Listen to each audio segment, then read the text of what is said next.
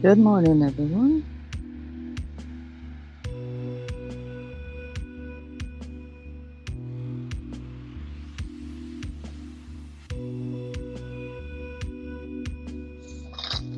Got some goodies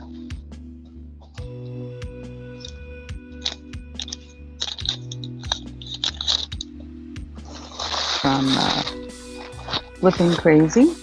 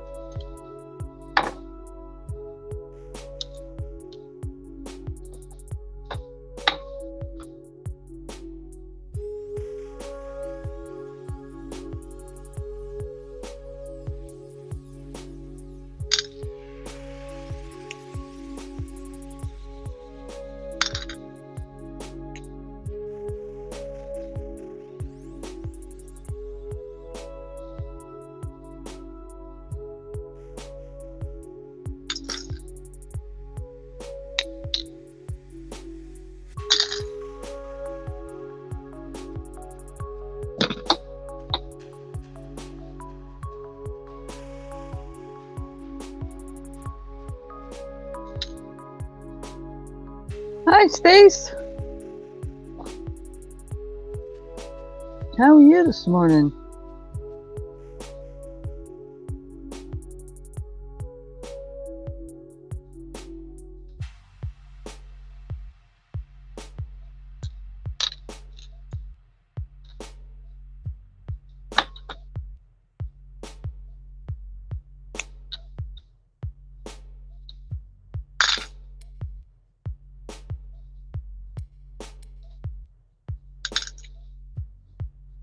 Well, that's good.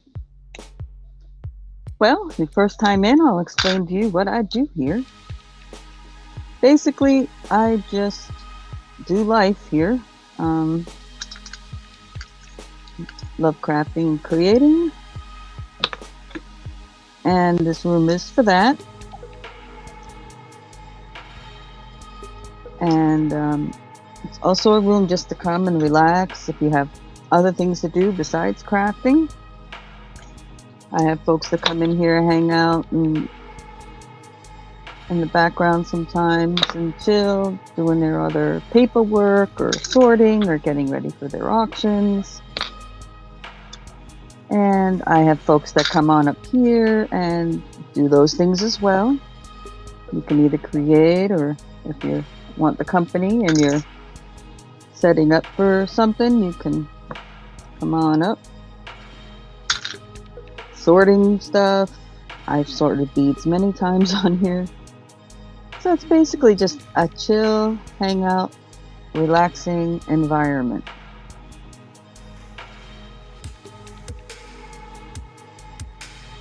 Oh, thank you, sweetheart.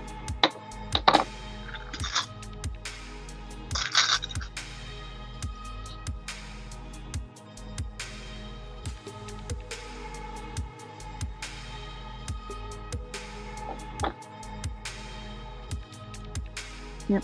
And if you're doing something and you want to come up here, all you got to do is either drop your email down there or email me at the one going across my screen, and I will send you the link, because I don't put it in the chat because I don't want anybody coming on here that I don't want on here.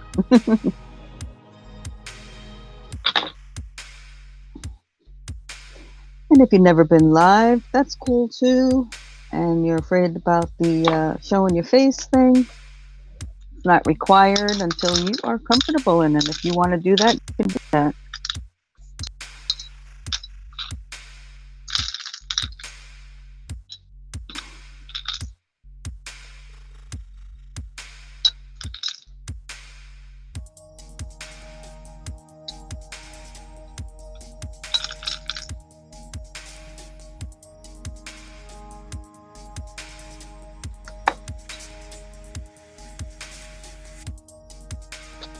Right now, I'm just taking apart some lovelies I got from Flipping Crazy.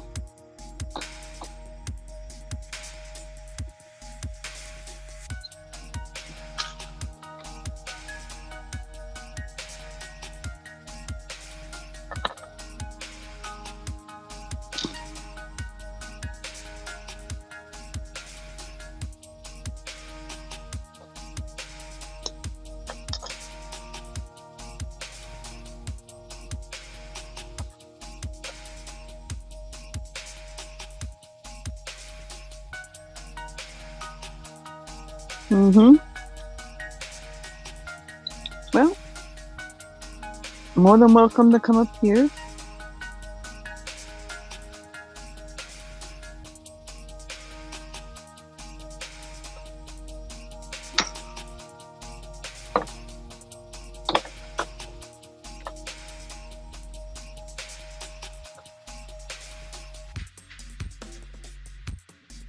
I have what they call open panel.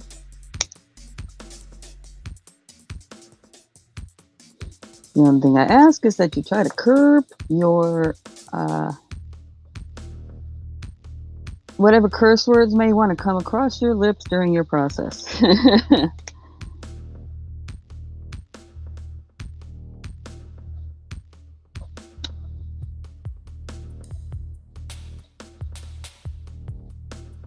Of course, anytime you come in, Stace, just say, "Hey, Stacey, I want to come up." And I said either drop your email or send me your email through the email going across the screen. That's it. I'm going to send you the link.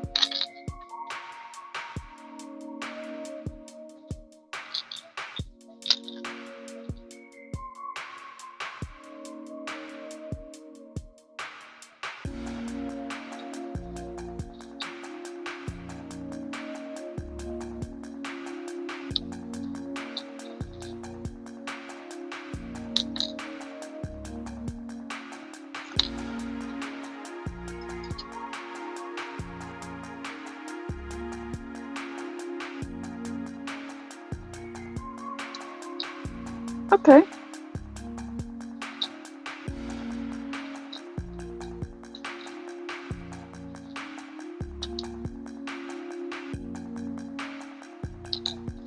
Oh, this thing is so soft.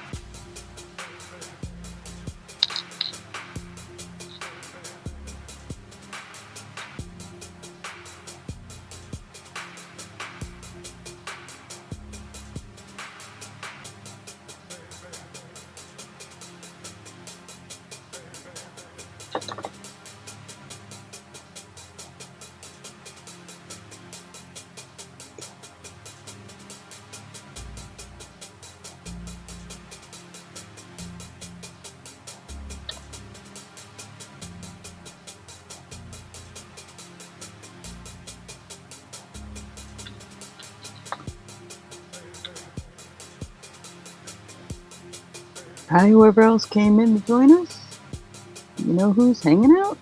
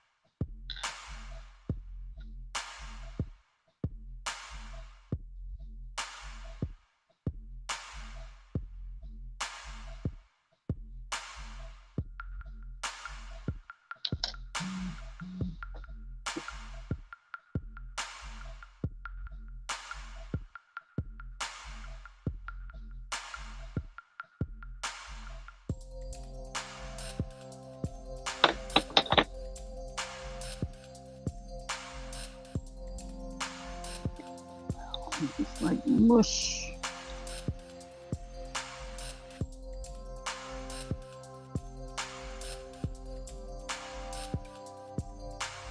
Alright, use it for something other than.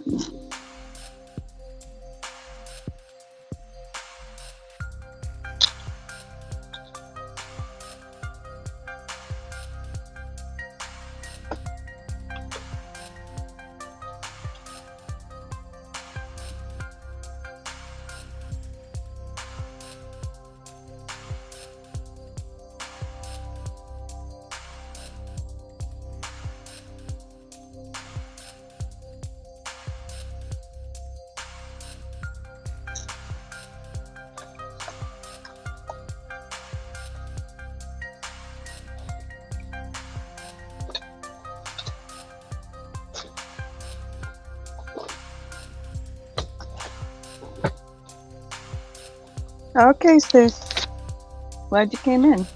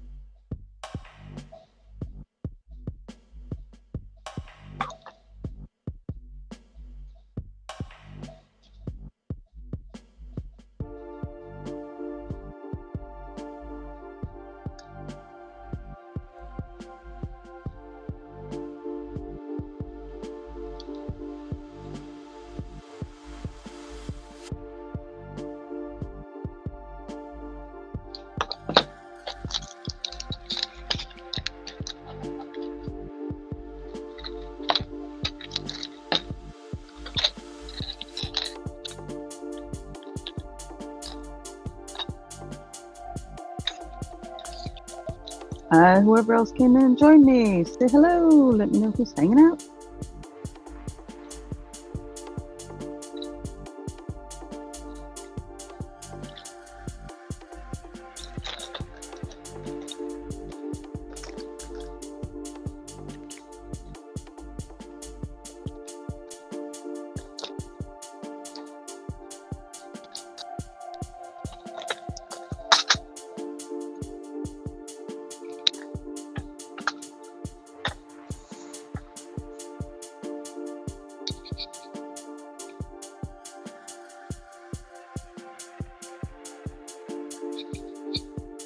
Hi, Carol.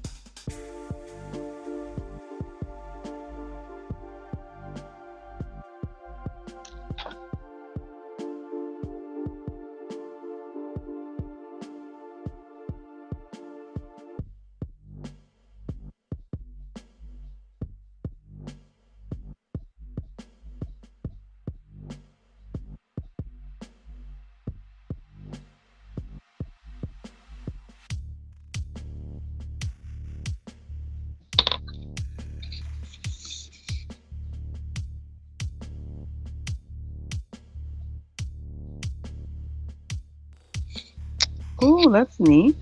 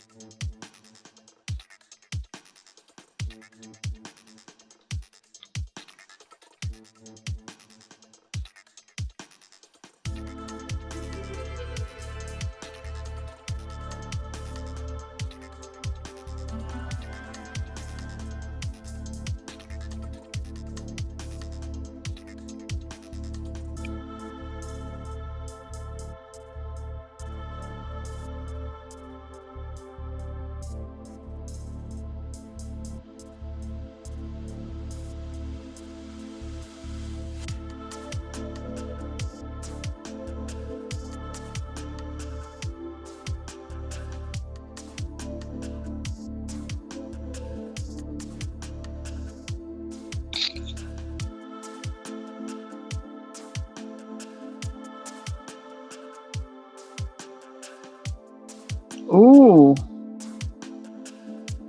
you're working on that right now? I'm dying to see that. That's got to be gorgeous.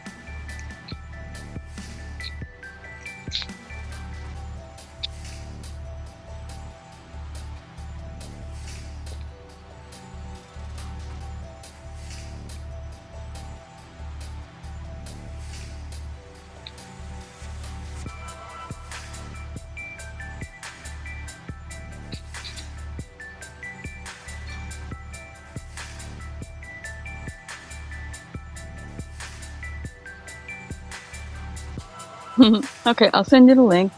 When you're ready, you can just come on.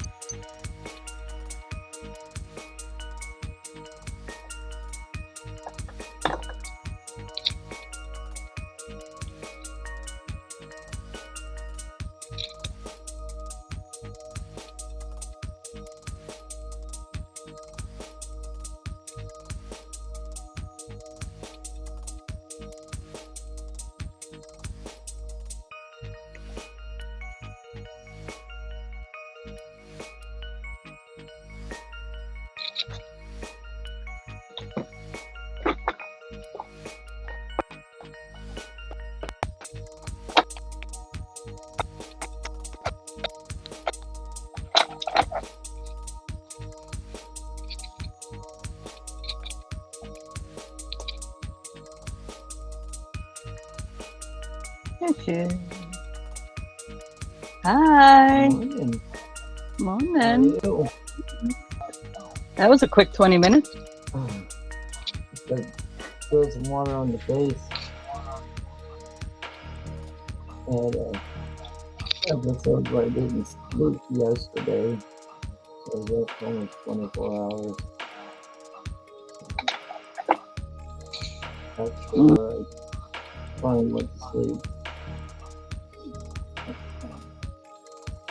And then I slept hard. Trying to check out all the cobwebs. So this is what I found at Michael's. Ooh, really? Neat. Yeah, they're right at the cash register going out. There's not like in the budget. Hold on, let me make it big so people can see. Hold on. Give me a moment. Up you there. Come on. So Oh, I'm just trying to looking at do what I this. decided to do.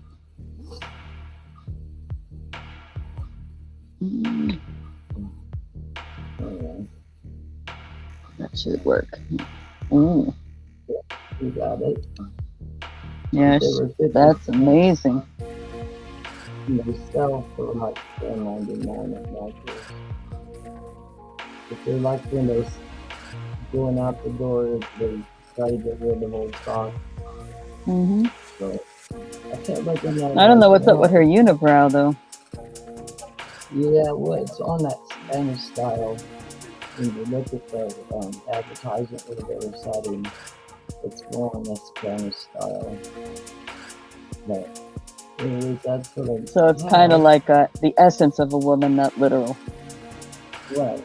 And so what I'm gonna do, I did the styles that I wanted to do, and then I did the makeup powder because I can't wear makeup anymore.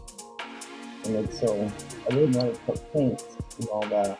So I was trying to keep it just calm. And then I'm gonna drill holes down the side here because I have earrings that I want to show people that I'm making. Oh, so you want to do it for multiple pairs? Yeah. You know, I just go down. Well, the whole thing is that wouldn't they hang on top of each other? Well, I'm going to try to use one side as a pair and then the other side as a pair. And they'll be easy to change out. I don't have a whole lot that I'm looking in earrings right now. I sold all the ones I had. But this is well, if you're only looking, so you're only looking to do 2 holes on each side. Yeah. Why don't you literally use her earlobes? Well, that's what I was thinking about doing. I haven't figured out what I want. Put one right at the bottom, like kind of toward the bottom of the hairline there. Yeah. And then one lower. Yeah. And then it'll have free. There'll be, and if you put one lower to more toward the face, then there'll be separation, and they'll be able to hang. Yeah. Better. I got some of this thin wood out in my other work area. I want to make the piece that make the little stand. Because, flip it back over again. Okay, back up, because I'm trying to get the full shape. Because you can actually use that too at the top in the center.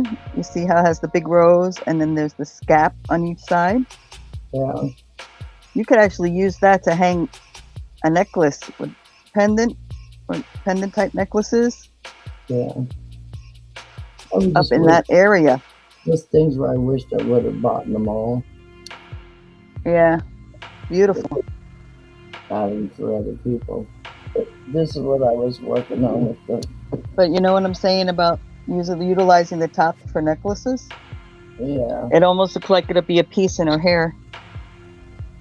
Ooh, how pretty is that? That's what I did last night.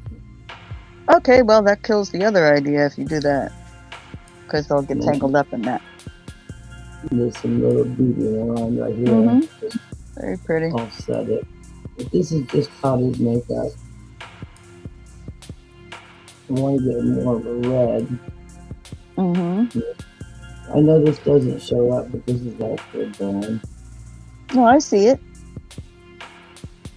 I think the ear thing is better than in the hair Yeah, because, like I said, if you do one right at the bottom of the hairline on the lobe and then one more toward the face at the very bottom of the ear, yeah, they can hang separately. You know what I'm saying? A little yeah. bit. Where up on the side, they'll kind of hang more on top of each other. So do you think I ought to put more flowers here? No. That's what I was struggling with last night. Once I set it down and looked at it and realized the hair goes all the way around the face. No, here's an idea. Just it's up to you whether you want to do that or not. But like, you could even you have lace that's about 2.5 inches wide or whatever, Yeah. and almost like make a mask.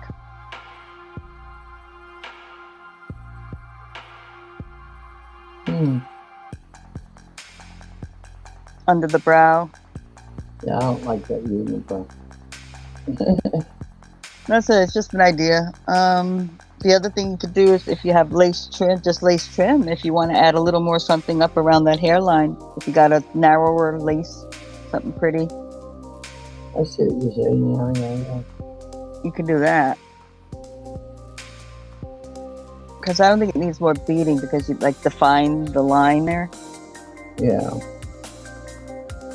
So if you want to add Right. a little bit of narrower lace, a little frilly.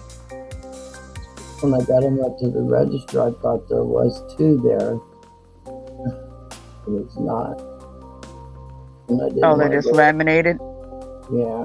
The top is different. And that, Oh, they did that to back. No, because they put that on the outside. Oh, that's interesting. so that's how they did that piece. My daughter They wants put to that on both sides. Oh, I see. Okay. I thought about using You can actually paint over the backside. Yeah. Like, just keep the flowers. Maybe paint over the face. Yeah. I just wished I'd grabbed more of them. And you can use the same line with the flowers or whatever. And even like, I was trying to come up with. because you don't really need that top hook. Oh, my little man's out. Unless you plan on hanging it on something to display. Yeah. Rebecca? But that's beautiful. That was an awesome find. Yeah, it's one of those I should have just went back in the box. Because it was about. You could have made them and sold them. Yeah. I'm going to get my son and daughter to go see if there's any more left. Well, it's just like Little man needs to go outside, please. those black or whatever color displays that they got that you can buy in a package. Yeah. That's what I did with mine. That's Just utilize fabrics on them. Yeah, I like those.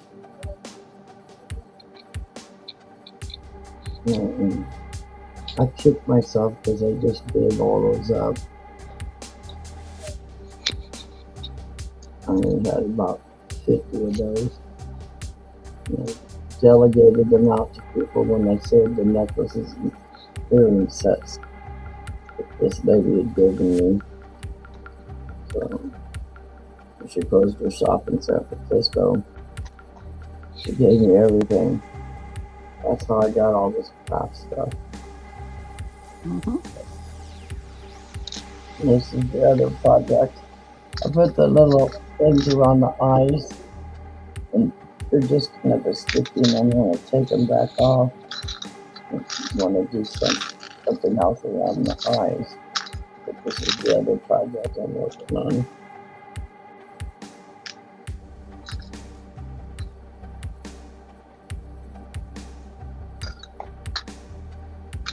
Just a You got felt. You could do felt out too.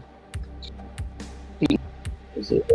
Well, see, yeah, like a mask. That's what I was kind of trying to say with kind of the lace. Yeah. If you got any felt or material or whatever, you can make eyes without having to draw them on. I got a bunch of these masks here. Oh. What I'm doing with this.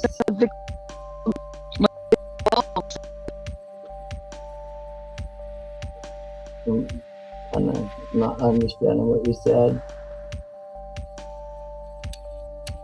It's like the Victorian era when they had the balls and everything. Yeah. Awesome. But I have a Chinese umbrella, the wooden type, old one, that I opened it up and glued it so it stays open. And I'm doing the whole top of the umbrella with this. And then I'm going to take the stock of the umbrella and hang it up here in the corner. So the umbrella is like this, and all the fall colors are coming down off of it. And this will be like all next to it. So, beautiful. Yeah. Awesome idea. You want to put the screen back on and give me a couple minutes to throw some rub in my gut. The medicines I take really mess with my stomach. If I don't eat, then I'll have that burning gut. They want me to stay on this antibiotic because of this.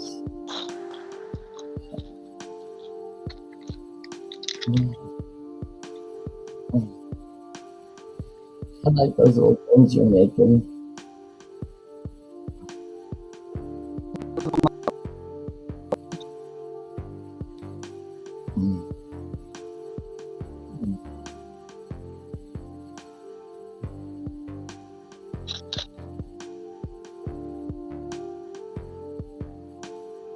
I've seen you using a pen on that heart. What kind of pen is that? Sharpie.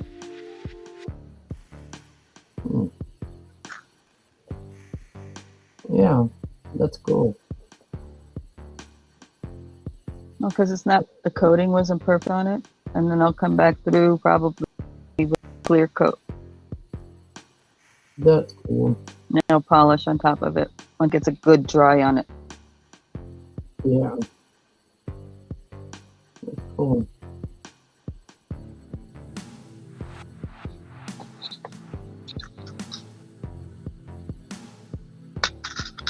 Don't want anything, but I have to put something in there.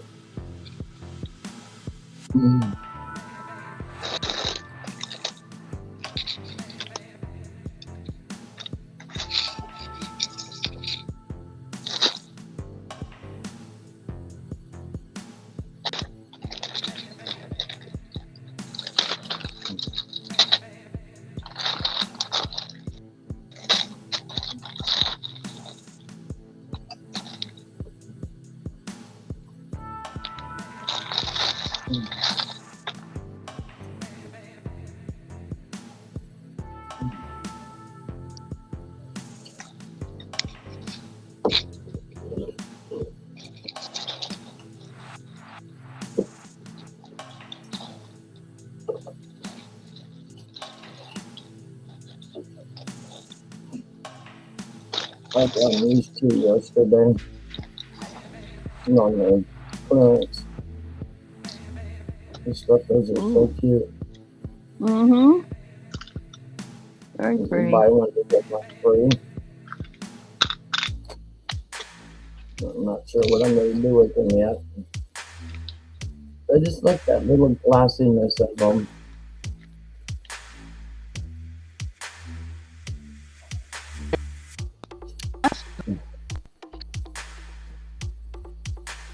I'm not having a strong signal right now.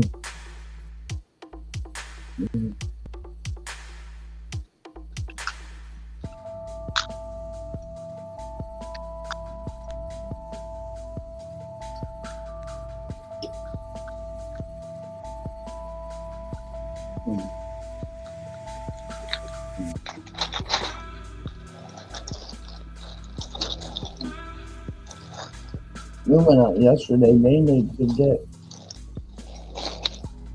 a couple little tools and some big drop burlap in the like the crystals. They just have a wall of beads and never have what I need. I was trying to find that tool that they have. Sometimes you actually find what you need when they turn around and try to put it all, a lot of this stuff in the, the one section they have where the get me out of the store section. Yeah, that's why. Sometimes you'll be searching through that and you find, oh, gosh, Yeah. Where were these? I wanted, Yeah, I wanted something similar to these in the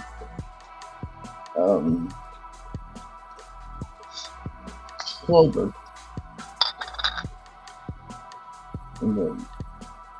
I have a couple projects I've been working on for years, and it's just that one thing you just want to leave alone until you find that one thing, and then you have an abundance of.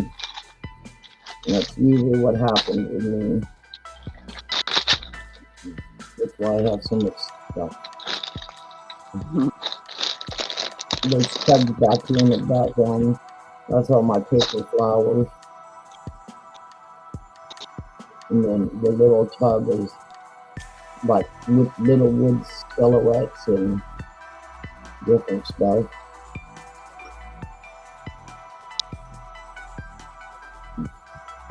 They opened a Hobby Lobby in both Roadville. And it's a pretty big size and it's right on the main strip, so it's really constantly busy.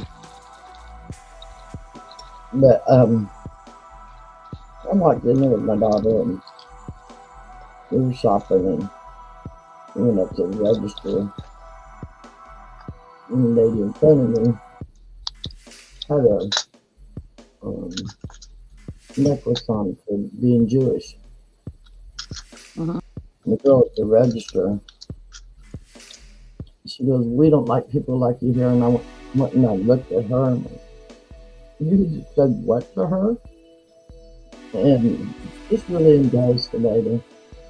She goes, "Well, I don't want to take your money." And I looked at her and I looked over at the manager.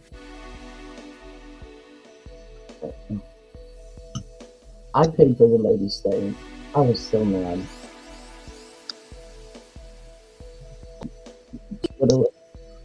To go to a fast place and be treated like that because she's Jewish. Then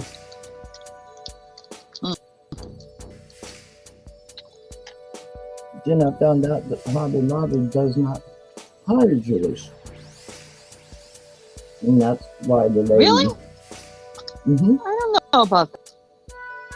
Nah, I know a lady who's Jewish that works at Hobby Lobby. What it was a store manager at that store. And two of her employees were in cahoots of not letting people that they didn't like be hired. Because I raised a stink and did about it.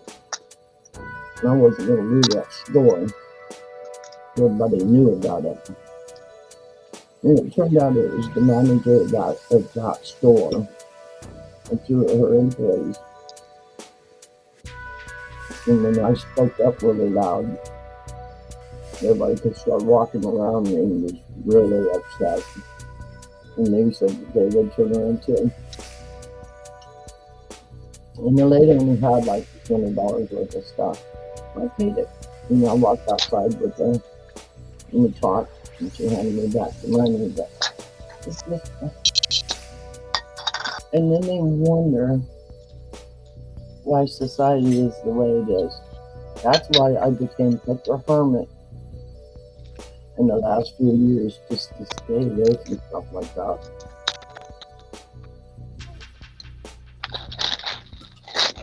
I don't want to get into politics. That's why I like the channel. We can just come in and be quiet and talk and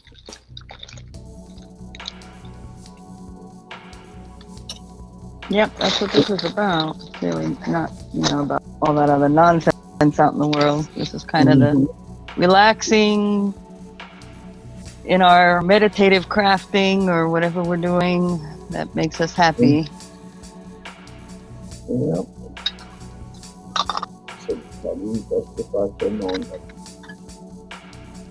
I got about 8 projects I'm working on right now. Batman, it's on our channel, young kid. He wants me to make him a black necklace. I've never made a black necklace.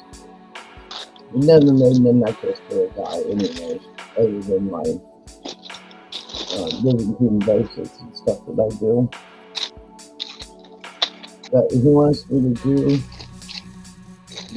a big V here and then go up a smaller one.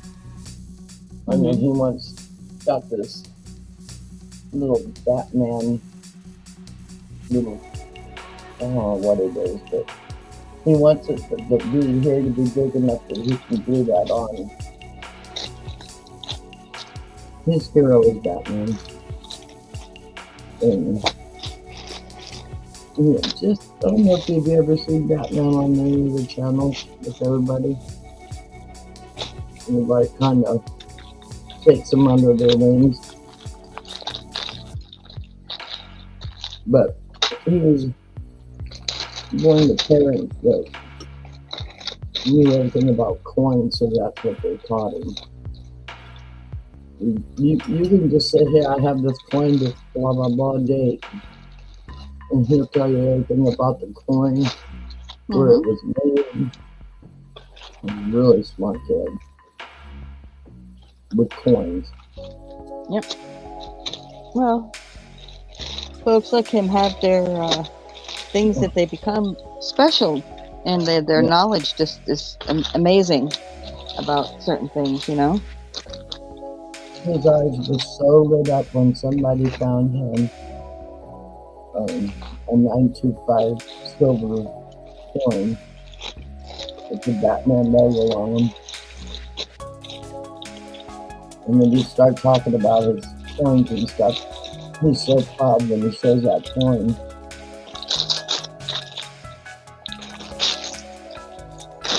Yeah. He worked at a pawn shop. And he's learning all about the gold and silver content. And he doesn't work with the jewelry, he's his helper. And he's store cleaning and stuff like that, and educates him as best he can, but what he can maintain.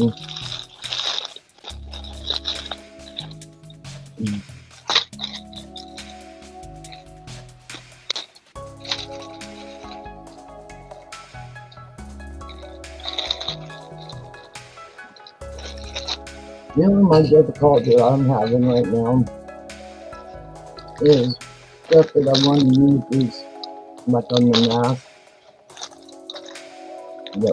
these little sequence things. They're on a pad that has the sticky back, but they won't stay on by using that. So I was just seeing you use that like a Q-tip a minute ago. Not Q-tip, something to I put on. usually use additional glue on those things because Yeah, it but doesn't it's take much heat wise or temperature change, and those things start coming off with the regular glue that's on them. right, and that's what happened here when my finger was up top right here. But these two fingers I've had broken and they're starting to burn. So when I'm holding like a needle and Hmm. putting it with glue like we were doing, and then putting it on the project in my hand, it doesn't stick. It's like a nerve thing. You know, I'm trying to get it right where I want it. You know, you tell your brain you don't want a bunch on that project. You just want little tiny micro dot, and that never works for me. So I found the glue finally in a little tube about the size of my finger, and it has just a little tiny hole. And I've been doing okay with that. I've seen you using like a needle and then again, I never thought about using a needle head. So that right there is gonna happen. Because I was always trying to use a toothpick and it was always too much.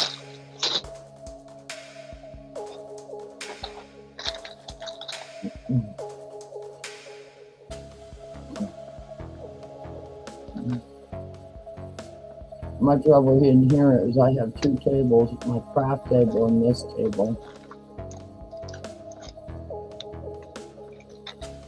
Once a week I try to make sure that table gets cleaned off so I can work on it, but I still wind up working here in front of the screen.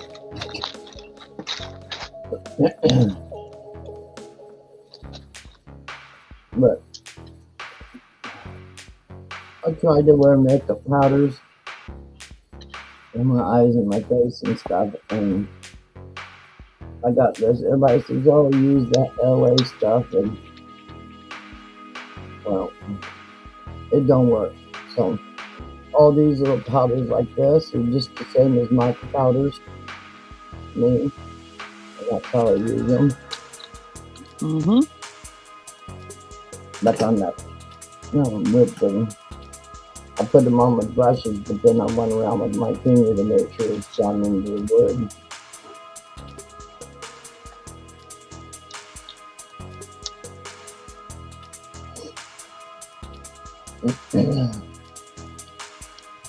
Gosh, I wish I had some orange juice.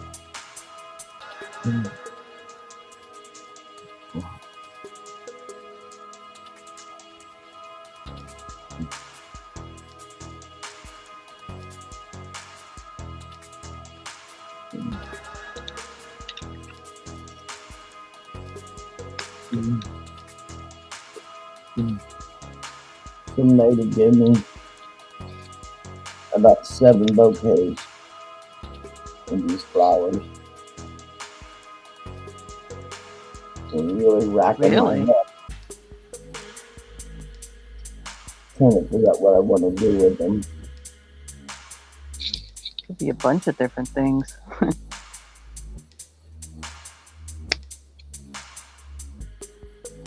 I put like 4 of those together on that wood thing. That's what got me started on it. And then I look back at it and sit there and look at it and no, too much.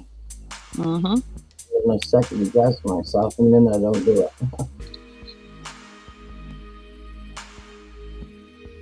Oh shoot! If you got another, how many of those heads did you get? The ladies' heads. I only got 2 because I thought I had 4 in my hand. Oh. And at the register, I didn't want to have to go back and get them again.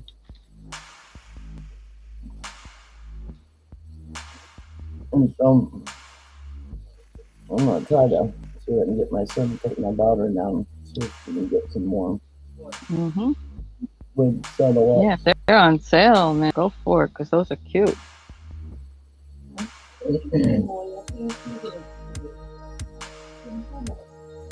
I'm trying to check the list and get down here, but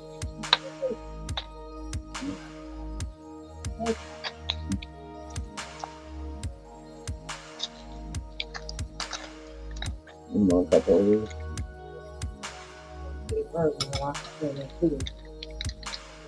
We don't have any orange juice.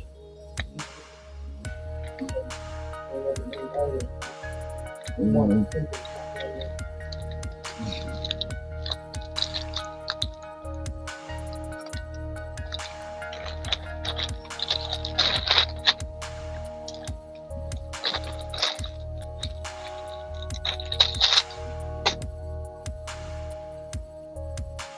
I've been working on a project with my daughter's friend. It's a headpiece. She wants to train to go from here back and then around on her head. Mm-hmm. And I have the blue stones that she's picked out. And she wants her center one to hang about right here. And then going around the back. And that was all fine and good. I was making it for long. We had to put the project on hold. I was going to go out and buy one of those styrofoam heads. Mannequin heads. Mm-hmm. I've seen so many I'm at yard sales and I should just buy them up. But we went to buy one yesterday and I was sticker shock. $27.99. And I really need it to be on a mannequin head to keep up and keep the chain straight as I want it to be, so it doesn't get twisted. But I put the project on hold because she had to go to the hospital. Kept having bruising on her skin and finally told her to go to the hospital. And she wound up having cancer. Oh, you hear Loretta passed on? They were talking about it this morning, and I came in just as they were talking about they didn't catch the name. Yep, Loretta Lynn. It was Loretta Lynn, Becky, that died this morning.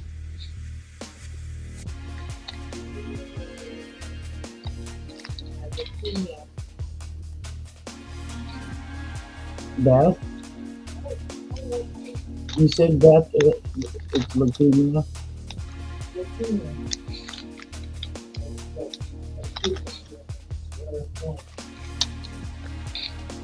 Well, anyways, Beth's the one that had the cancer. Her sister cut her hair immediately when it started to fall out. So she's rocking the bowl, being her hair coming in so slow. So she's putting makeup on, she's just rocking it and enjoying it. But the problem lies, when you put a chain on a bald head, they don't want to stay once it goes someplace else. And I'm trying to get her to come live with me. I'm working on it. Yeah. She doesn't want to do it while there's hospital beds are in the room. Her boyfriend. You're very muffled. Yeah, my gut stuck in front of my microphone. That would be it.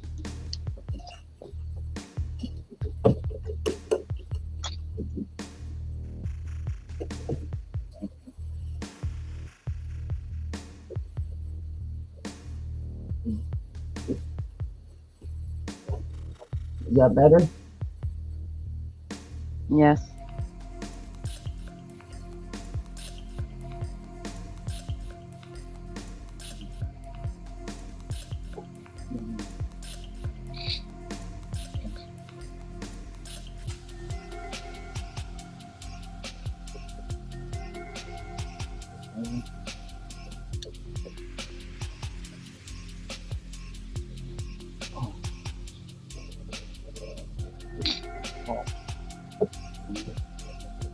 Mm.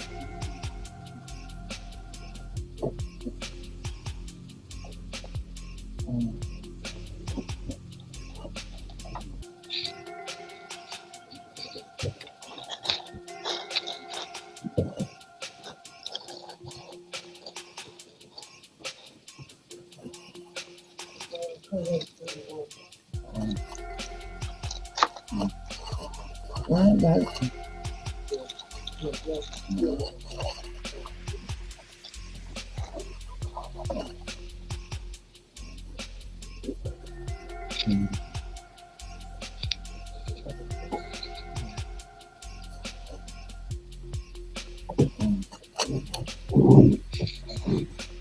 Carl, I'm going to step away for just a couple of minutes. Is that okay? yeah.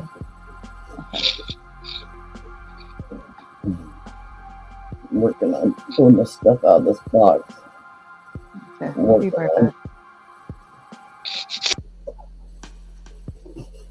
Mm. Mm.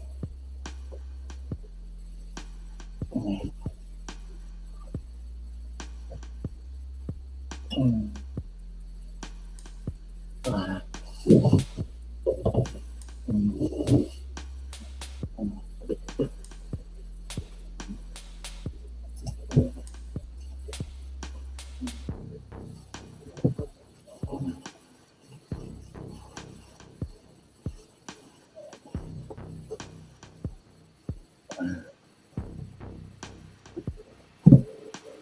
Ah.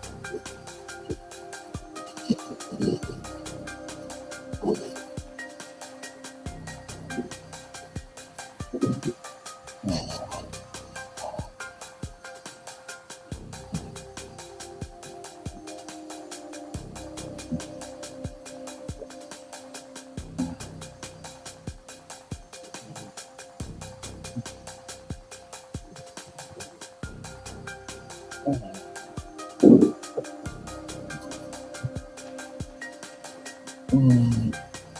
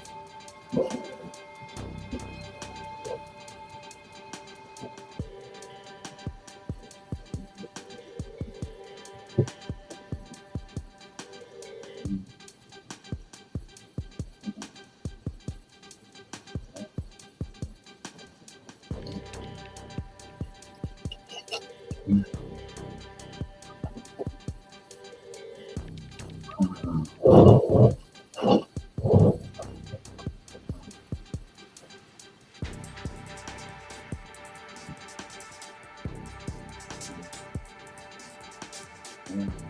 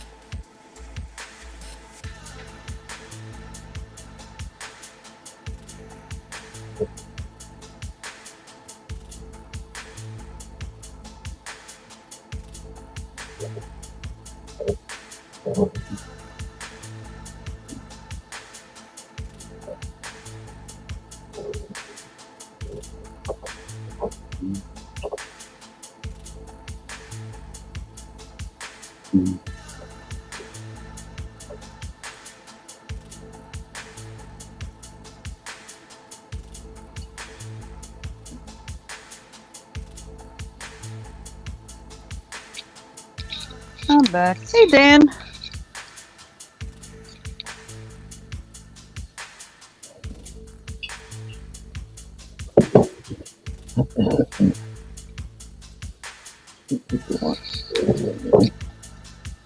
Trying to screw this angel back on the stand. And you know that they're like grooves and everything. It's like they're like fighting.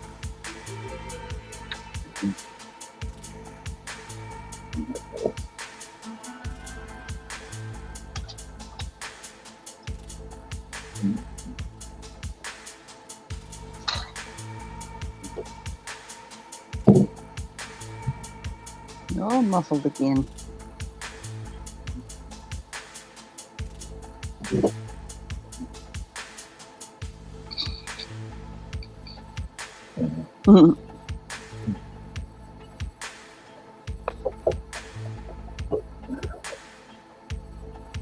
I'm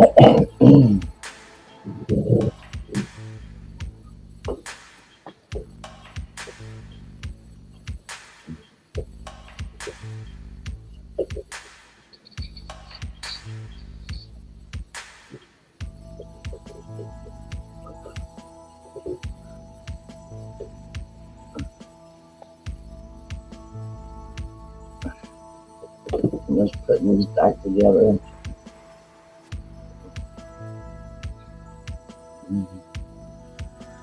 I bought these at a yard sale. The little angel pieces were just so filthy. So I had to take them off and wash them. And they got just a Oh, little, I got those. just a little hint of pink on it. Looked like the little horns and stuff. But I had taken them apart and lost the screws for them. Uh-oh. I Yeah, but knew that's that, replaceable. You can yeah. find screws. But I finally found them, and I've had these put in a box to ship to this lady. And I finally found the screws for them yesterday. So I was putting them on to see if she still wants to keep the metal that color or if she wants me to paint them. But the color, I don't know. To me, they're a little top heavy off to one side and not the other. But anyways, I can finally take a picture now and send them to her. I have a box of craft stuff together to send to her. And these have been sitting in there. She's asked it like 3 times.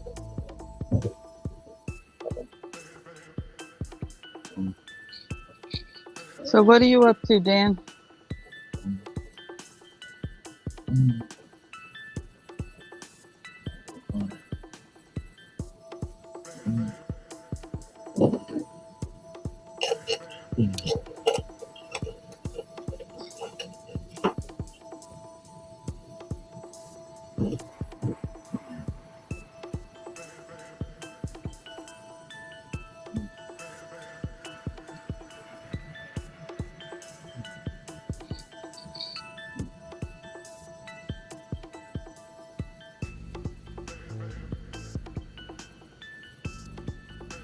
I'll tell you a little story. My daughter bought this real fancy washing machine for me, high velocity.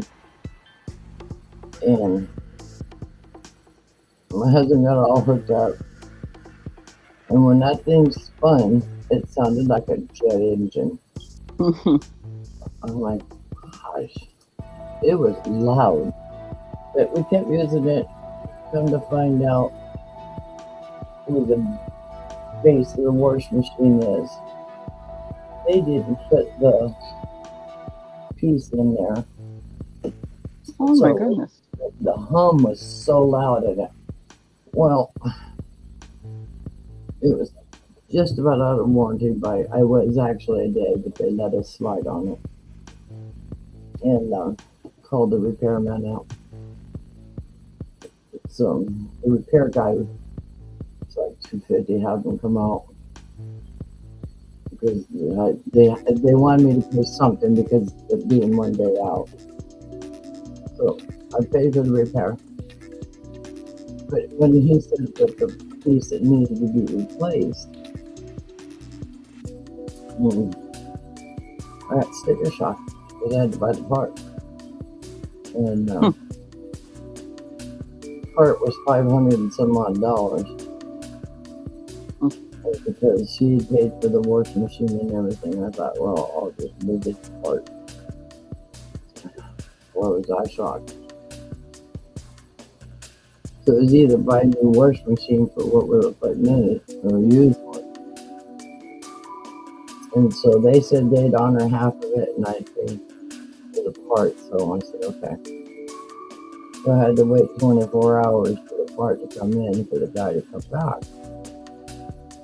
When he opened the box, I went, so that's the part, and this thing weighs like a lot.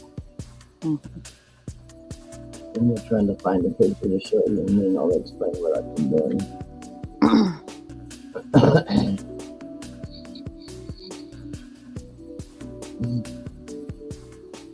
But out of that part, he says, started to put it Ooh, neat, Dan. and take it to his truck. And I said, no. I pay for the part. You took the part out. You need the part here. And so I brought the part in the house, cleaned the oil off of the bottom, and kept looking at it and looking at it. I know copper is very high here right now. Mm-hmm. If you have the abundance of it, they base it on how much. Well, this thing weighs 80. I mean, I'd say about 50 pounds. This part. And it's all copper. I said, at the time I've been making copper style bracelets and stuff for this girl. So I said, no, copper stays here. And he goes, well, what are you going to do with it?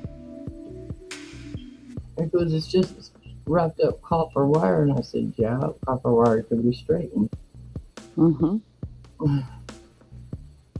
Because the stuff I do, I make stingrays. I make,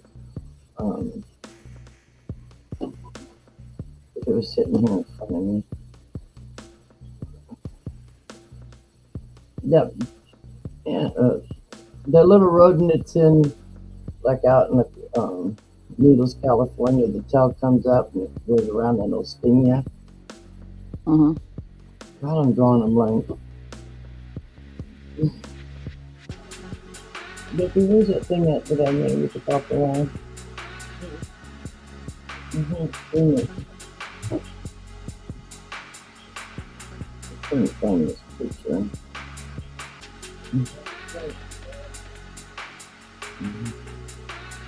We hung it somewhere so it wouldn't get messed up. Scorpion. Mm-hmm. They make scorpions with this wire.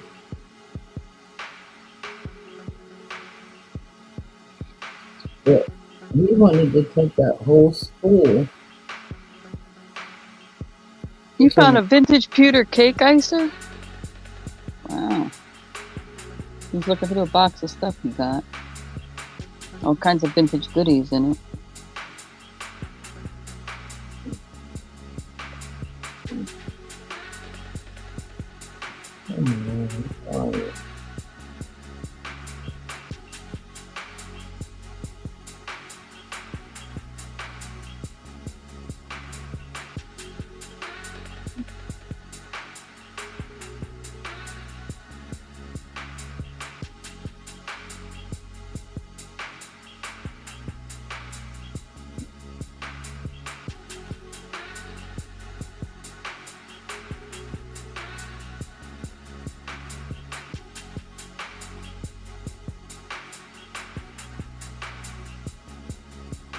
We got piece out of the wash machine.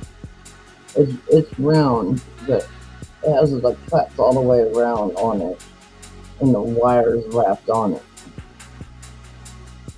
But it's a continuous wire. Wrap, and then it goes to the next one, the opposite direction. Yeah, should be made on them over there.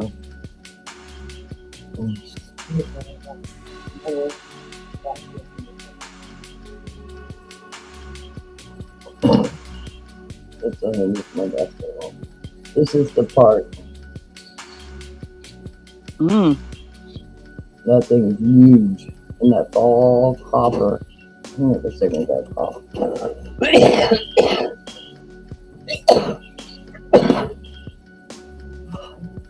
Anyway, that's all copper wire around there. And so I took a hammer and started knocking them off. At least I tried anyways, but they won't to the outer edge. I just popped them all off and I took the wire, started rolling it up. Yeah, you show it to people once in a while.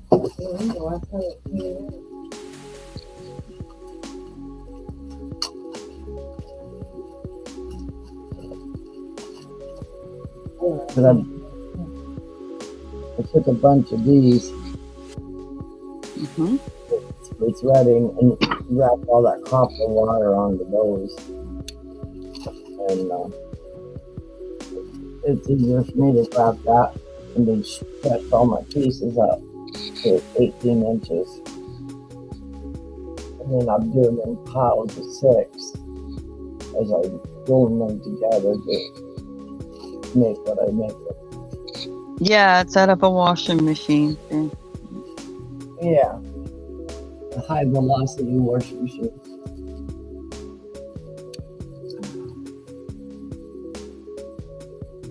The wire that comes off of it's like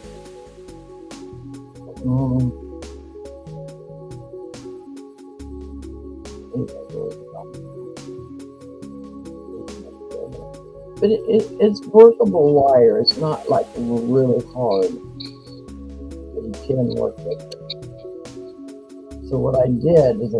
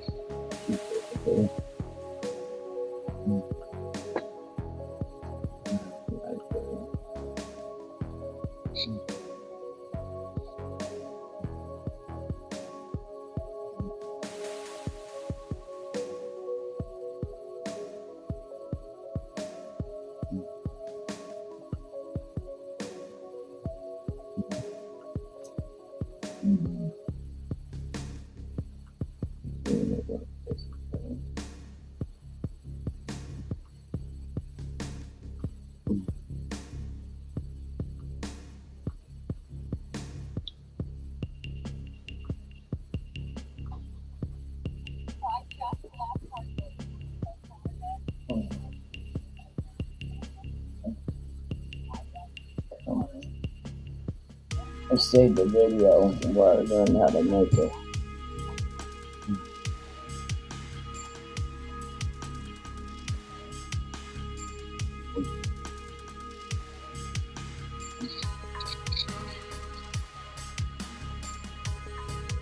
Yeah, the stacks of wire. The different stacks like that. Okay, so he said some of them are lacquered aluminum wire made to look like copper. They call it Chinesium. Chinesium. Yeah. I'm going to advance this so you can see what he's doing. But he just takes strips. And then he does strips of 4 or 5 on there. And then takes one out of that bunch and rolls around until he starts making the body part of it. He's doing there.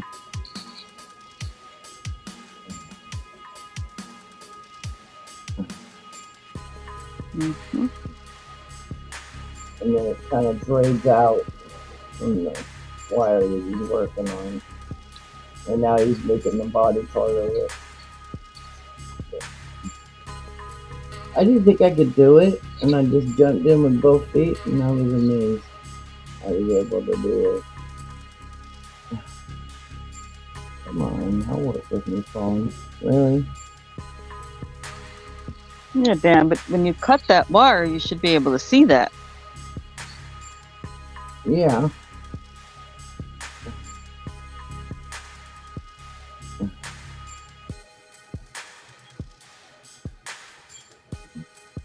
That's what he's doing.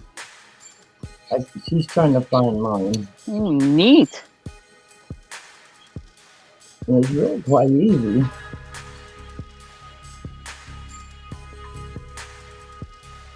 And he's shaping it up.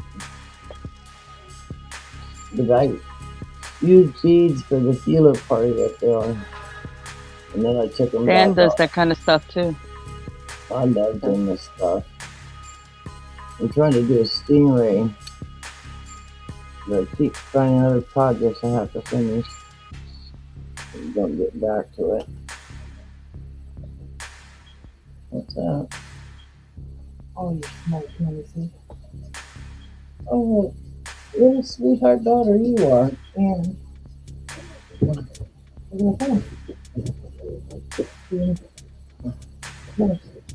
she just found all my things I've been looking for, my canvases.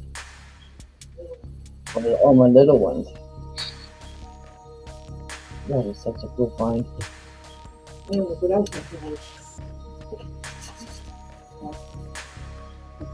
Now I should use that in the auction house. The nicer one.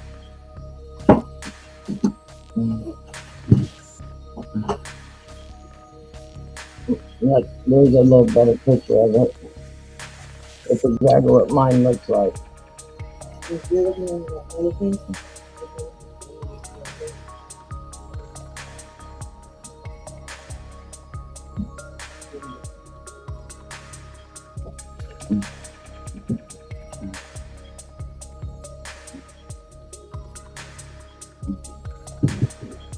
I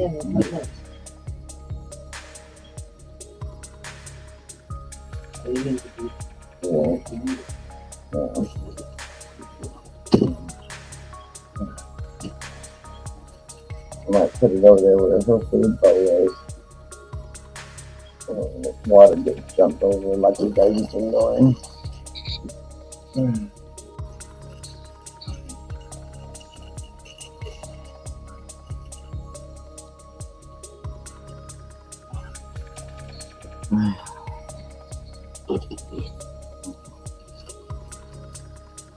Snips will close the lacquer over the end of it, so you may not be able to tell that it's coated unless you file the end. They're not coated. That one is a.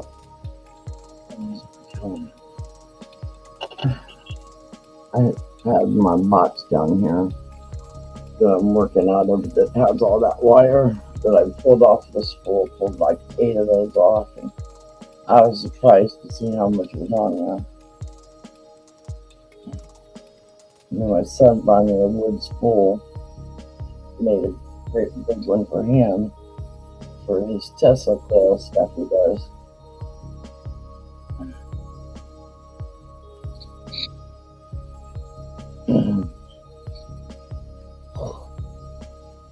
This is what I'm going to be working on this week. It's a stone somebody sent me. Pretty. And, The dyed howlite? yeah, I think more in line with the clay because it's got that heaviness like clay. Oh, it's not even stone. It's just made to look like it. Yeah. She thought it was a stone, but it. As soon as you put it on your face, it gets warm on both sides.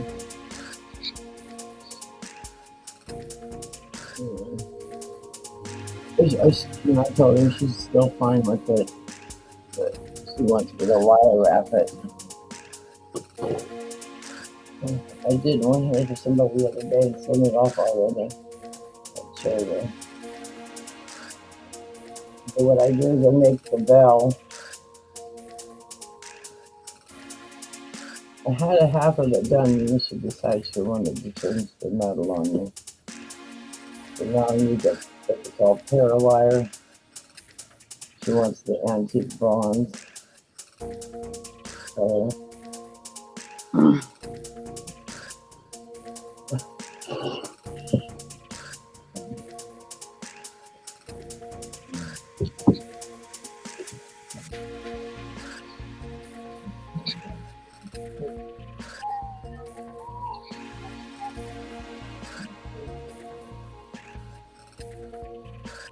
goodness gracious. Oh, you know. Now, why couldn't you find this box for me the other day? I couldn't get to it. That's some of the stuff that I do. This is some of the stuff that I used to do. Oh, it's twisting around. Ooh. There's a couple of those sculpting here. These. Yeah, that's the ones I was breaking and but they also want yeah, look what else. Here's glue. Yeah, that's how it is. Well, can you set this all in the corner of the bed? And that makes a lot of noise when they live. Stuff I had to pack away. There's a story behind this box. Stink box. It still smells. I said it stinks. Stinky box. I found that box at a second-hand store that a guy goes to estate sales and buys stuff and then sells it in the shop. I wanted vintage doilies for my canvases because I used up what I had. So his wife brings out this little box of these doilies. If you rub them together, they fall apart. Mm-hmm. And I said, man, no, I don't want to buy those. There's a tablecloth with a couple holes, and I said, well, I'll take that. So I cut all that stuff up. And my daughter was walking around the store. It's not a very big store at all. That's quite small. But she goes, Mom, there's a hat box back there with lace in it. And she goes, I know you wanted lace. And I said, okay. So it was vintage lace. It was all rolled up so tight. And that hat box, it was stuck all throughout like this in a circle. And it was kind of puffing up in the middle where you couldn't put the lid on. It was underneath. And I told Becky, you know what? I don't have enough cash, so we put our cash together and bought it. And the lady at the store says, well, I could dump this all out. I said, no, I want the box. Because it was after the box as well. So we buy it, we put it in the backseat of my Suburban, put it in the truck, I leave the windows down halfway, I go to the next thrift store, we left the windows down, I left the either speaker on. So that box is sitting there with the lace, I get to cover it up. I can see the truck from where we walk in the store. So we leave the store, we stop, she jumps out of this other place and comes out and let me know that they have these other wallets, Indian type wallets. And that's what I was looking for, was those stores in Victoria's for that kind of stuff. But anyways, long story short, we get home, I put the box in the front room, my daughter goes and lays down, my husband's in the bathroom, and I'm pulling out the lace. They had it wrapped so tight that every one of those wraps were anywhere from 20 feet to 40 feet of this lace. And I mean, it was tight. And I started getting that old granny type mothball smell. Just, where somebody tried to cover up the mothball smell with perfume. It didn't work. So I'm pulling it out and I'm looking at it. I snapped a couple pictures of it and looked at the lace. 3 of the ones that I had and they were sticking out of the top for $27 a yard. I'm like, what? And so I finished going through it and I was putting them in the stacks of different colors. It was like a cream and a white. And I get down to the bottom, there's that tissue paper with the perfume on it. So I grabbed it like this out of the box and went like this and tossed it in my little can in the front room. And here sits an envelope. And I'm thinking to myself, no, not me. You know, it said bank something on the back side of it. I pull it out and there's $2,500 cash in it. So I had a real hard dilemma taking it back to the store, because the lady in the store was telling me how much they were struggling to keep that building open. And I thought, okay, should I take it back? Should I just keep it? What should I do? And so I took Google Maps, brought up the store front, and all sales are final when you leave the building. And I thought, maybe she hid it in there, maybe her husband hid it in there. And so I called the store and I said,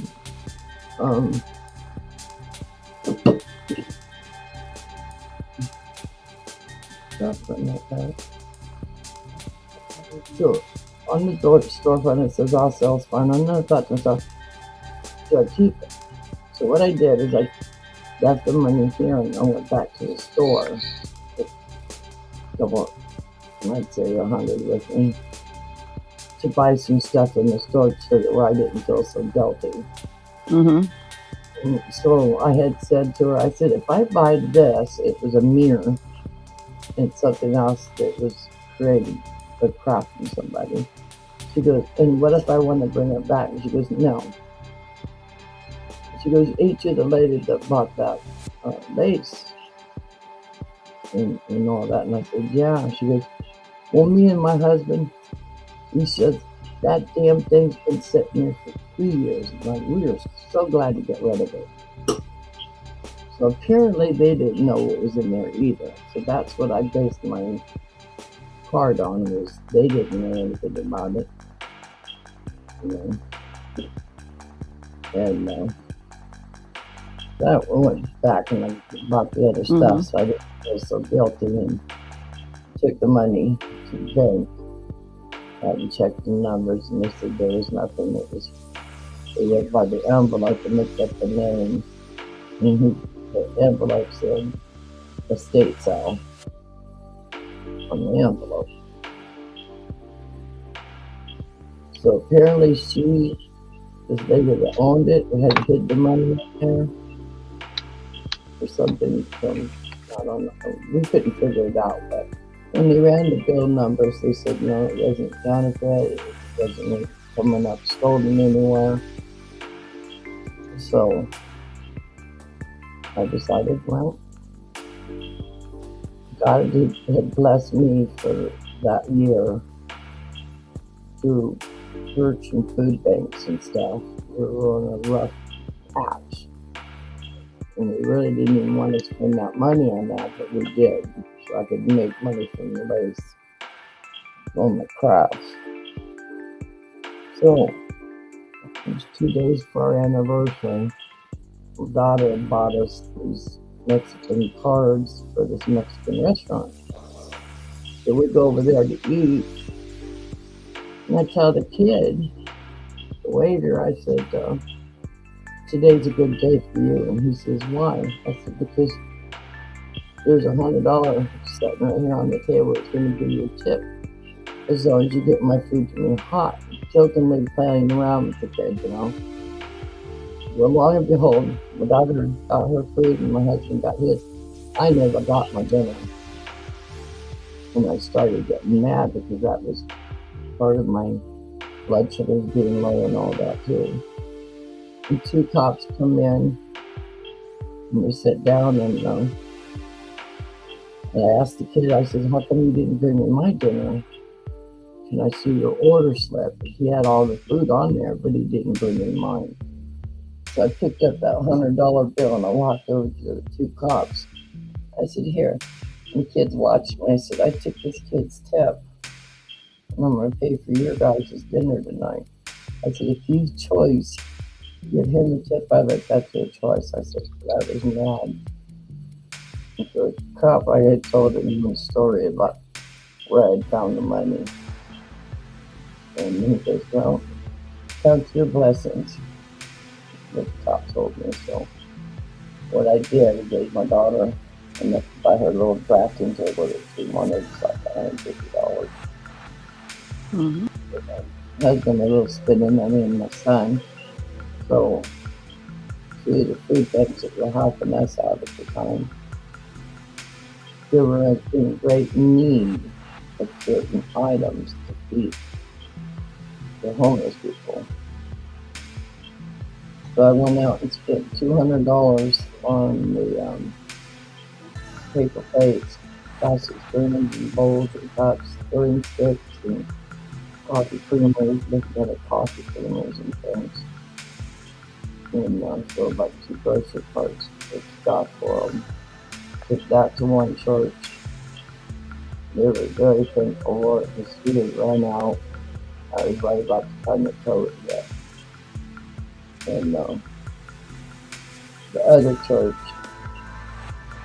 they wanted stuff like feminine stuff for the women and body washes and things like that for the guys and brushes and toothpaste and stuff like that. So I did a grocery cart of that stuff and took it to the other church. As I'm coming out, we served dinner on Thursday, or no, that was a Friday night dinner. I was there 2 hours early to unload my truck on these little carts go in the side door. Well, when I was done, the other people that come for the dinner was out at the other side, and I came out on that side. And I never seen so many ugly people all at once come off on me. It was embarrassing. You know, why are you there early? We're not allowed to go in early. And it's like there's a chain reaction of people attacking me because I came out that door when nobody else is allowed to go in. And before I could even get it out of my mouth, the lady, man, wringing wet, she's 4'3" maybe, little tiny 7-year-old woman. She comes out, her grandson picks her up, puts her up on one of the stands out there that the flowers are in, and let them all have it. And she was explaining in short detail why I was there and inside before anybody else. And she finally just said, look, none of you people have ever stepped up and come in here and give. You always take. Well, Mrs. Edwards is doing this for us and for you. And one girl says, well, why couldn't you just come out here and give it to us out in the parking lot? I knew better because it turned into a fight out there. But Nan finally put them all in the place. And when she got in to do the evening prayer before dinner, we all felt about that big. Because that man pulled the blanket thing back on the wall and said this was just donated to you and you and you and you and you. And your behavior outside was unacceptable. I was so hurt to go and invite something for these people to have. And before anybody could even explain anything, they just attack you like a mob. And I kept thinking to myself, why? You know, why do I have to explain myself? And I finally just let Nan handle it. And I got so many apologies out of the people I know, but not the other half of the church that don't talk to me. Once it was explained by her, people started understanding, well, that following year, just before they decided to close the church because of the COVID, is when that lady in San Francisco gave me all that jewelry. It was all like paparazzi type jewelry. So I filled 7 tubs and took them over there. And the girls that run the Etsy shop was able to list all of it, and they were able to make $1,000 off of it for the church. And I thought, yeah, good, something like that done. But that's my finding money. Is greed and wanting to help somebody. You know, I was really torn about taking the money back. But the cop says if the sign says as is, no return, I thought the best thing in my heart was to take it back. But then I thought, you know, there's other needs that people out here need. they obviously didn't know anything about it because it sat there for 2 years. And you could tell the top of that lace was really dusty. So it hadn't been touched. So I just said, no, I'm going to share it. So I kept 500 for myself and went out and bought everything I could buy to help the two churches out and a few extra things for the ladies that run the place. And then all that jewelry that I had. So, but the more on the not expensive, single, smaller stuff, I put together. It's a 2 foot by 2 foot across, 2 foot deep round tub with a strap-on metal lid. I took one of those over, full of jewelry, just like the plastics and the stretch bead bracelets and stuff. And I put it on the table in there after dinner was served and let everybody take 2 of everything that they wanted. And you talk about the greed in people. When you say take 2 and you're standing in front of it, just take 2 so everybody else can have a chance to take 2.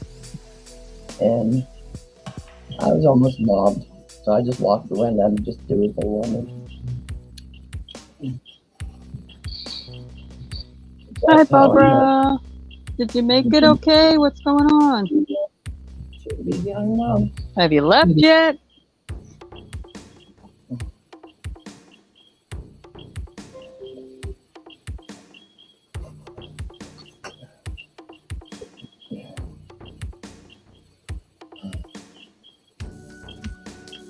Rebecca, I can't have all this in Hi, here. Mindy Michelle. You're filling up my table and I can't even do a crap now. Really?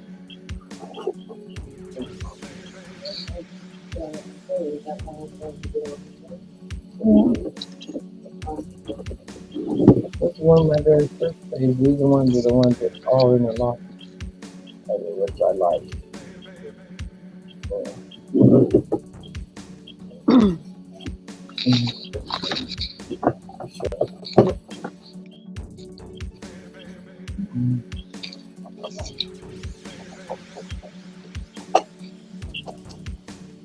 Well, what in the heck happened?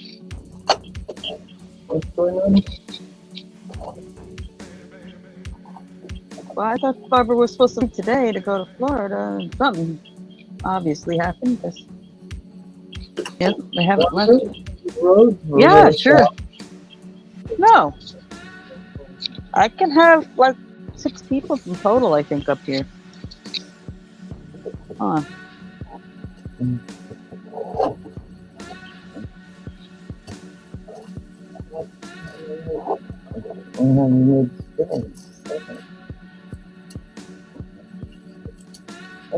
It's asking me to help me find the trailer. I said, oh, but,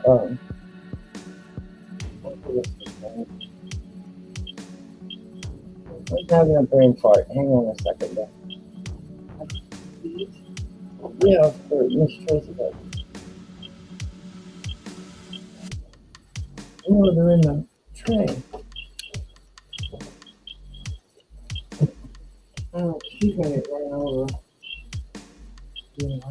I know, I just looked her back there.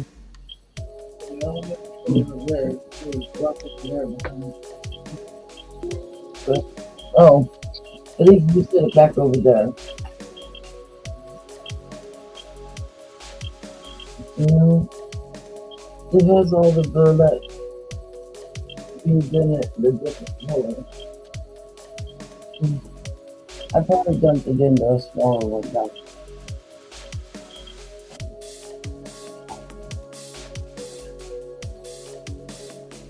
I thought I had the big. Yeah, I put it. Did you say down here? I had those things in the smaller one. Hey, Sue, everybody. Sorry about my dirty house dress. Honey, I can't tell. Okay? So what happened? Sorry about my dirty health dress. Okay, been working outside in the two shed. No, we leave in the morning. We're packing. Oh, I thought you were leaving today. No, the 4th. Today we're packing up boxes and boxes and boxes and boxes and boxes of stuff.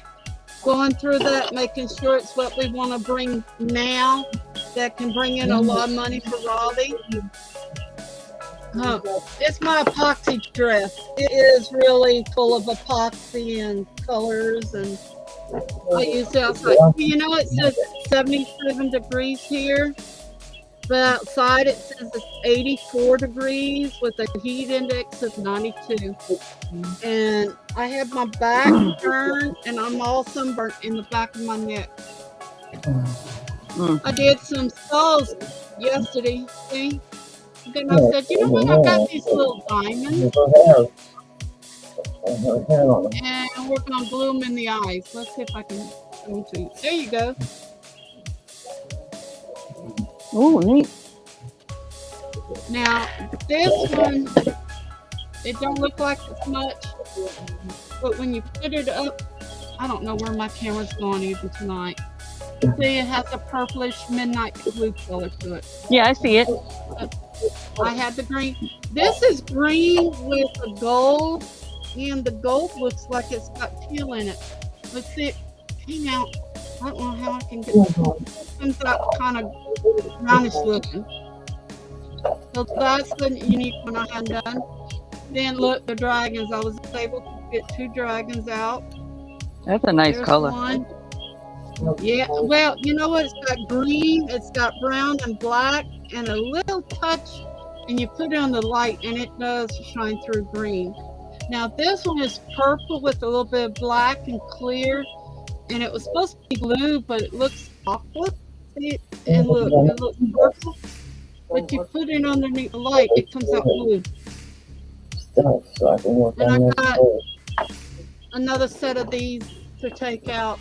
I've been up since a little after 7 this morning, working and working and working to get ready, and then we went outside about 9:30, and I told Wolf after lunch I'm going to go ahead and take my bath and wash my hair. No, you're not. We're going back out there, and we have everything. That almost looks in like it.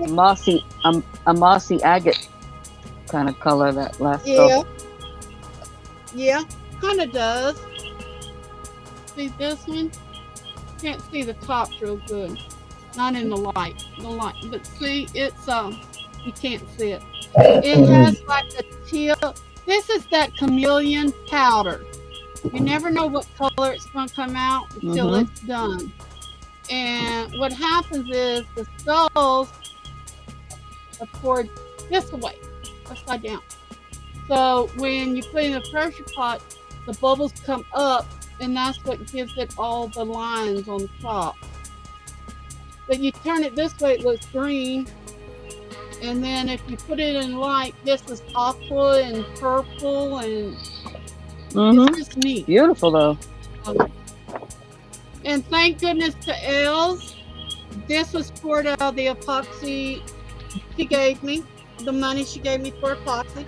And to get 2 gallons, I was $35 short, so my ex-husband putting in the $35, so I got 2 gallons, so I'll be able to bring 8 skulls and 4 dragon heads.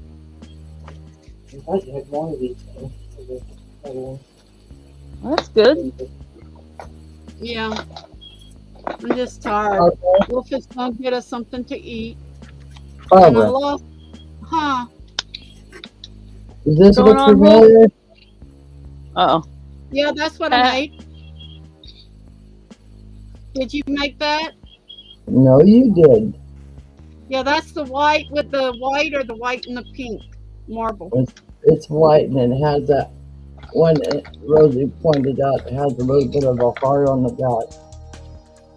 Yeah, okay. We can't do anything about that. The mold is too big to put in the pressure pot. So what I do is spray it with alcohol, and it brings all the air bubbles exactly to the center of the back. Right. That's how you got the heart.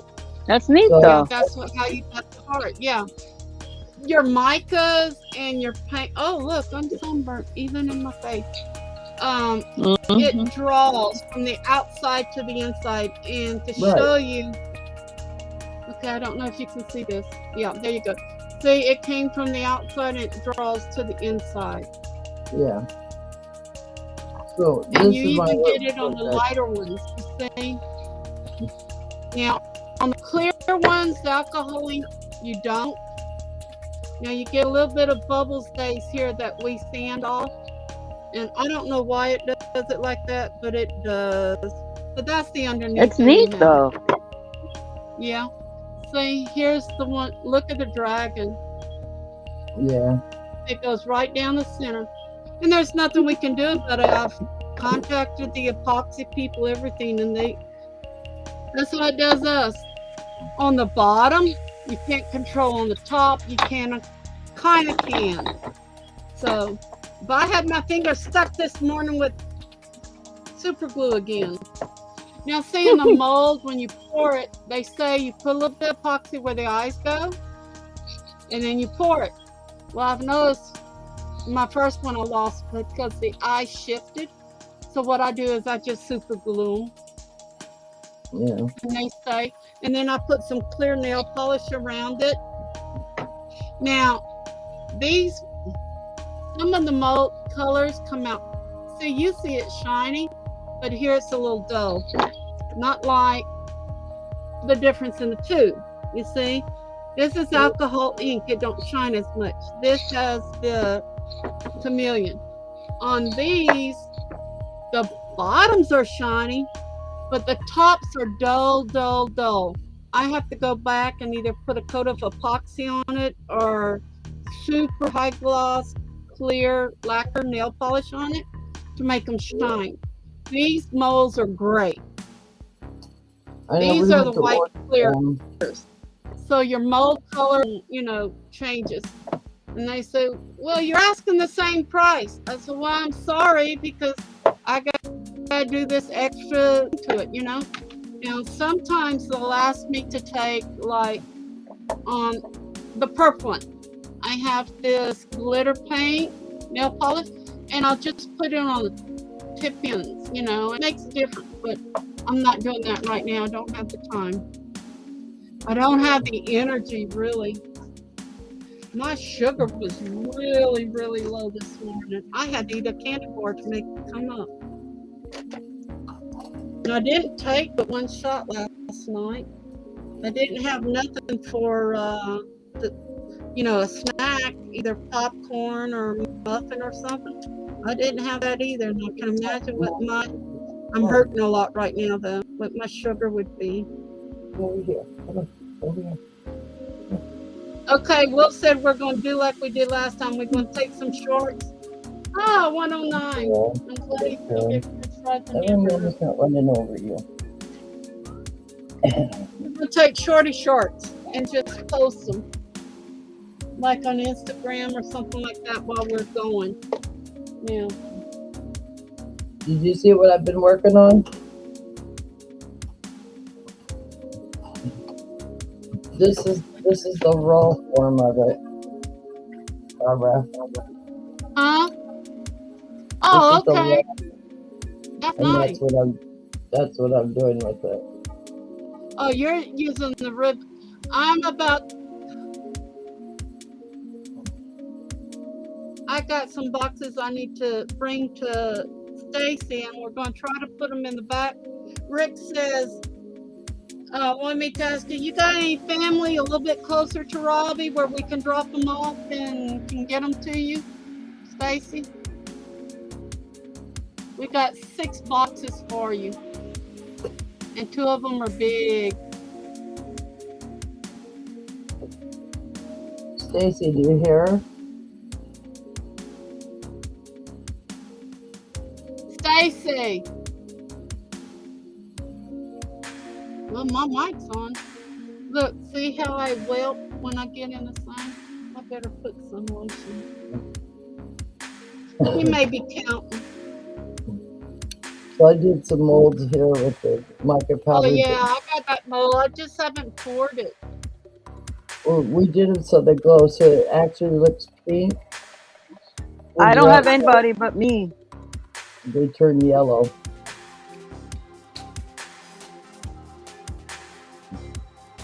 I had a few of those. Okay, Wolf said if we stay an extra day, he's gonna drive the day before and go bring you that stuff. It's gonna cost too much to ship it, even to Robbie, or give it to Robbie when he goes down to Iguana Land, and maybe we'll give him some money for gas. They can pass by and give it to you.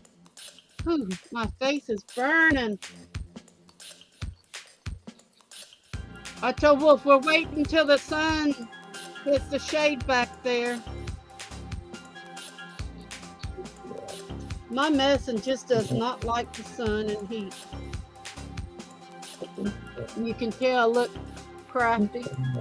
All on there, and then in my face. And I'll whelp in different places. Hey, Scrap Man Dan. You can hear me. She's just not. She doesn't have nobody between Bushnell to her where. Oh, I'm working on plastic canvas.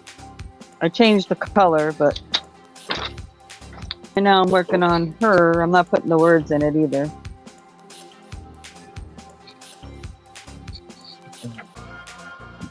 You know, Stacey, I still have that Speak Talk program up here where it was a bot program. I can't even see you. It's still up here since October the 1st.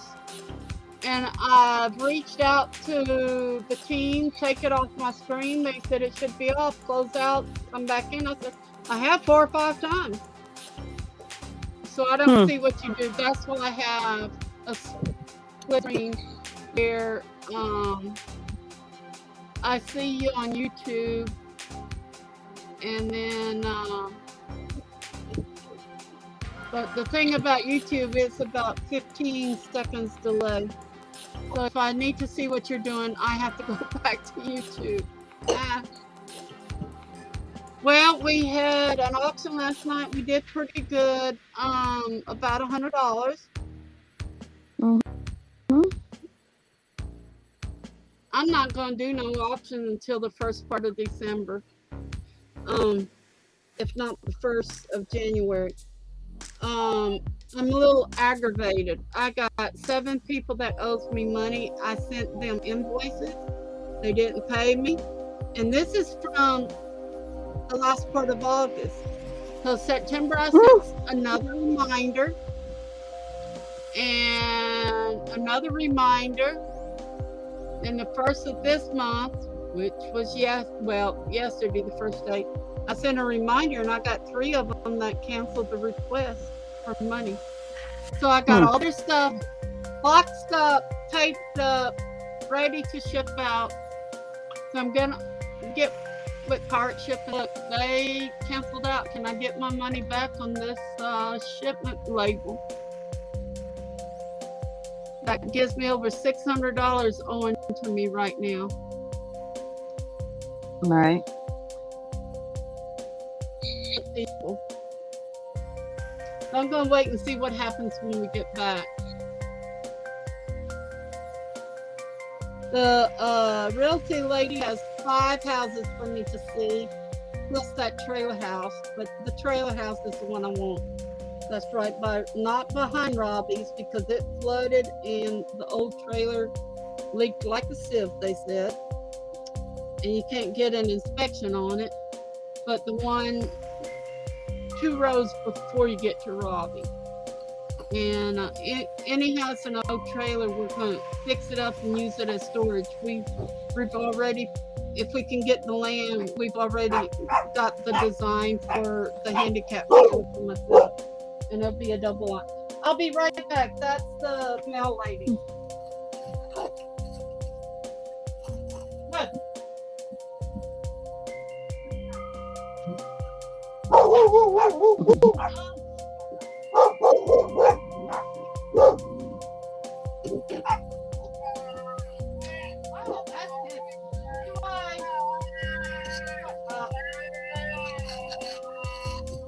Sorry, I'm trying to get the battery out of something.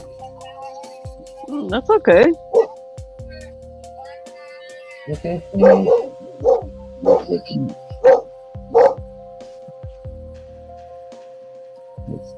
Stop. Cool. I was hard to drop my husband, the Chewbacca. Hey, get away from And the door. I can't believe it. It's been like 5 years and the batteries are still good in it. So I want to take a part of it for a project. But I couldn't believe that this part is all still good, which is his voice.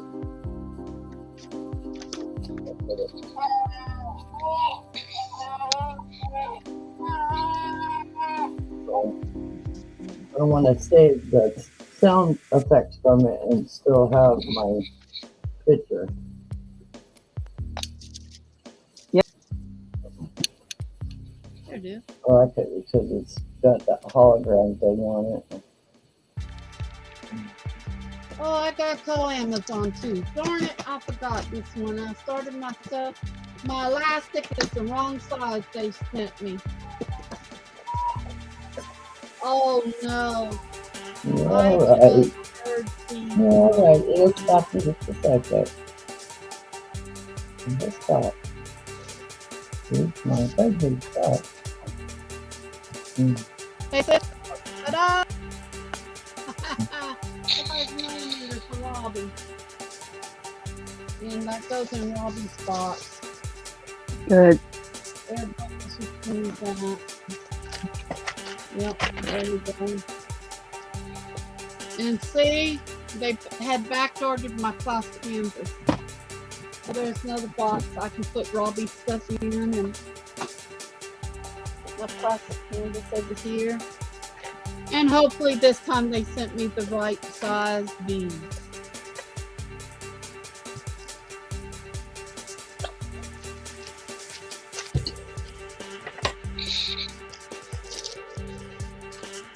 Okay, welcome back.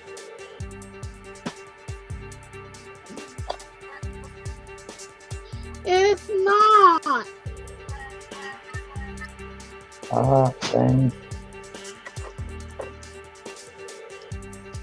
They 12s this time. Jesus Christmas. Stop it. Stop, please stop. Let me just get a piece of paper in there. I'm trying to stick it up. Y'all wouldn't believe this. Every place I got a 1 foot aisle to walk down. I have boxes stacked on boxes stacked on boxes into containers. Every one of my chairs except the one I'm sitting in. Even my electric wheelchair. And I got 3 tables full. And the floor is full.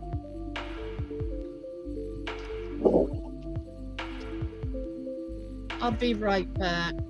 Mm-hmm. You pick up this box. I'm going to use that empty box to put Robin's stuff in. Sure.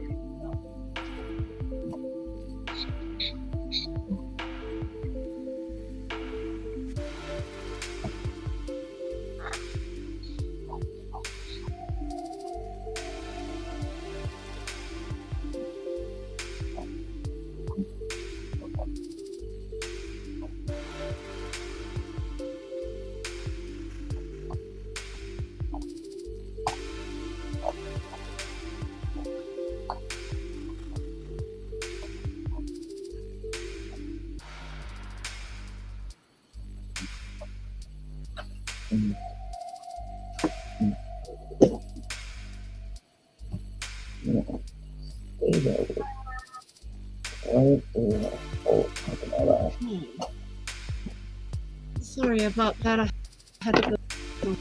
My little one went down the hall. Uh-oh, she's got to go to the bathroom, but she does. Let me please. Stop. Sorry, guys. I'm trying to get a sticky tab back on something.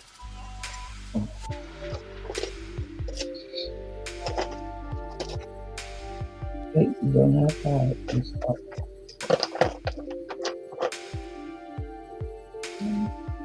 Oh my God. This part. I'm trying to get this right and put it back and not keep making that noise and not lose that tab. And this is the only way I really try to do it. Okay. Don't want to keep doing it. Stacey, I found out something. You'll see my green, how pretty my green stone is with the glitter. It was blue, and I just added a little bit of green to it. The green glitter sinks to the bottom every time. So I'm not doing too many of that. Yeah. I got something for you here, buddy. See? Did you talk? Huh? Oh, no chance to get in there and talk away. Oh. So cool. Yeah. They're always slow. Yeah, they're slow and stuff, so I gotta wrap all this up and wrap that up, and they sent me the wrong beads again. You're going around where? Different Taco Bell. Are you hungry for tacos? Can I have some bottle of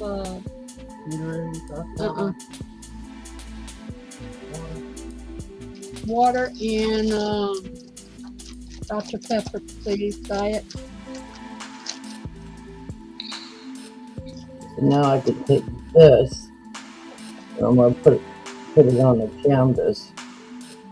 And all the little stuff I've collected over the years, I'm gonna glue it onto the canvas. Yes, I'm going to do my video so I can eat. All right.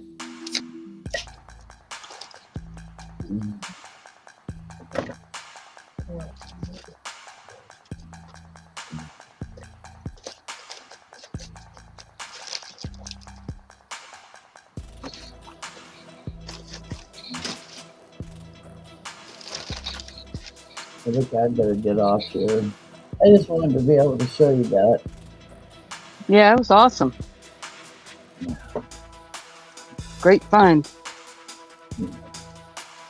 I love finding those little wood things like that. I have wood silhouettes of fairies. Because I seen a lady take a wood silhouette and a white canvas and she put the fairy in the center and she spray painted the canvas and then picked the fairy up and put in a lighter color for the fairy was. So it's a different step process so you can see the depth of it. I really want to learn how to do that. But that's something where I gotta get my room totally prepared with all my tapes and all that stuff is in a box. I took 5 years of crafting stuff and costed them about 50 boxes to get my husband's hospital bed and wheelchair and all that stuff in.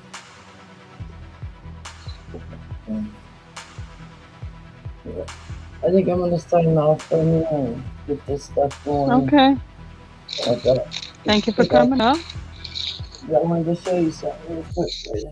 Look off that my daughter found. And it's so cool. Can you see it? Nope, hold on. Ooh, hold on a minute. I want to see it bigger. Hold on.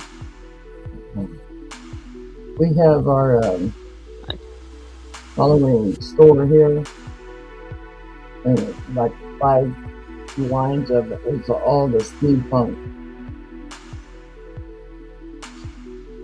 She knows I like my steampunk. Okay, let me see.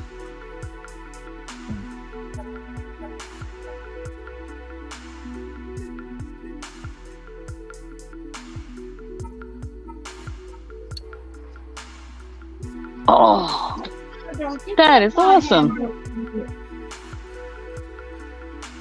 I had the money and we went back. And actually, there was only 2 left. We're back, they were already gone, but they said they are going to get more. But I love this thing. I got so many compliments driving yesterday. Having my hand on the car window. She kind of It's showing it so off. cool. But I found these online, but they have more of the lines in between each joint with the people that trying to keep their fingers from turning inward like mine's doing. But she found that, and so I just thought that was so freaking cool. And it's not uncomfortable at all. I thought it would be, but it's not. Well, yeah, if the joints are articulated good and move, yeah, it shouldn't be. In my head going, oh, wait a minute. That is my occupying. And then I just fold it back on itself and I put it away. Ooh. I really wanted the whole set that my daughter found online. But I'm gonna have to get off and get my stuff done. I can't do here on the screen, or otherwise I'll lose count. I can't function to count something and pay attention to the chat and stuff. So. Right. Some things I can, some things I can't.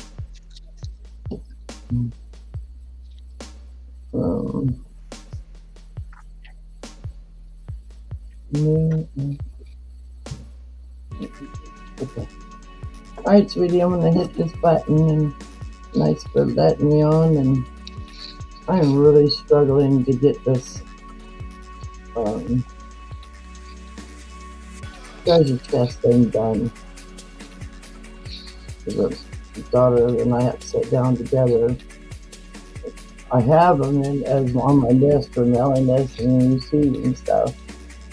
But there's other ones people have put in the boxes from somebody else. Plus, I want to steal my thank yous in these envelopes because, like, they want to put like Cattitude on the envelope, and then inside on the envelope, I want to put just like a little very special person that likes to craft and do calm. Like just a little something in each card. So that's what I got to get done today. Yeah. I am really struggling with that because of my disability. And on my daughter, she writes it down and I copy it over. But I'm gonna have fun because I have an old treasure chest. It's, not nothing fancy. It's been probably from all the lobby. But I started putting stuff in it.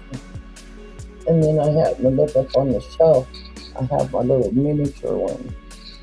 So when I go live to do this auction off on this box, that I'm gonna have the big one sitting next to me with the collar, and then I'm gonna set the little one up top, and I'm gonna say, well, it's time to auction off this pirate ship box, and then pull the small one up, and they're all gonna go, what? So I've been working on this box for a year. So I just got some more deliveries of stuff, and I gotta get their names on the list. So basically what I'm gonna be doing is probably within a week or maybe 2 weeks, I'm gonna have my auction. Hi, Angie. That I will have on a separate list of the YouTube people that I follow, and then my other list, which contains the stuff in the box, is people that I bought from, or they bought from me. And that's going to get auctioned off. And there's lots of nice stuff in there. Because every time I buy something, I always make sure to either multiples or one to put in the box. So a lot of brooches. There's some 95 in there. um, stuff from other people that send it to me to sell or to put in the box. So I gotta really get working on that. I can't really just sit here and do my crafts as much as I want to. I'm gonna go back out, hopefully tonight or tomorrow, and up to Michael's, and I'll see if I can get some more of those. I would. See I think if I those can would be make. cool. I think you'll have people asking you for them. I think, yeah, the barcode's still on this one.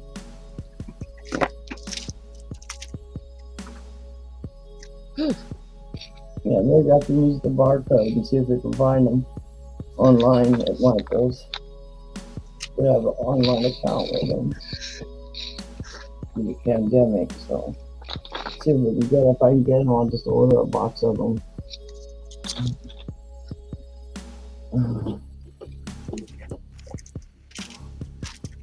Thought you had diabetes there, Brenda or Barbara. See, Brenda's on my mind because I just finished her stuff. Oh, okay. Just Sent me a necklace to put in the box, but it was all broken up and filthy, and rings were all rusty. So I took it all oh apart yeah. and made it into something else to represent her. But anyways, girl, I will let you guys go, and you girls have a fun crafting time. Yeah, you Okay. too. Bye. You know me, I'm gonna be working. Now I dropped the bottle cap. Now, do you think I'm gonna be able to find it? Ah, no, white. Not yours. Bye, ladies.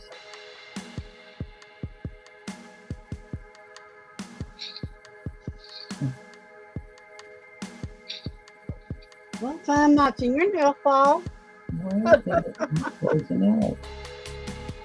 It says leave I there. don't know. Let me see if I can help Don't you let out. me- Now, it seems like you'd be able to find a big bottle, white bottle cap. I know. Here. Now,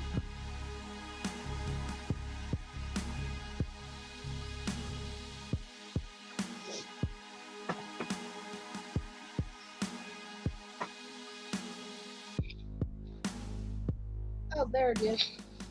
It hit all the way to the wall underneath my computer desk.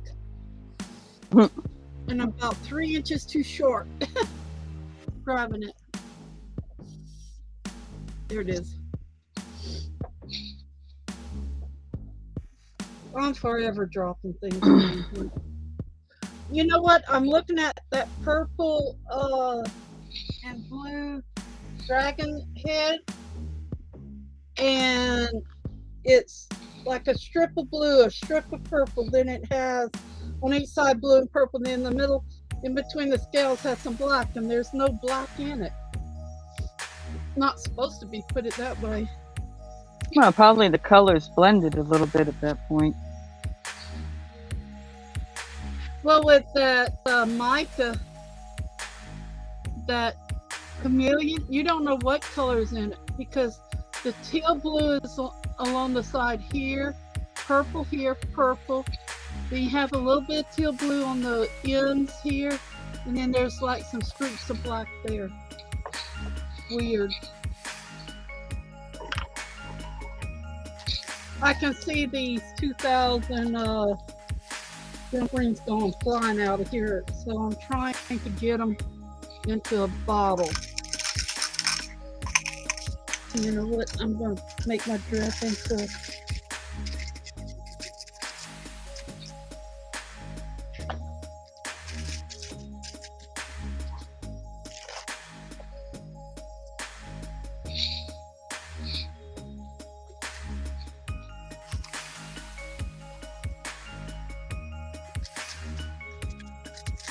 Cut it all.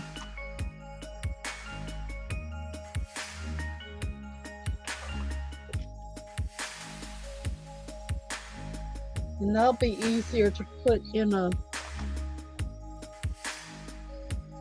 thing. Bring to Robbie's. Just too exhausted. Then I haven't even gone to town. Well, to town, 4 blocks away is where I pay my cable bill, my internet bill. They went up. It was $109. They went up to $133 this month. Mm. And I have a contract where it's supposed to be $109. Okay, these go to Mary, so I'll keep that there.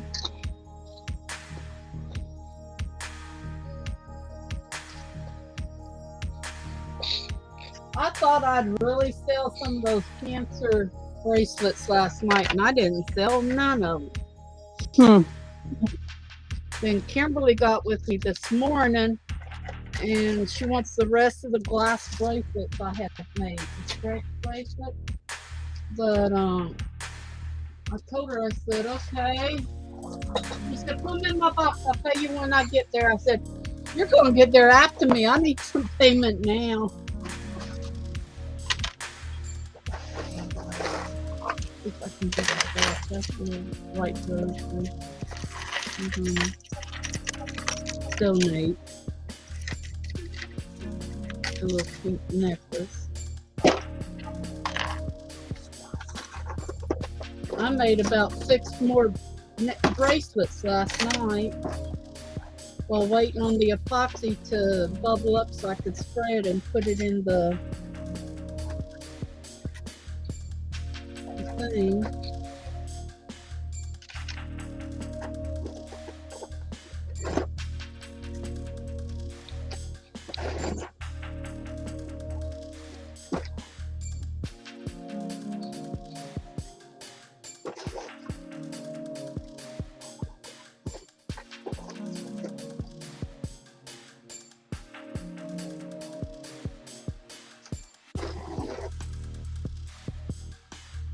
I did find the little, I don't know if you can see it, Stacey. Look, it's a pin. It's the spinning wheel. So that goes in your box. Oh, cool.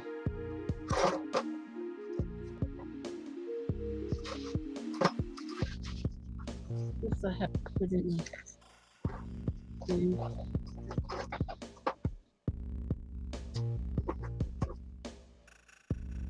These are earrings. Another.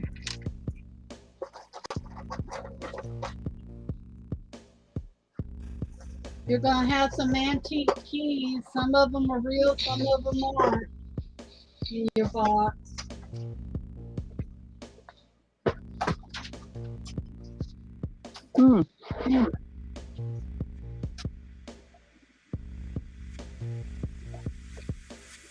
I like this one, but can't. Oh, it's a clock. It's an imitation clock on the key. Look, sis, it has the angel wings. So you get that. Oh. Oh.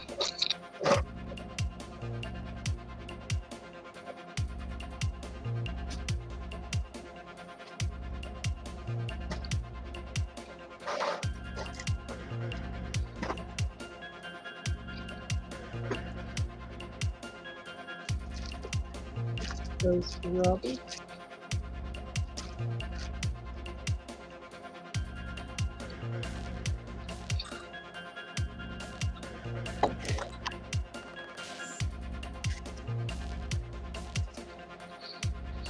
Goes to Robbie. I'm trying to divide things in bags. You know, especially chains. I don't like it when the chains keep coming apart. That way he can just look and put whatever little things him on the shelf wants in a. Well, that's the good one. That goes in the good one. That goes in the good one. I couldn't believe nobody wanted this crystal heart last night. They did the other silver heart, but not this one. I think this Yeah, I is so don't get it. cool. Yeah, for $3. $7 shipped. So that goes in a Well, little like they say, you bag. never know what people want or don't want. And I had a lot of different things last night. You know, most have just bracelets or just necklace or this and that. And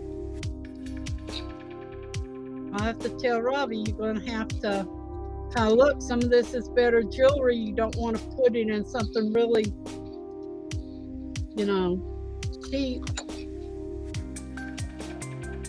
I'm thinking I want to keep this 2001 handmade by Wendell August solid bronze.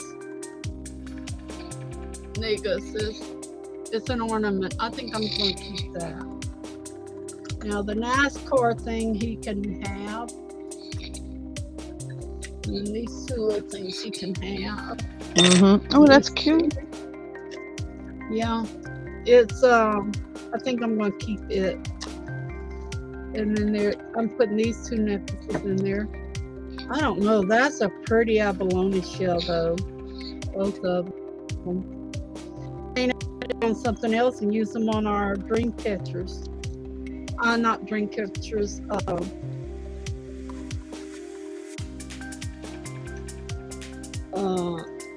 Chokers or necklaces. I gotta keep that right there. Keep this for me. Now, I decided I'm not bringing any beads with me to work on. I'll have enough with my plastic canvas and stuff like that, and that don't spill and go all over the place. Oh, you got my email with that? Yeah, I did. I wanted to thank you, and I forgot. Okay, I just want to make sure you got it. Yeah, I got it. My problem was I went in, I saved it, and then, you know, like I said, I didn't get to bed till almost midnight last night. Oops, that's not, that's one of them. That's one of them. Oops. That's another one.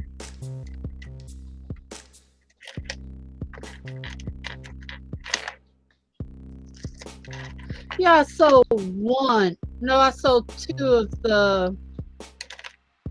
them last night. Tori took, nope, she only took one purple one last night.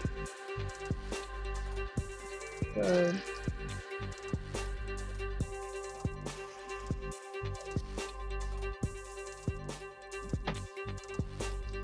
I used to use the clear tape on all bags, but then it ripped the bag, so I use painter tape now. Just kind of fold them and get them in there. Yeah.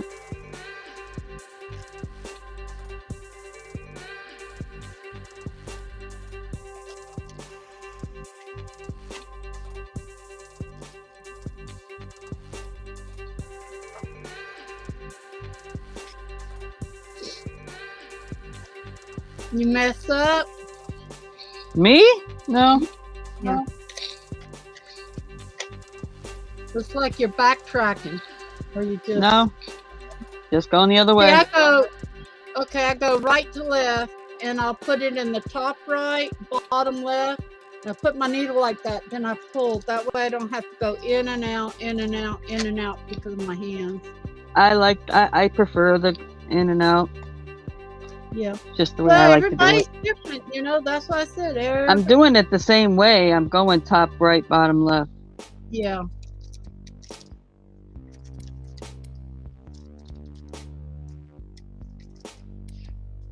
My aunt never could do it like you're doing it or what I do. You know, right, left, and left to right. She'd have to right to left, turn it upside down, and right to left again.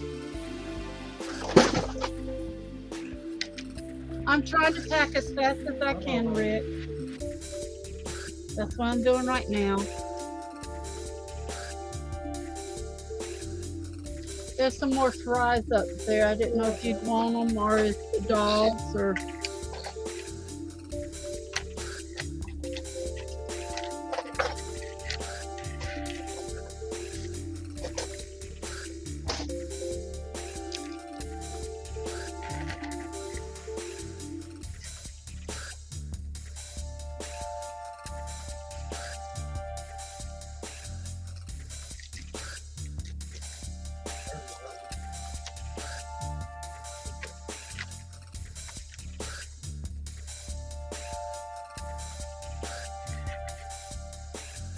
Well, I think I'm going to bring some of these if they are in containers, you know, but I'm not bringing them all. Because while they're working outside, see, I can't do nothing but chop fruits and stuff for the lemurs. Can't do hardly anything outside. I can Right. cook for them each day, but that's about it. So.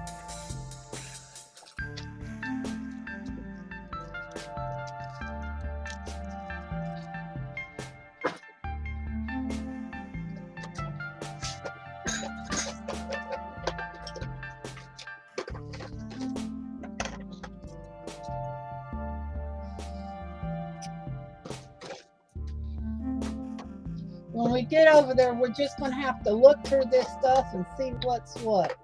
Because I'm just not going to pack it like they would pack it, that's for sure. It's going to be a box set on top of a box.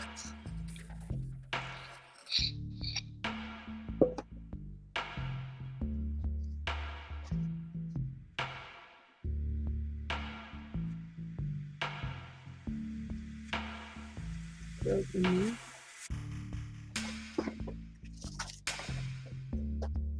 This can go in there. No. This, I don't know.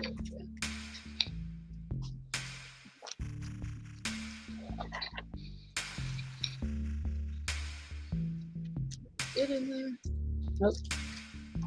That one fit. If that don't fit, I don't think this will fit. Yeah, that fit.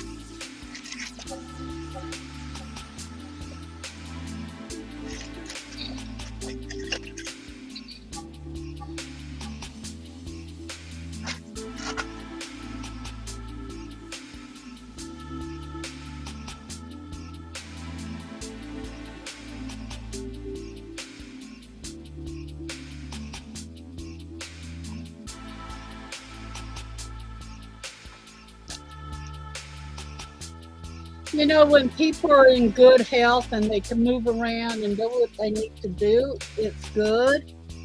But when they're not, and you got two people, you know, that can't do, and you have to fight the heat and the sun and medications, and then the everyday pain, it's hard, you know, it's hard to get something done. And we may have to stop loading up the cargo unless I can get my ex-husband to help later. And that's a hi, and if we're bud about that.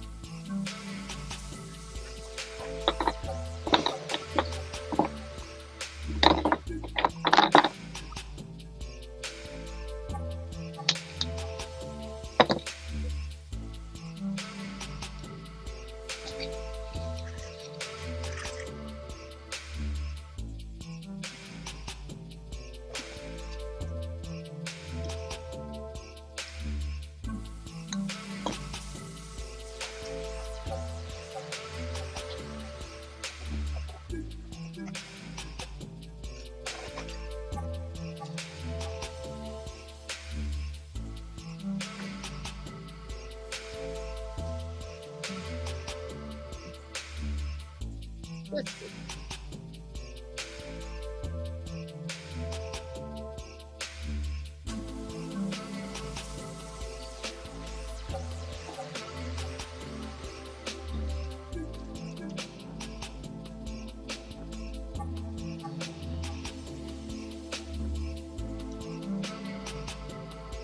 Yeah, like the auction yesterday, I worked all day on trying to get the items finished and, put in the box, and then,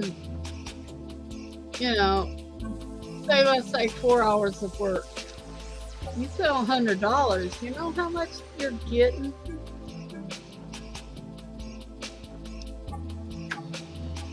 And then some of that goes to the mailing, about 75, maybe $70.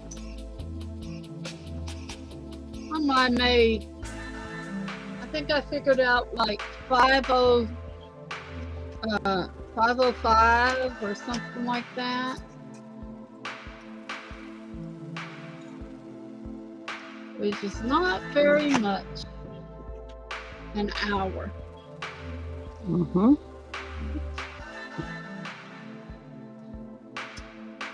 Then the cost of the items. Right. Yep. Okay, that's 2 little boxes unfinished. Oh, I did want to show you what I found. You're gonna like. They were in the storage shed. Let me drink my Coke before I spill it.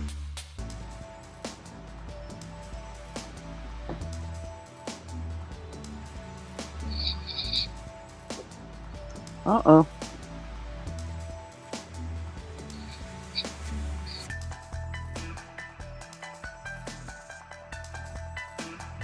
It says cute critters to crochet. There's a turtle, an elephant, looks like a stalk, a dragon, a puppy, and a lion. An eagle. Cool. Is that an eagle? Yeah, it's an eagle. Then I found a crochet book. What year is this? It says antique stuff. Let's see.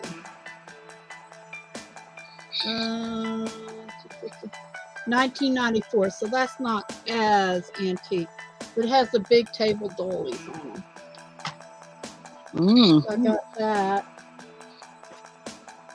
Then remember I told you I did all the dolls? Yeah. There you go. Of that one, and there's the Barbie doll. This is the one that people ordered the most. Wait, my light is shining a blur in it. See the blue one with the umbrella? And this one was the other one. Now I had Princess Diana with her 3 girls, their dresses, and I don't know what happened to that. And the Victorian blue. Then the pineapple bed dolls, I have that pattern. These are the 3D Annie's Attic that I made years ago, and I got $25 a pattern for it. They're birds. That one is the goldfinch, and I can copy this for you. Take a picture and send it to you. I got the mockingbird. I got the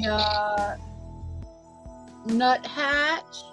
It's all 3D. You put them together, and then I decided one day I'd do the eagle. So I got the big eagle. And sis, with Christmas coming up, look at all the thread crocheted ornaments I've got. I don't know where she's at, Daddy. Then I have the blue jay and the bird, the cardinal, and then my Mickey Mouse book. These are the ones I'm keeping. It has coasters: Mickey, Pluto, Daffy, Daisy. What was the yellow dog? And then Minnie and Mickey Mouse. Pluto. There you go. Then they have the little angels for the thing for the kids. And you can put any of these I mean, and it's all there. Tell you how much to cut out and everything. Whole book. Cool. Now this one I used a lot. When was this one made? Takes a lot of satin and ribbons and stuff, so I kind of put that off the side. Let's see. Yeah, this uses a lot of pom-poms. That's why I put it off the side. But they even have the covers in this one. I'll mention that to you. You may know somebody. Mm-hmm. Here's another one, sachets, and ooh, this one's old.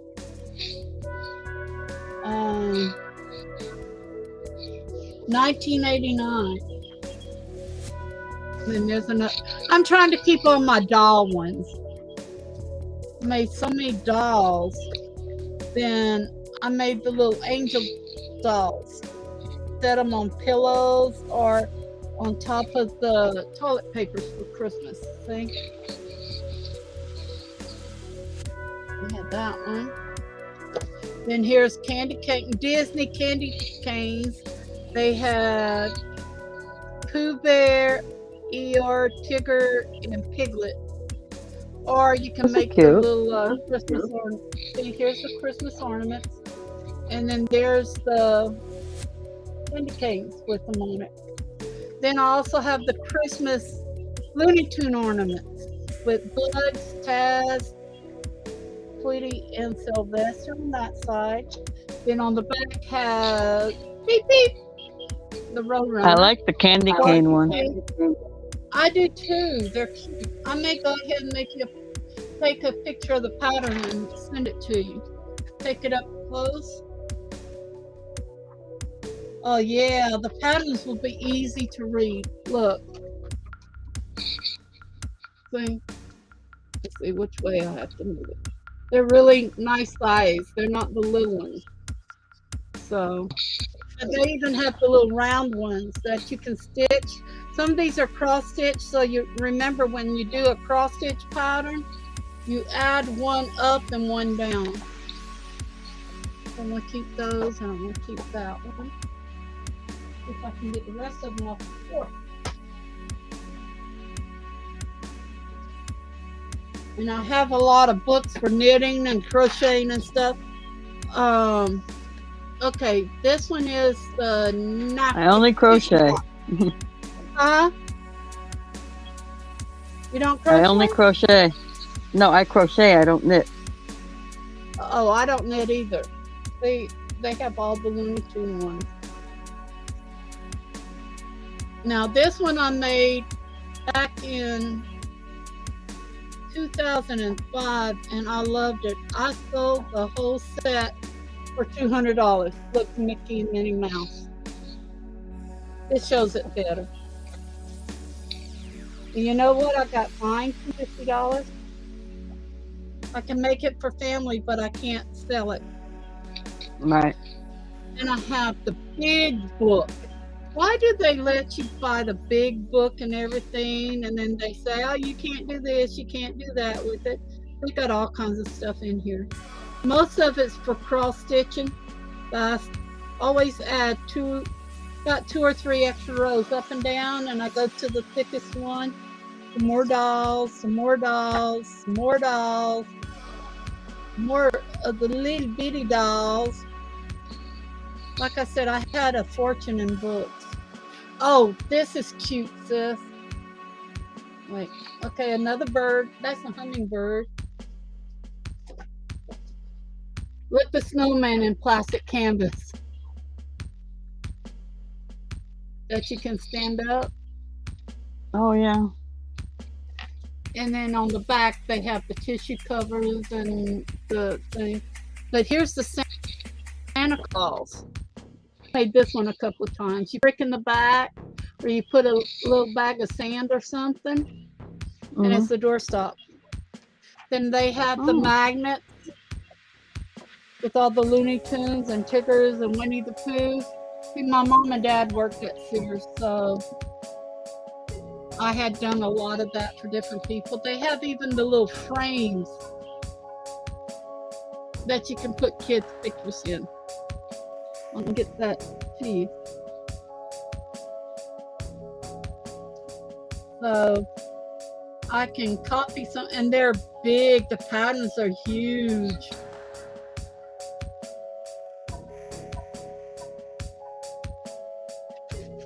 So I said, you know what? I may bring me a little thing of yarn and make some of this while I go tomorrow. So I have to pick out which ones I want to do and bring tomorrow. I'm gonna put those back on the floor till I decide. Have a little bit of yarn there, and I had my classic canvas. I'm exhausted. I'm ready for a pain pill. Whew. That's not really like me. I can usually go a little bit more than this. Oh, I gotta put those. Well, you've been pushing yourself a lot here the past few days. Oh yeah, sis, and it doesn't stop. I keep going and going and going. And Wolf hasn't stopped either. And he's had to cut our yard and then my ex-husband's yard next door, and he's been washing clothes and doing whatever he's had to do, you know.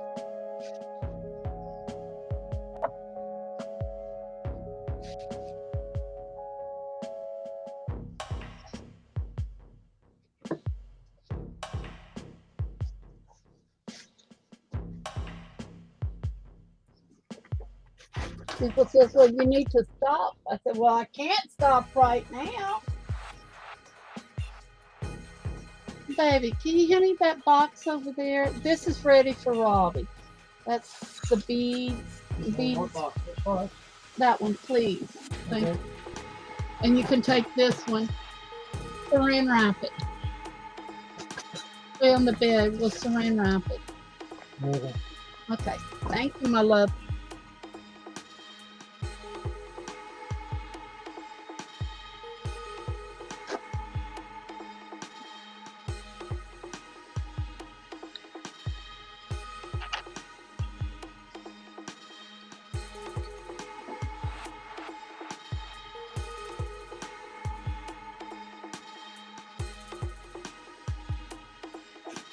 People said, why do you work so hard? I said, I can't work anywhere else.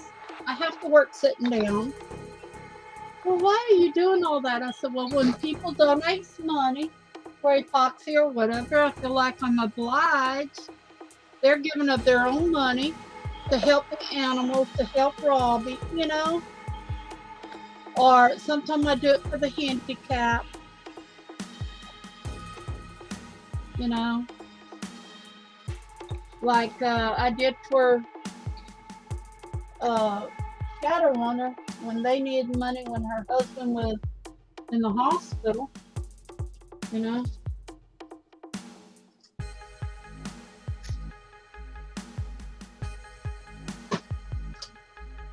Well, put this in Tori's box, please. And I can put some more of this in there. That's already wrapped. Yeah. In that other box you just brought over there. Sorry. We can put the rest of the skulls in here when we take them out. I'm not making any more than that, baby. Don't make any more. No. Okay, you got time to make another route. Yeah, you're using up my epoxy Well, then. I don't know, man. I don't want to use up all of my epoxy. I had a little bit before she sent some. Yeah. You know, that's going to be 8 skulls and 4 dragon heads. Okay. If we see they sell them all, we can always make some more. With as many as he's selling them, we've donated. He could buy a 2-gallon thing of epoxy.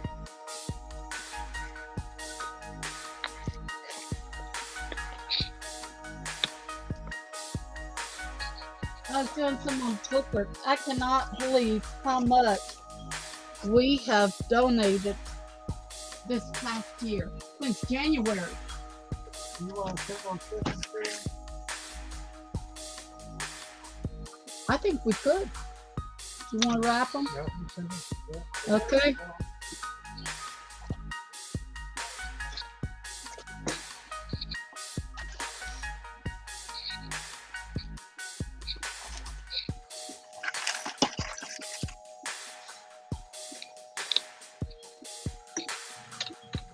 Some of this stuff I don't know how to pack. I'm just laying it in there.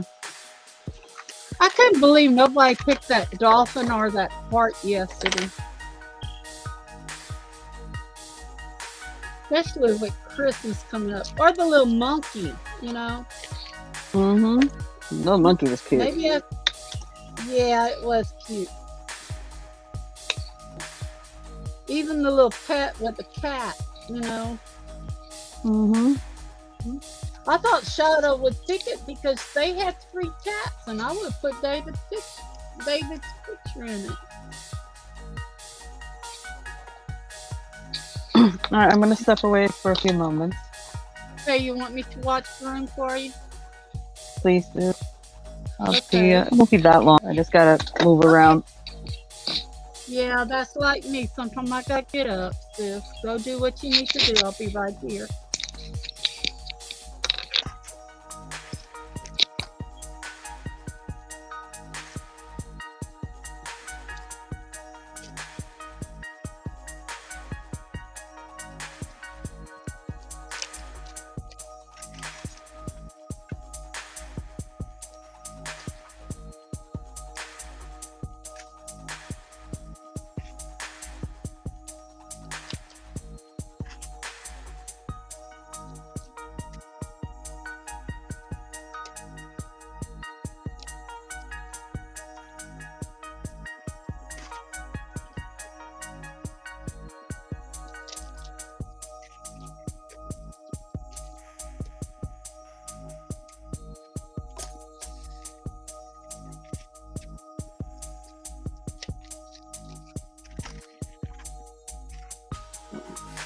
Don't go there.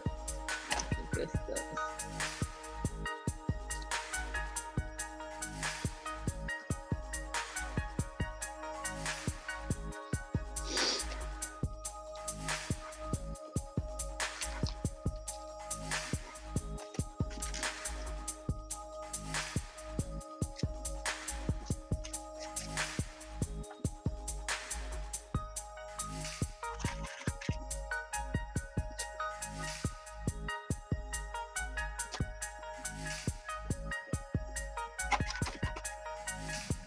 Chain I can put off the fire. I wish my mama was living, but she's not.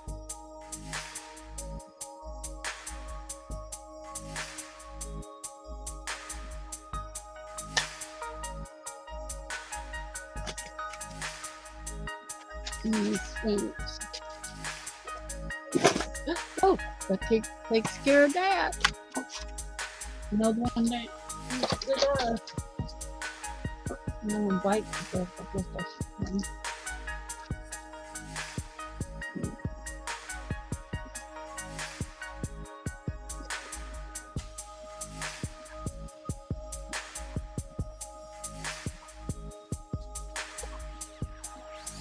Let me look this up real quick.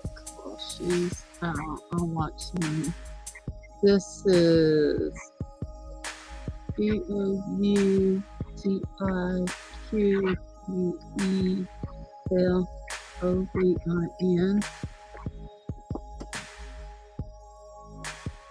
Code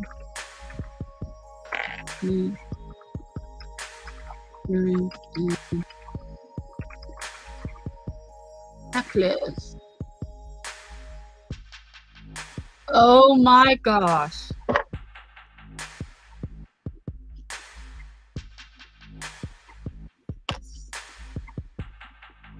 I wasn't asking enough for these last night.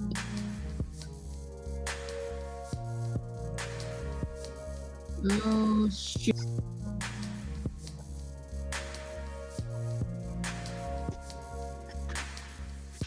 That's the box.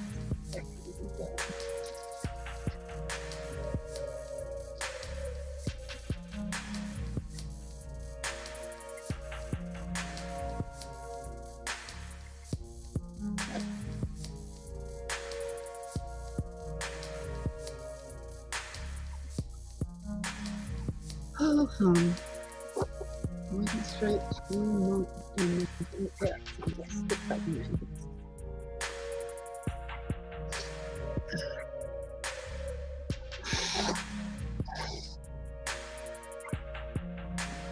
Let's see.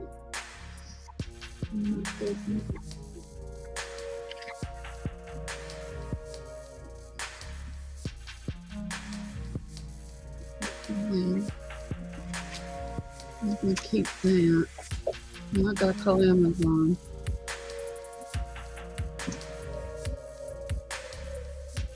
When she gets back, I'm gonna call Amazon.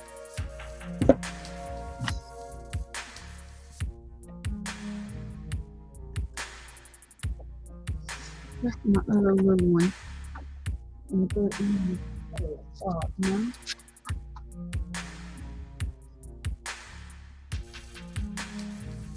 Rick, did you take the other small elastics back?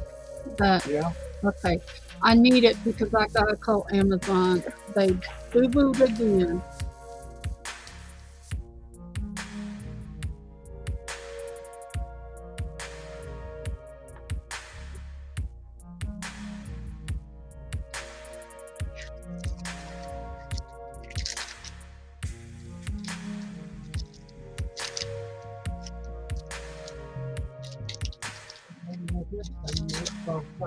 I don't see a size on it.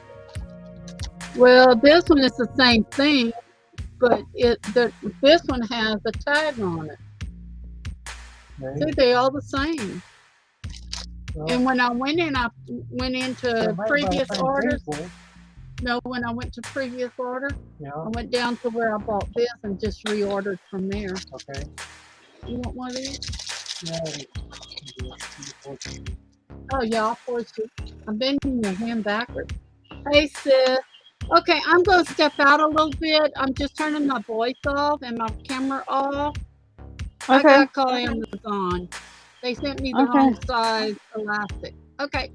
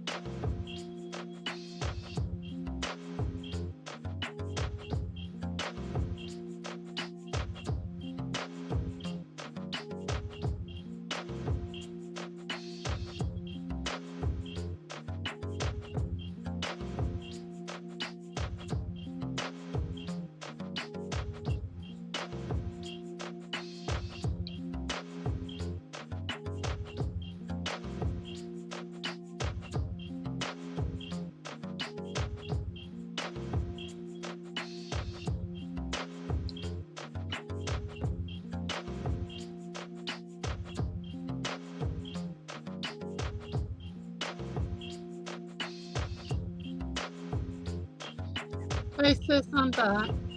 They want Okay. me at my cost to ship. I made one bracelet with this to ship back 2 rolls, and they'll ship me what I originally. I went on Amazon. You know, they say order again, and you go down and find it.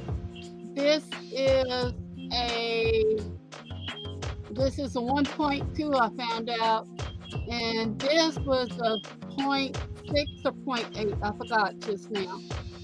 They want me to send these two back to get the same thing because that's what's on the order sheet. I said that was not a reorder. I said if you go under orders, I clicked on two more of the elastic cordings.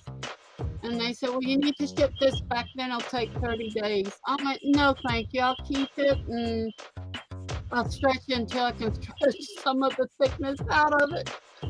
Ah. I'm like, I am so tired. So tired.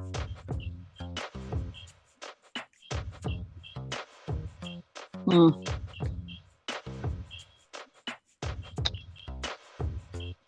And this one will barely fit an 8mm bead hole. So I gotta save this for my 6 and whatever holes.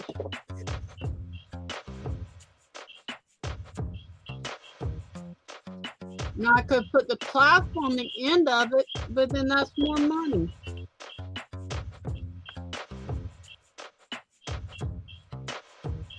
Hey, Wolf, this is ready to shrink wrap, not shrink wrap, saran wrap.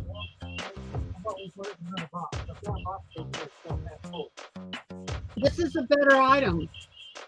Okay. That's why. This has all the glass beads and stuff. The other box, I know we have some over there, and I still have some more to pack. I gotta find it. I don't think we're gonna be ready to leave for 8 or 9 o'clock in the morning.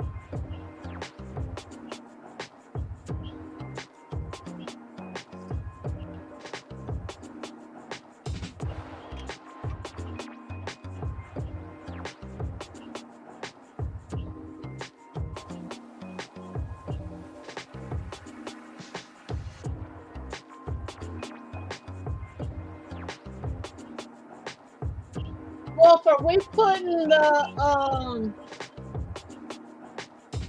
my bead boxes and supply boxes on floor on the back seat?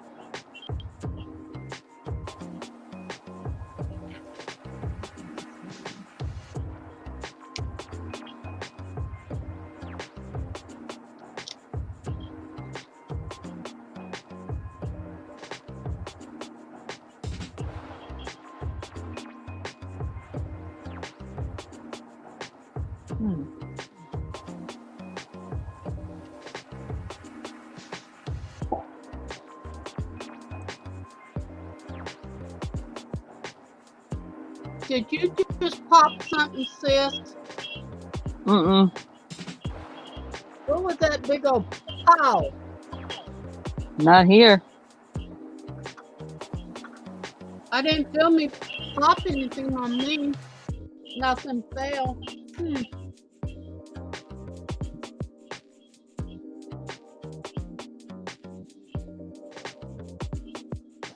Remember that goes down. Remember that goes down. Well, now that was my chair there.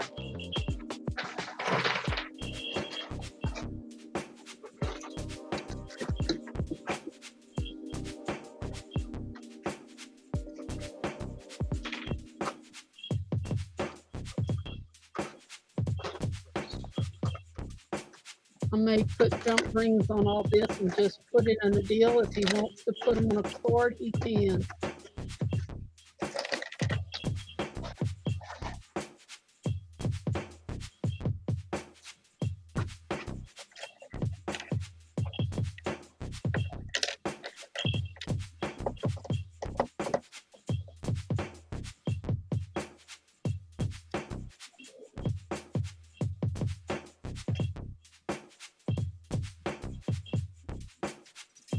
That's more like right there.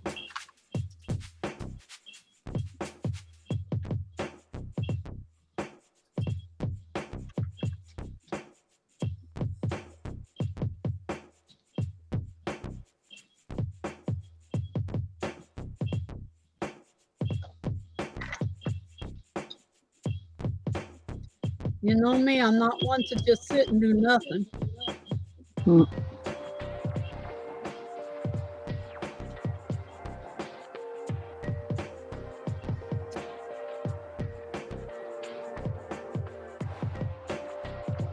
That's why it didn't have holes.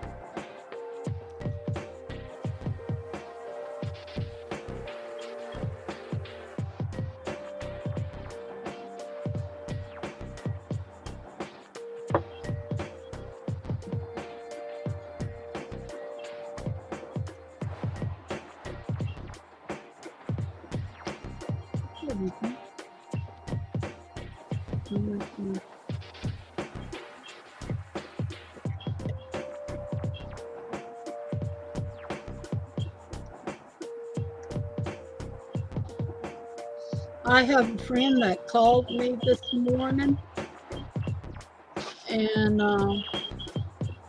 she asked me, she says, I'm making the little crosses. How many should I make? I said, what little crosses? There's all kinds of little crosses.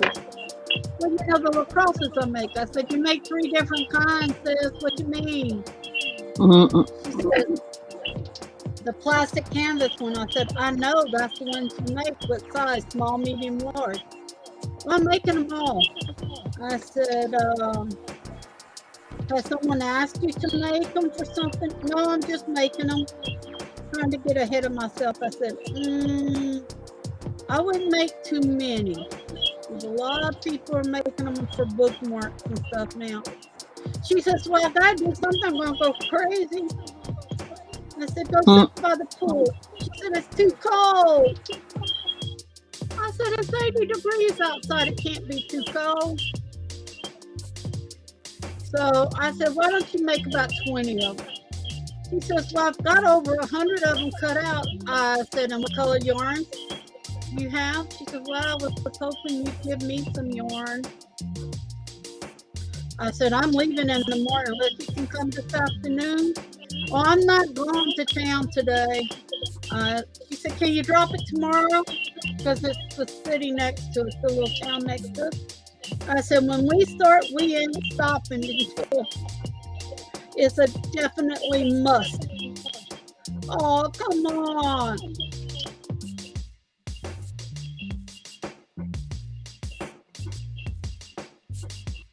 So she may come this afternoon. I said, if I'm not in the front, I'm still here. Check us out in the backyard. She has mental problems, and I don't mind helping her. But I'm going to give you something unless I offer, you know. And we could, she took her head off and we wouldn't be able to leave.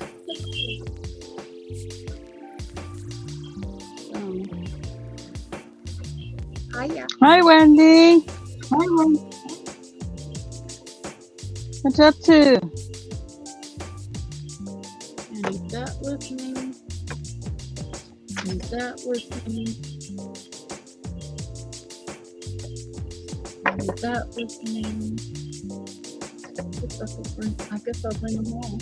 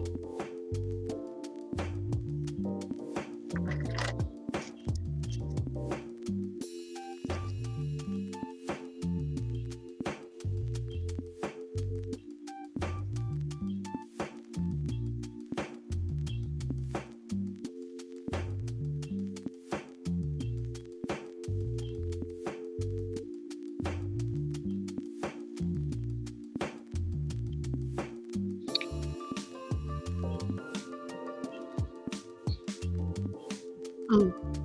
You want to come up and hang out Hey, for a little bit? Okay, Stacey, I'm gonna go. I gotta finish up. It's time for us to go back outside and do what we need to do there. Okay, I'll honey. talk to you later. Okay, Yep. love y'all. Bye bye. Bye.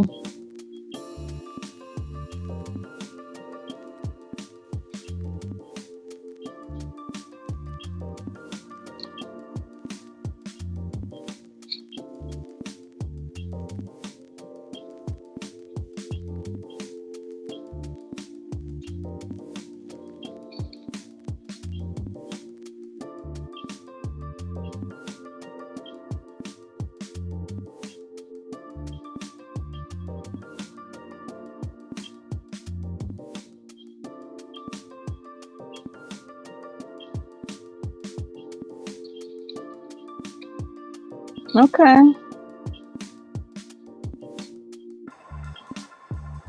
Don't have to. Just thought I asked.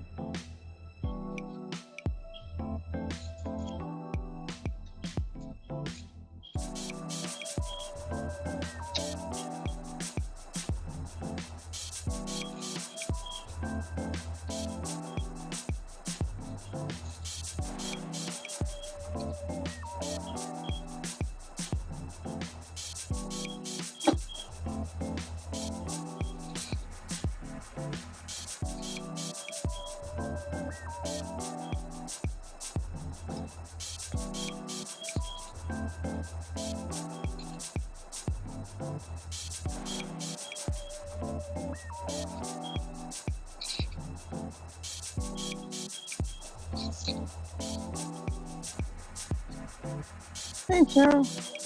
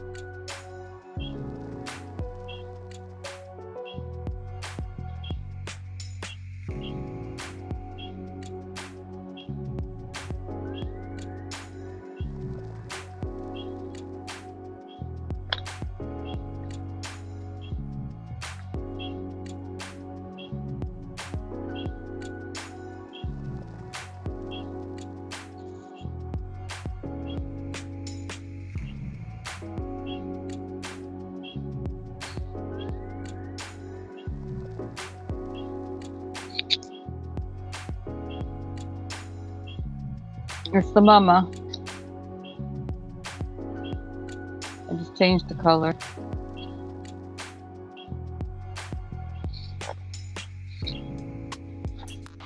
And of course, not doing the writing.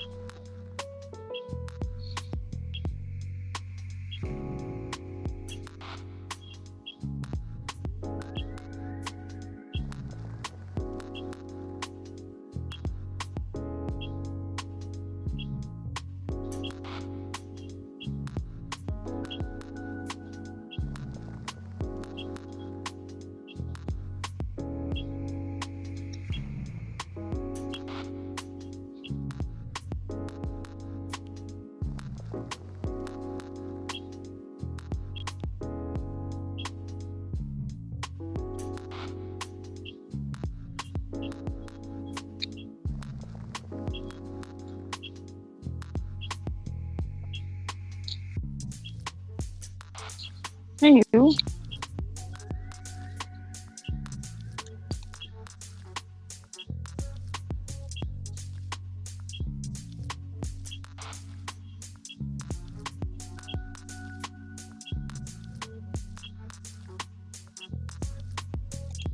All right. What's going on? Not a whole lot. Car drama mostly.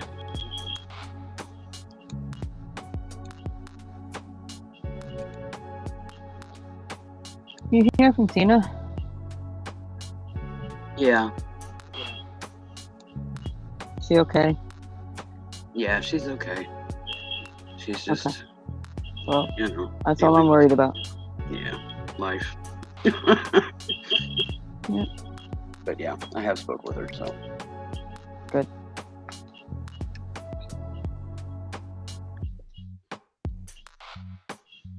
But no, the starter went out on her car. Oh, Mm-hmm.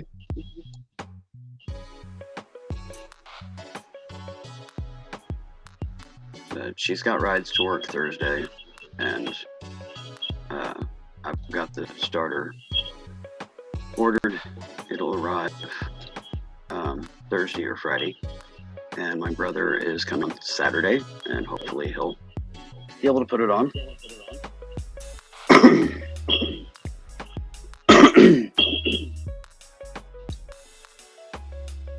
But I'll have to be out there to help him because he squirrels a lot. So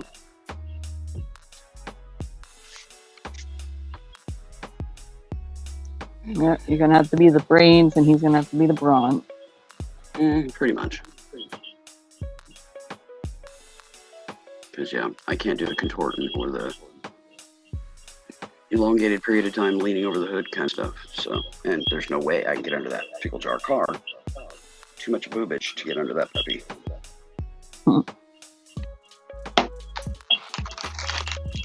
So not happening. I've even tried strapping them down. Yeah, it don't work. You do what you gotta do, and I've had to go there. Mm-hmm. Yeah, I couldn't even manage to get under the full-size van.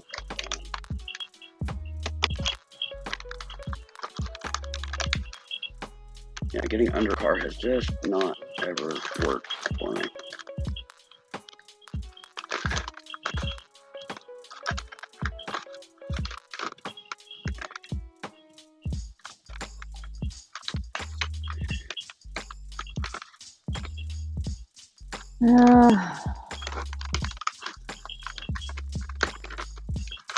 Another day.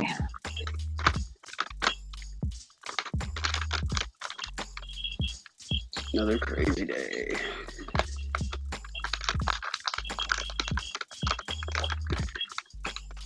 But yeah, we even tried to get it into the shop, and their one mechanic is on vacation this week. So, but I mean, it's a mom and pop shop. That's why we like it, because they're fair. But yeah, apparently when the mechanic goes on vacation, you know, the brakes get put on pretty much everything. It's like, what? You know. How dare this person want a vacation? Oh, I understand wanting a vacation, but No, I'm just, I don't know. You would think that I'm picking. they'd, you know, have a backup that would come in for the week or something. Well, You know, it mom happens and when pop it's shop. small. I'm sure there's more than one mechanic in the family. But what do I know? I only grew up in a family business, and yeah, there wasn't anybody if Dad wanted to take a vacay either, because, you know, bonded certified locksmiths, you know.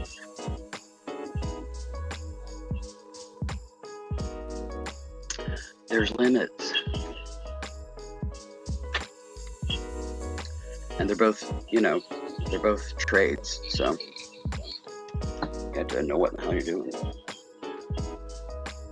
Just a really bad week to decide to do that. But we'll get through it. Yeah, it's funny how we always manage somehow. Yeah. I mean, I've changed starters, alternators, water pumps, Me that too. kind of stuff, you know, over the years, but I just can't physically do it now. So, I mean, it went out on the same car about, I don't know, 5 years ago. And a friend did it, but yeah, he's not available, so.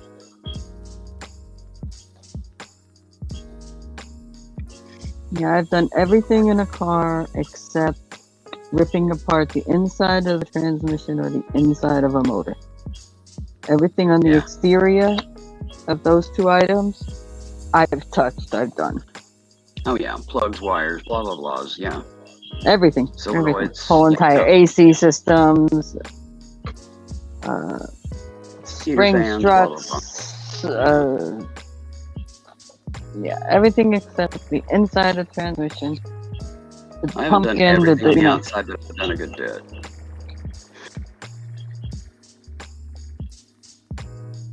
But yeah, I just can't contort and do that stuff anymore. My body just won't let me. I mean, if my body would let me and I would pay for it, I would still do it. But I literally, my body will not let me, so it's just the equation, so. Because, yeah, So how's pay for it later, everything else going? Fine. Except for, you know, Sis is still getting over cold, but Yeah, but I'm I've saying been, your pain block and seem like it's yeah, it's starting to recovering just fine. Yeah. kick in a little bit. Yeah, there's definitely improvement. Cool. I just can't overdo, still gotta take it, you know. Yeah. I can do, but I just can't overdo. I gotta be very careful about my limits. You know. But, you know, mainly what I've been doing is just like basic stuff and, you know, householdy stuff. And, you know, I go around and sanitize everything, surfaces and blah, blah, blahs. Doorknobs and light switches and refrigerator knob, you know, handles and all that, which is what I'll be doing again this afternoon. So pretty much been doing it every day when she goes to work, every night when she goes to bed. Trying to minimize the chances of transfer. But everything else, you know, like if she brings me the mail or anything like that, yeah, I'm swiping that stuff down, you know, COVID protocol. So I've just amped it up in regards to, you know, she's got a cold and I don't want it. So and then I've boosted my immune booster stuff a bit. while she's recovering. So far so good. All I have is good old fall pollen allergies thus far, and they're not too terrible. Some days are better than others.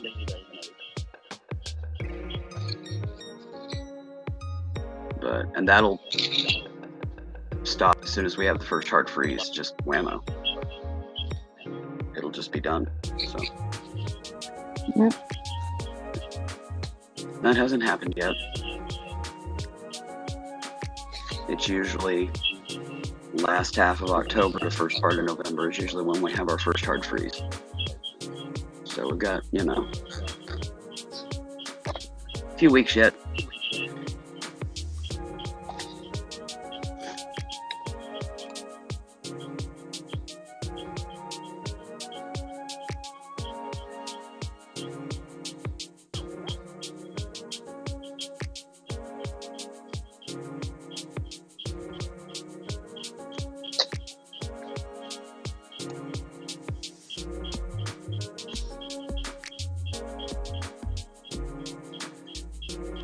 So you said you decided to change the color? It's blues.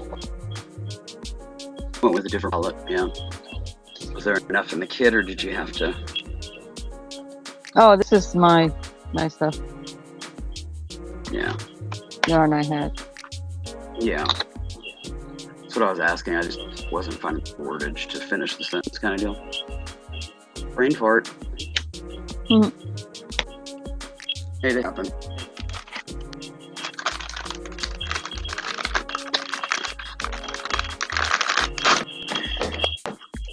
Now what I'm doing is separating nebulizer nips, pips, whatever you call them.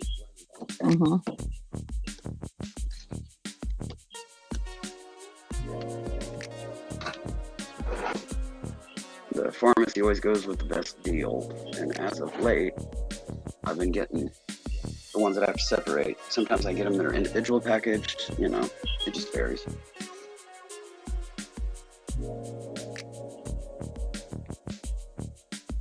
These, there's 1, 2, 3, 4, 5, 6 sheets in a package. Sometimes each sheet is packaged separately, sometimes each pip is packaged separately. Yeah.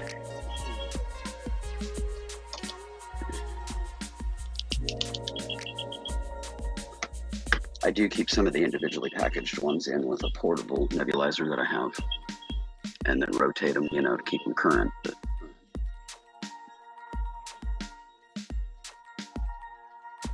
that's the one that I take. It's rechargeable, battery operated, to take like if I have to go out of town.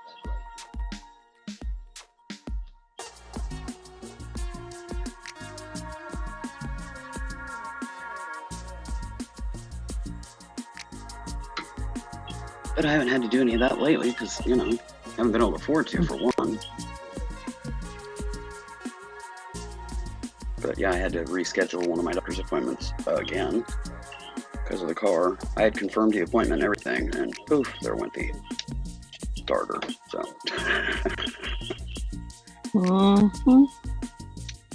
If they call me up wondering why I have to keep rescheduling that one, then because I put the reason on the paper or the form that I fill out online, but they decide to get moody about it, then just gonna have to deal with it. Not a lot I can do about it. First, I was trying to get this stuff done so that I would be able to, get up and down off of the exam table from getting like EKG and all that. And finally, there. So I confirmed the appointment and had to reschedule again because of the car.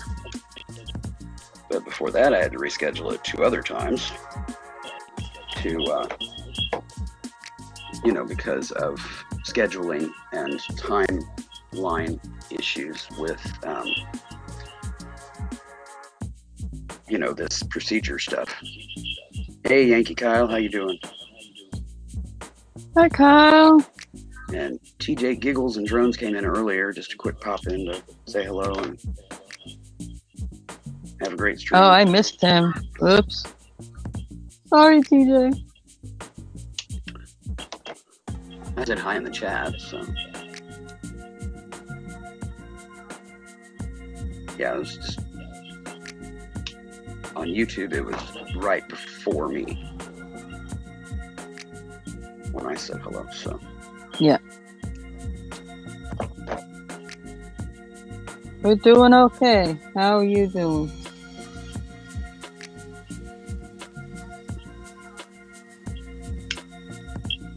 I mean, Yankee Kyle, I'm guessing you're in the northern part of the country. I'm kind of Yeah, in the he's a middle. Yankees fan. That's why he's got the name Yankee Kyle. He's a Yankees fan. Oh, okay. So it's sports related. AK all those delightful activities where they chase a ball like a dog. Yeah, but not. Sorry. Not a sports person. The only sport that I somewhat enjoy that requires a ball is volleyball, preferably in the water, which I can't do anymore because my shoulders are shredded. But I used to be good at volleyball. But yeah, beyond that, figure skating, gymnastics, and neither requires a ball. So don't know why. Just what ended up being interesting to me in this life. But the others, yeah, standing on a pitcher's mound or, all that delightful stuff and scratching themselves for 10 minutes before they finally throw the frickin' ball. Yeah, no. Or you actually get to go to a baseball game. Went to the Kansas City Royals for my 16th birthday to see a game, and some idiot person keeping it as PC as I possibly can. 10-gallon Stetson sat down in front of me. Needless to say, it was in his lap before it was over with, and he was about the size of an ant. Because, basically told him either take it off or I'm going to sit on the fucker and make it short enough. Excuse my French. But, yeah. Yeah. Even at 16, yeah, this short, fat chick didn't take gump from nobody, so. So Mr. Texan, Stetson, whatever, got put in his place.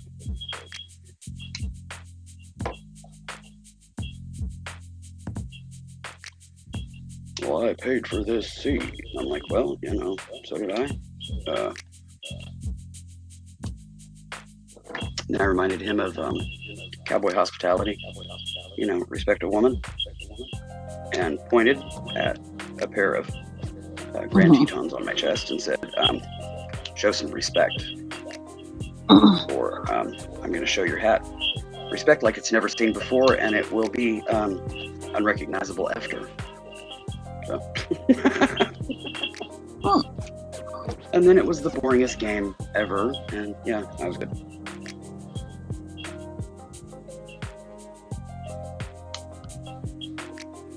I've been to football, basketball, and baseball live.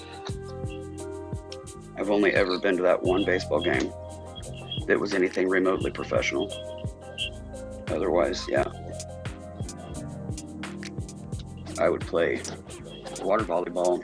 When I lived in Nashville, there was a pool in the apartment complex that I lived in that was big enough. The other pool was too small. It was the kiddie pool, and you didn't want to go in there anyways, because we all know what kiddie pools are like.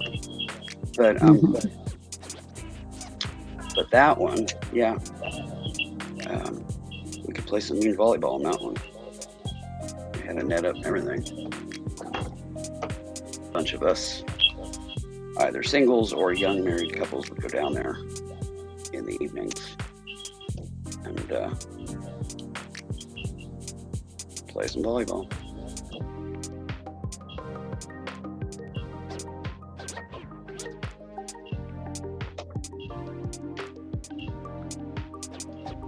At that time, I was 17, barely 18, kind of in that range of age. Because I got married when I was 17, and then we moved to Nashville for him to go to school there.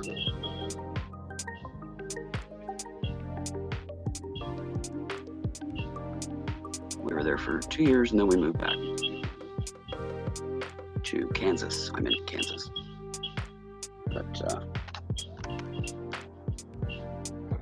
why did I do those all in one big pile? 65.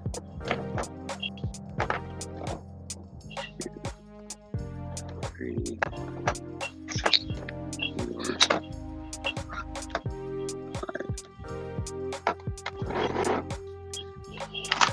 But, not really anything around here that isn't, you know, like a bunch of high school kids, and by then I was, you know, past that. So,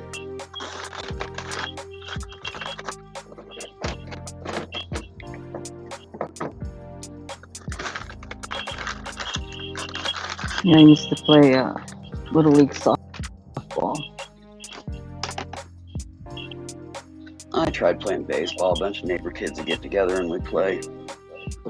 And I was really good at pitching, and I was really good at hitting the ball with the bat. But I was a chunky girl, so running the bases, you know, they thought was hilarious. You know, we're talking grade school kids.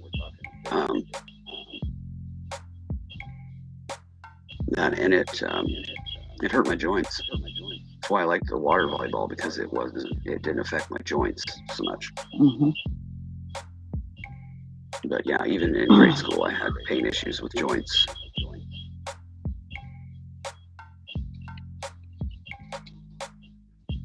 And I would try to keep the weight down, but my metabolism, my glandular system in general was a hot mess.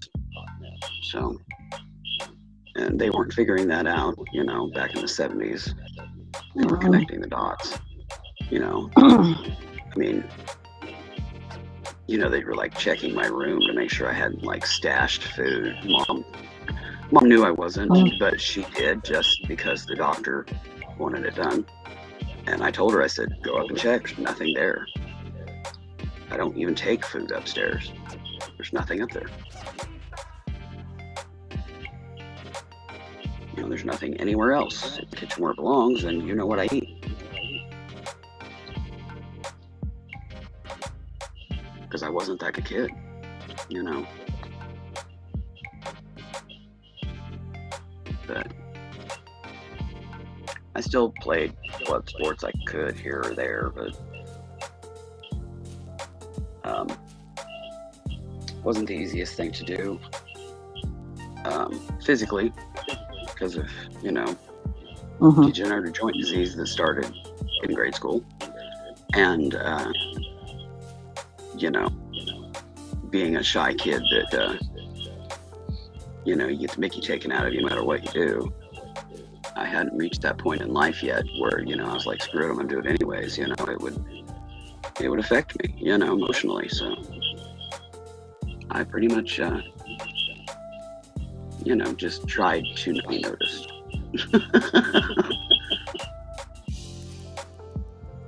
But I survived it all.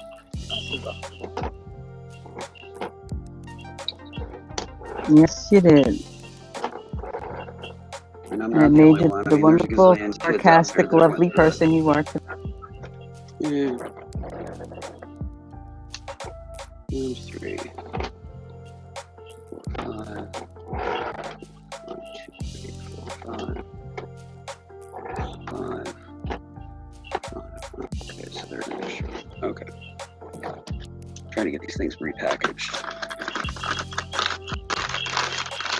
I get them cut and I put them back in their protective little aluminum baggies and seal it, put them in the drawer here, and I'm good for a couple of weeks.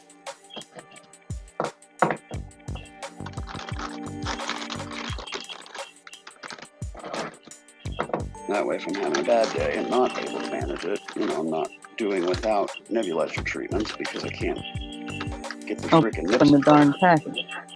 Yeah. All right.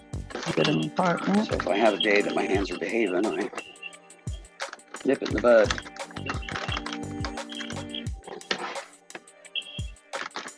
I do that with a lot of things. But it works.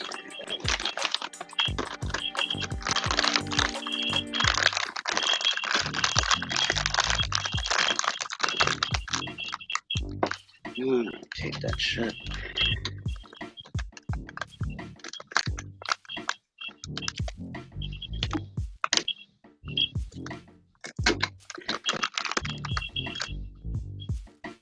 Put a tab on the tape so I can get a hold of that.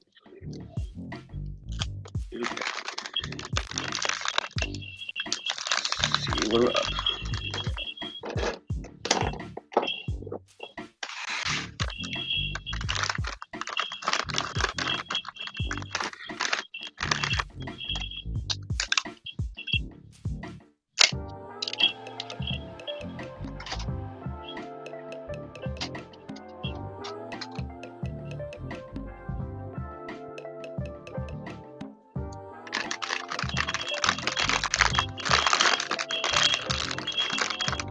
Yeah, these things are in these funky plastic foil packets because sun destroys them. So I would put them back in there to keep protected.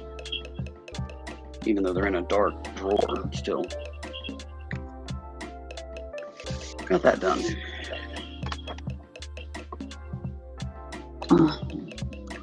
Step What are you away up for to, just Kyle? Okay, dear. just a moment. Break time. Yep.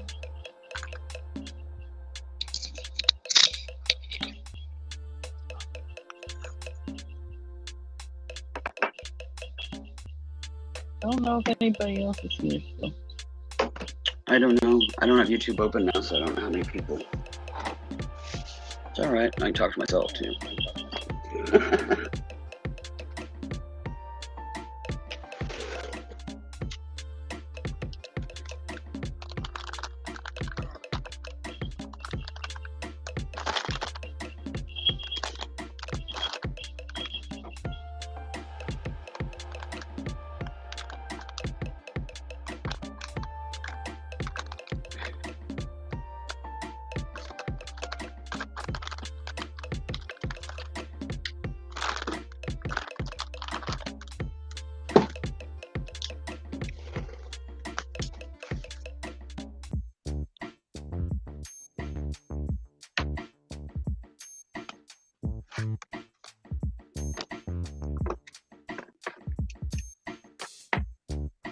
And switching over to my pattern that I've been redrafting again.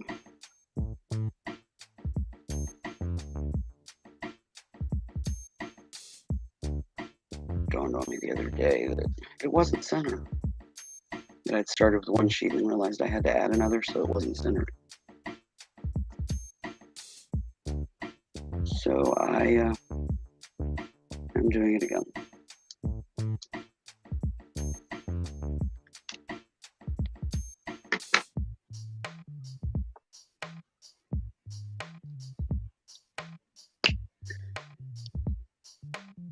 This will be like, I think, the 6th or 7th draft. It's just been so many years since I've done one of these. And then I'm really picky about getting it right. So I don't want like notes of corrections on the side or some frickin' thing. I can't stand that.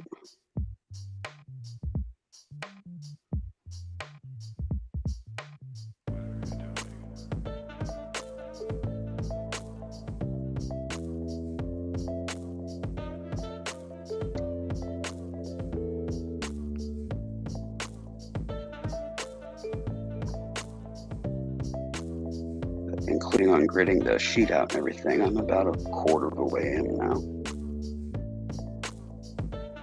Quarter, maybe a third.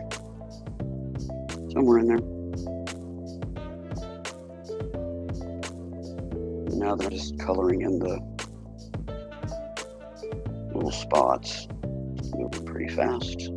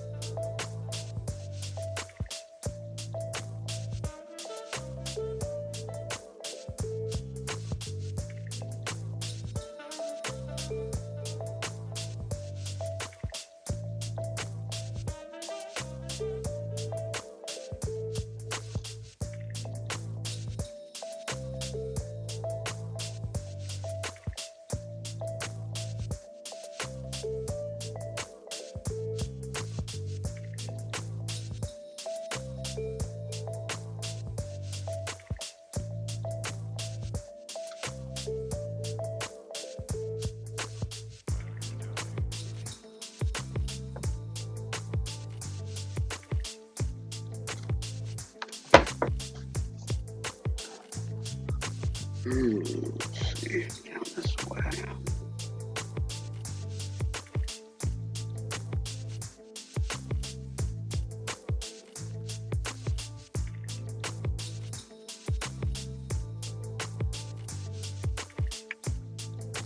And over here.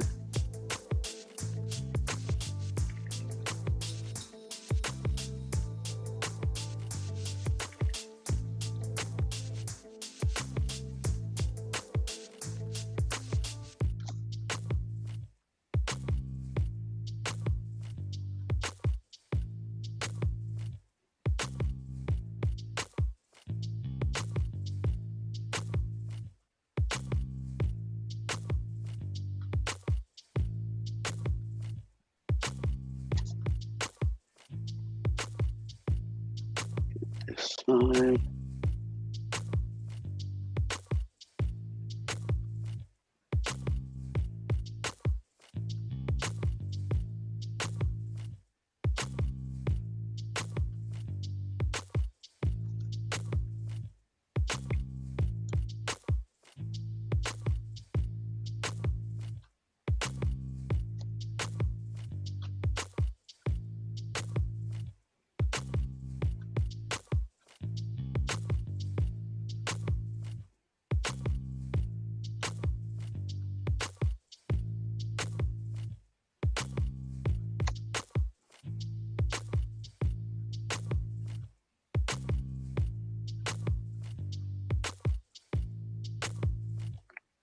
Well, I started out, this hand was cooperating, but it's kind of rapidly tanking on me.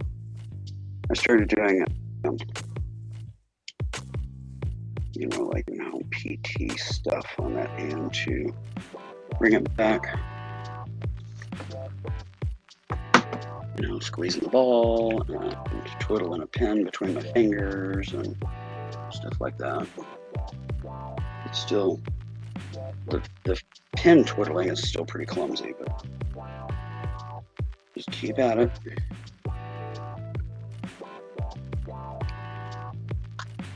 You'll finally have to give up the ghost.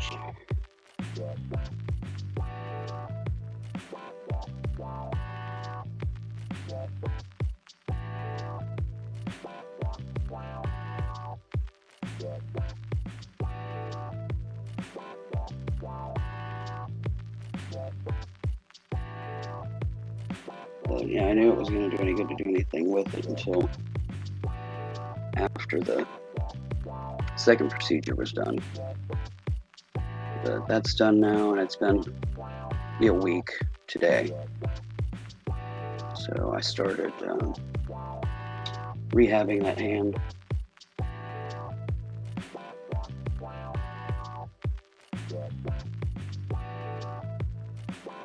And I've actually got a PT wall bar that I built and installed here in the house, and I've got stretch bands and various things that I'm going to start some other stuff here to further expand the rehab on it. I don't know that it needs rehab, but I think it does, so I'm doing it anyways.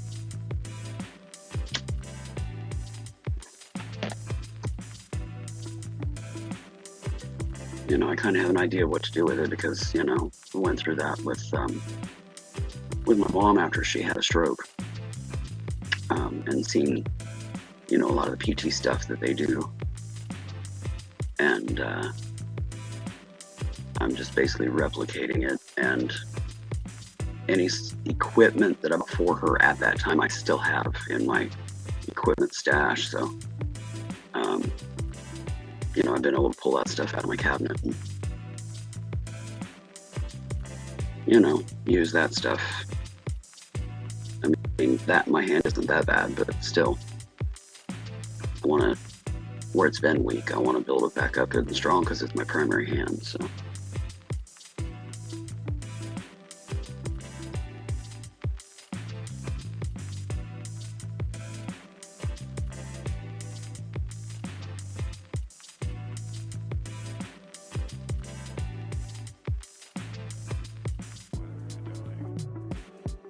I mean, it's not a stroke, it's just nerve and circulatory with the spine process that I just went through. But I would imagine that rehab is pretty much the same, whether it's that or something else. Hello, crooked little flower. Welcome. Welcome home. Looks like you just got home. Stacey has stepped away for a few moments. She'll be back shortly. And I'm just kind of holding down the fort and talking to myself.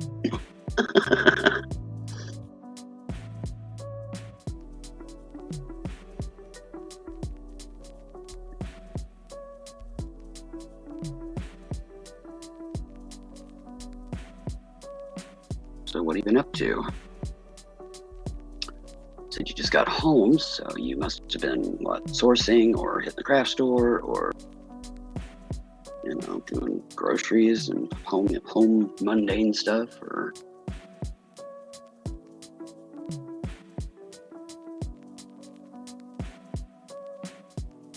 I haven't gotten out for the past few years, so I live vicariously on others' adventures. So yeah, even the boring stuff excites me. Oh, an appointment. Yay. Yeah, that's about the only time I do leave the house. But right now I'm at home recovering from a spine ablation part 2. They do it in 2 parts, and I just got the other one done a week ago today, so. Just now starting to kind of, you know, be able to get active and do some stuff. But I won't know the final result of how effective it was until the 6-week mark, and I'm only 5 weeks. I've got 5 more weeks to go, so. I'm back. Oh, Welcome hi, back. crooked little flower. How are you?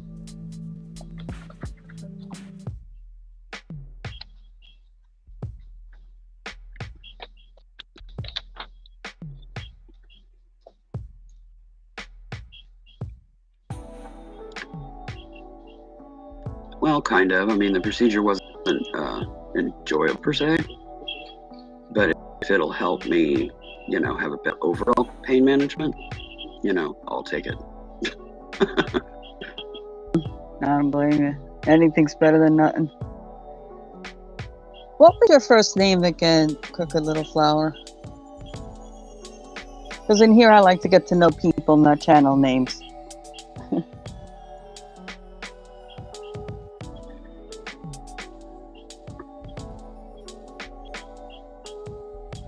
Yeah, calling you Flower would be kind of awkward in the Disney sense, because, you know, Flower was Yeah. a skunk. Awkward. Connie. Okay, you don't have to apologize. Hello, Connie. Yeah, I haven't been bedbound, but I have pretty significant joint degeneration, and I've got a blown knee, and I've got a blown spine, and my shoulders are shredded, and yeah.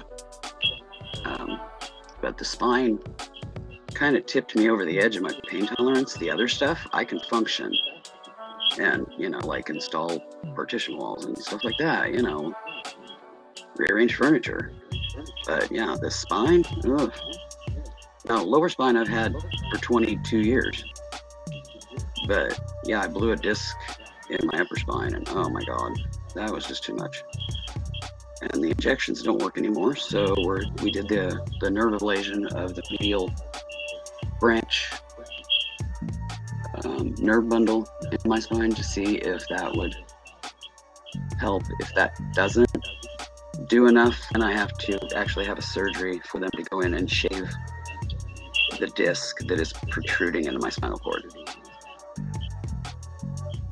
So yeah, they can't fuse it. They can't do any of that. They can't replace the knee. They can't replace my elbow. You know, I can't have joint replacement. I can't have anything foreign put in my body because my autoimmune will attack it. So if this doesn't work and the next step doesn't work, then yeah, I'm kind of stuck. So But I'm super high risk for surgery anyway, so we're trying to avoid surgery and just do procedure. If that'll do the trick, then that's where we'll go for the time being. So, because the surgery would be even more riskier because it can't be transfused. I would have to pre-donate to myself before surgery, and then you know, it's just a huge process to, you know, if there was emergency surgery, then they would probably just have to transfuse anyways. I mean, I've already had one emergency surgery and had to rebuild my own blood because they needed to transfuse me and couldn't. But I had enough blood left to survive, so I had to rebuild, and I was weak as a kitten. And, you know, a 2-day hospital stay ended up being, you know, 8 days. But So it caused you to be bedbound, Connie? yeah. And I'm guessing spine related, but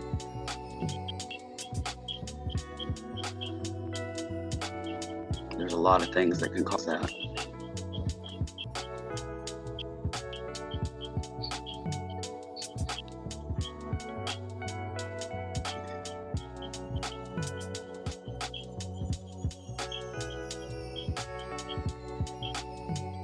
Oh, she has an injury that caused a spinal injury from lesions. So basically, adhesion, scar tissue, created a spinal injury. Yikes. Yeah, I have among other things. Neuromyelitis optica. Oh, you're a quadriplegic. Oh, damn. I'm still mobile, barely, but I'm still mobile, and I'm grateful. Very grateful.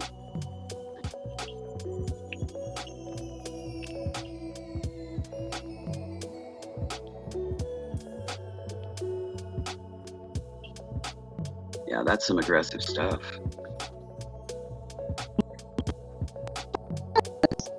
Oh, that's amazing stuff, too.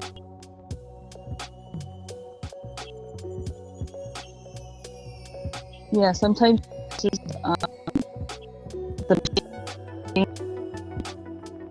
because she uses energy. See? You're robot and bad, girl. Oh, yeah. Hold on. You're able to man your own electric chair. Connie, do you have enough movement in your arms to be able to hit your buttons? Or a toggle, something?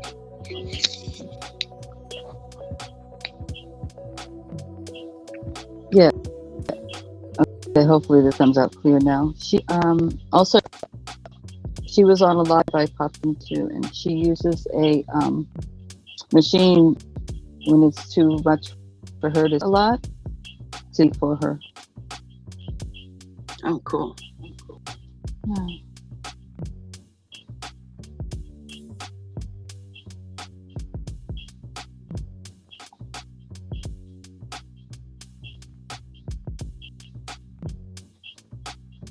She's able to now, but she originally had to operate her chair with her chin. Yeah, I wondered about the chin button thing.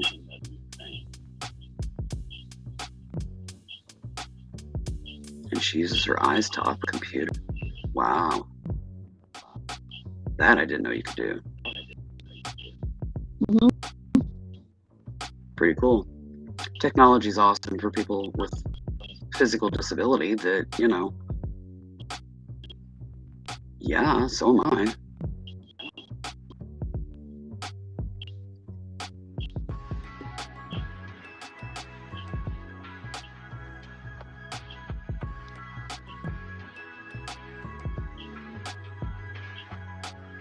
Well, I'm glad that they have the technology that they have to allow you to function, you know, do what you're able to do.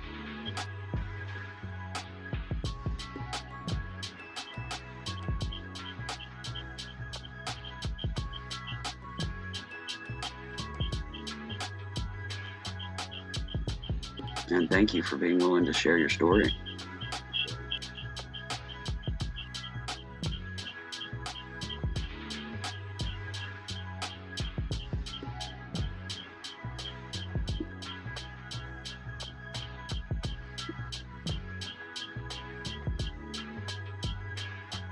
yeah, my autoimmune is actually attacking one of my eyes, so.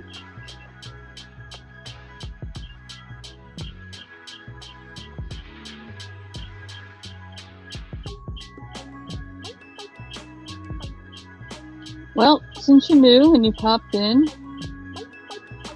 I think I might have explained this to you before because I see you have been in here before, I think. Yeah, are you blue? Yeah, you're blue. Okay.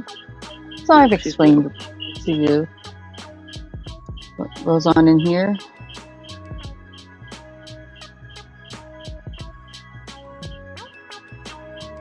No, it's iritis and uveitis, constriction of the nerves that's caused about 30 to 35% blindness in the right eye. There's just no blood flow because of constriction of blood vessels. And to do further testing, I have to be able to get to the closest major to me is 50 miles. I have to be able to get there, and I haven't been able to in over a year. I literally have to see that specialist here locally in the next couple of weeks. Well, on the 10th. So, just to keep like the prescriptions for my eye drops active, you know, that once a year required visit to keep them as your doctor. I can get up there and pursue it. So I'm kind of in stasis on it at this point. And I have been, you know, for a year. You know, disability doesn't stretch far. And then the car got wonky because it got rear-ended by a semi.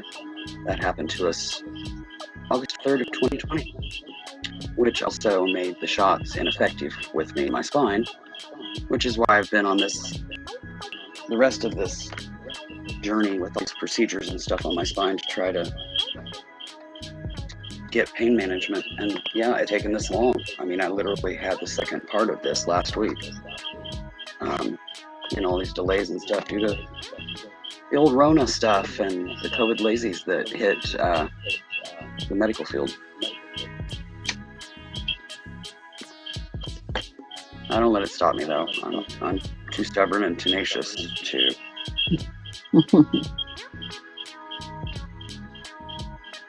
I'm just a stubborn. Yeah, if I would have done what the average person would have done, I would have been bedbound already. So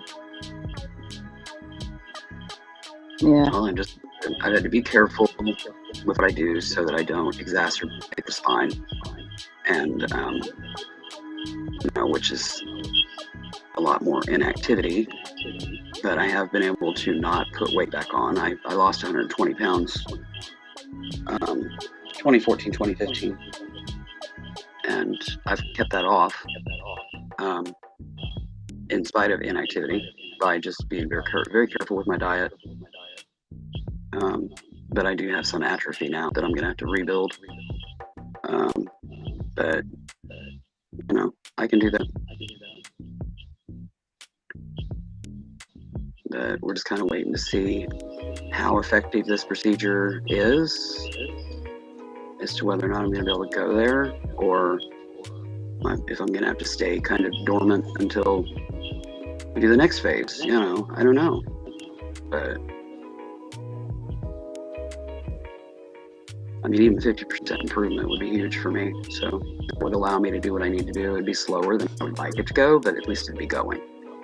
Right now, it's not. And the goal from that, I was in the middle of a remodel when I blew my back out. So I'm halfway through a remodel, still 3 years later, and I need to get it finished to have the house handicap accessible if I do go down and end up in a chair, which is, you know, more of a when and not an if. And I want to be able to return home. I don't want to end up in a facility because I couldn't get the house cleared out and get it back the way it needs to be.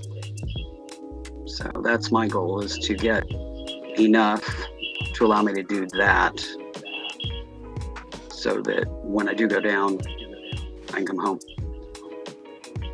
I've already got a ramp on my house. Got that, last month, or no, July. I think it was July or August. I don't know. Anyways. Ramp, August. and got a handicap accessible shower installed through my insurance, the programs that they have. I got that stuff done, which took a good long while because of Rona again, but they're done. And now it's just getting things finished here in the house so that it's opened back up floor plan wise to where it's handicap accessible with a chair. And that's my goal. That will be my focus.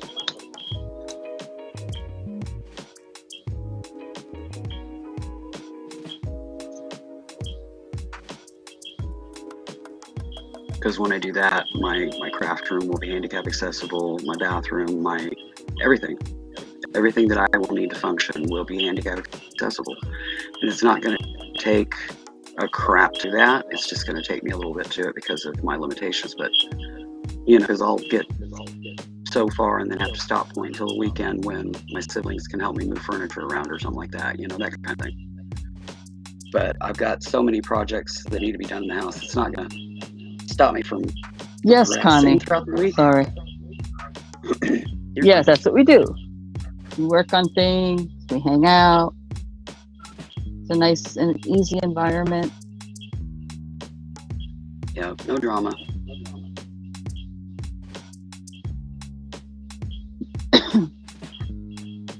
Yeah, I can't do my down camera right now because lifting the computer to set up for that right now is a bit too challenging for me, and I don't want to push it. But I'm drafting a beadwork peyote stitch pattern to do a beaded bottle. This is, you know, I've done numerous drafts of it, and it dawned on me once I got it done that I didn't have it centered because I'd started out on one page and then realized I had to add. And then in the ongoing redrafts, I forgot, hey, you know, center it. So I'm doing it again because it's got to be perfect. I don't like having things wonky. I'm a Libra. It's got to be balanced.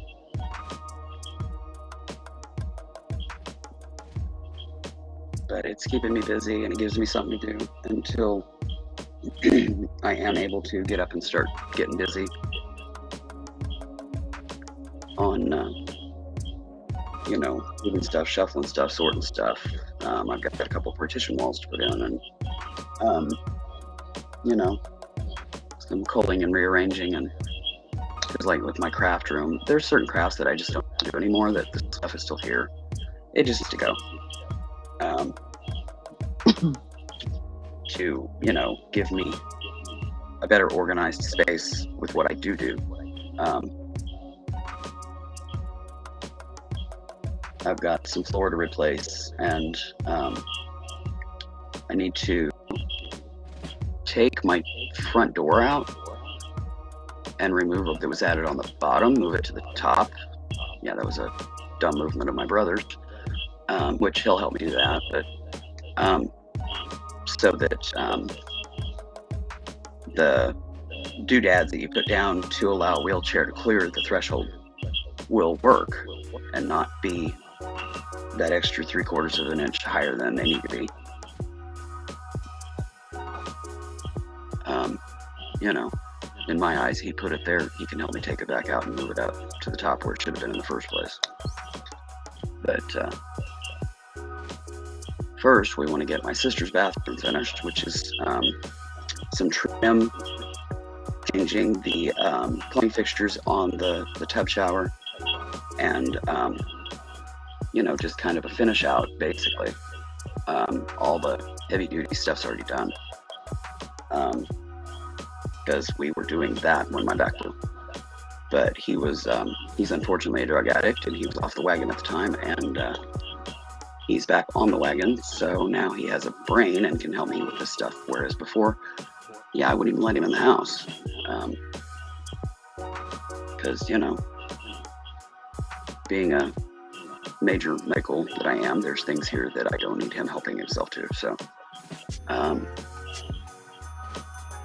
And even still, they'll be locked down, but they're more desperate when they're off the wagon because they need a fix. So they're more apt to just destroy things to get into things, and that's not the case now. So yeah, it'll still be locked down, but he won't be grabbing my hand tools and like destroying things to get into things. So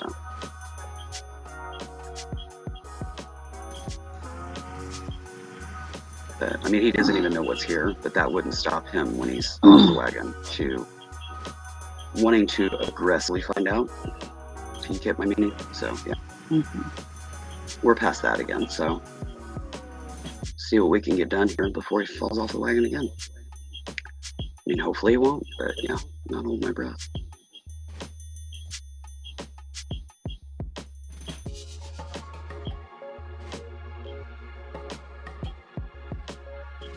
Yeah, I have to be careful, you know. I mean, all I have left is my two siblings. One lives here, but she works full time and is limited on what she can do. And the other one is, you know, county and a half over, or 2 counties over from here. So it's a drive into town for him. So it's mainly on the weekend because he's a truck driver and works a week when he's out on a rig. So, you know, basically I'll plan that stuff for the weekends because that's when Sis is off, that's when he's off. But I can't hit them with too many things at once, you know, because they've still got other things that they need to be able to do. But I've gotten pretty good at balancing that stuff out, so. I mean, even if I've got like a piece of furniture on the sliders and ready to go, they'll help me move it, you know, like Sis will when she gets home from work at night, you know, if it isn't going to take too long.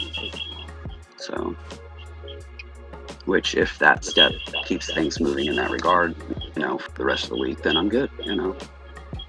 I don't need a crap ton of help, you know, just little gappers here and there, things that are too heavy or what have you because of my back, so.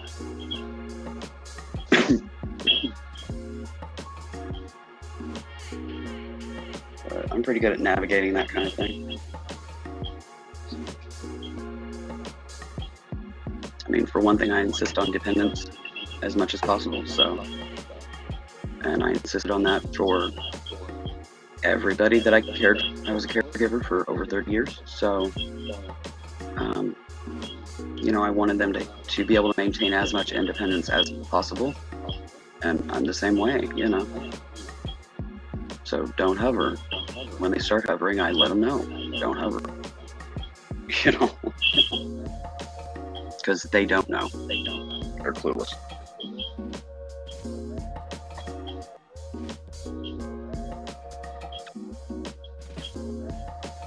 It is. Very much so, Connie, it is.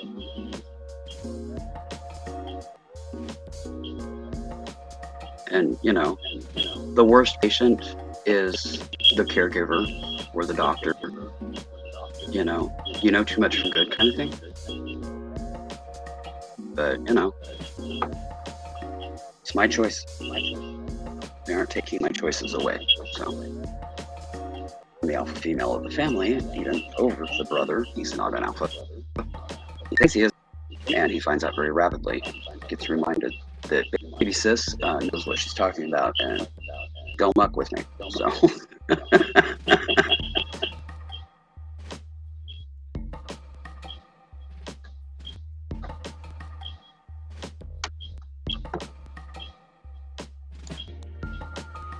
Be right back. You gotta step away for a moment. Mother Nature. Okay.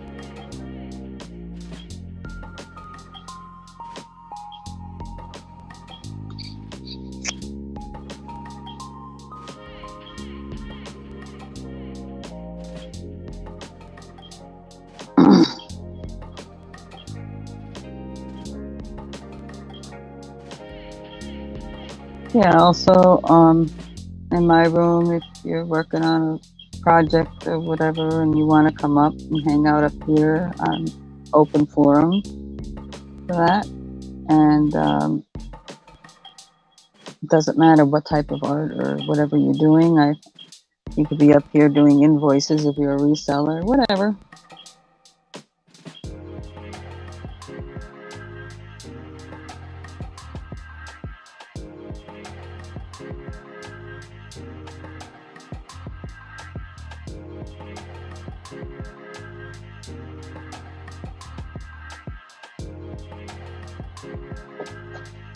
And then I got folks who just come in and hang out in the chat area, may not chat too much, but they're doing their work in the background. They find the environment very comforting. So.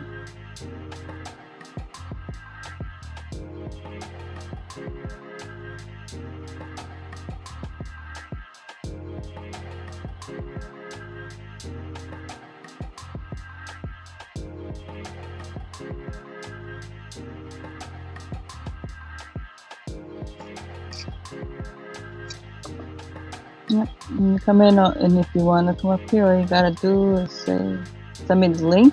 You can drop your email or email to me at the email going across the screen there, because I don't drop it in the chat. And I send you the link. It's that simple.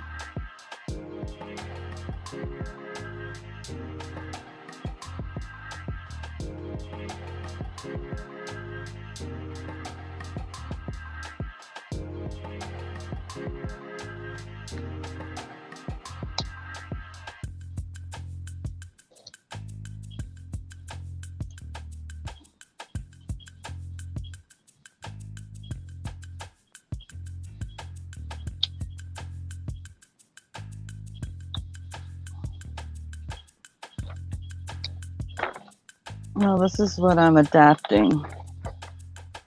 I'm doing it in green rather than in blue, and I'm not going to do the lettering. I already started on, I got 4 of the kittens started.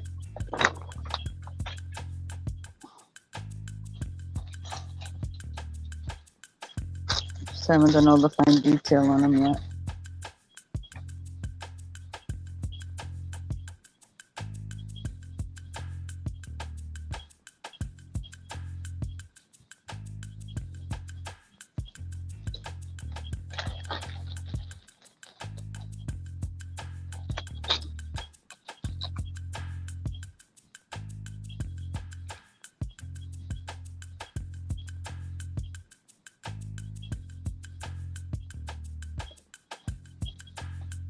But I do all kinds of things. I go based on physically and mentally what I want to do or can do.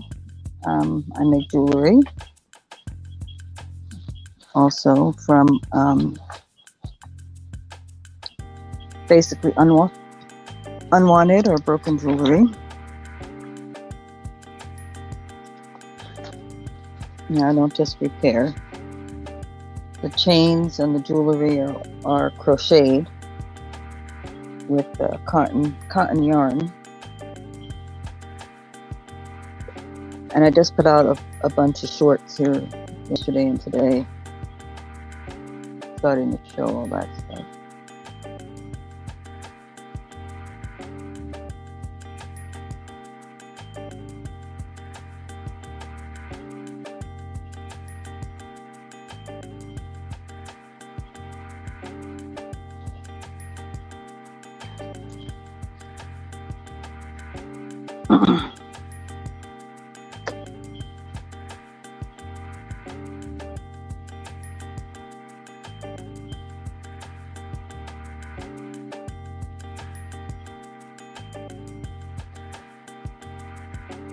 Yeah, so like I said, easy peasy here.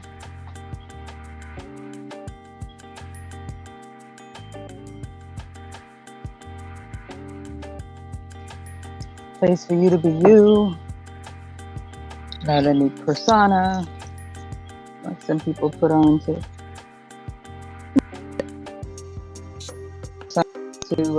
sell things, or a lot of the folks I have crafters that come in, but I also have a lot of resellers. And so yeah, I mean, I've got people who do scrapping, taking things apart to sell to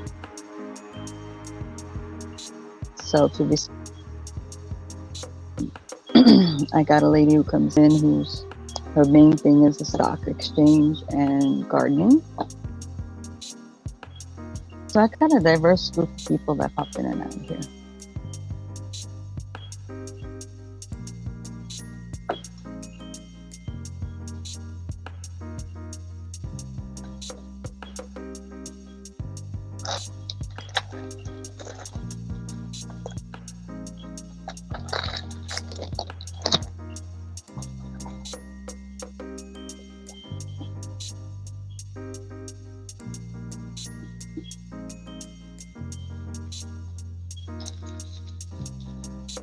Are you West Coast?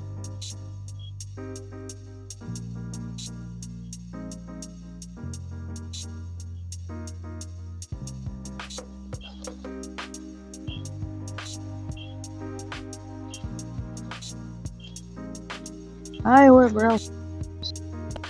Hello, let me hang out.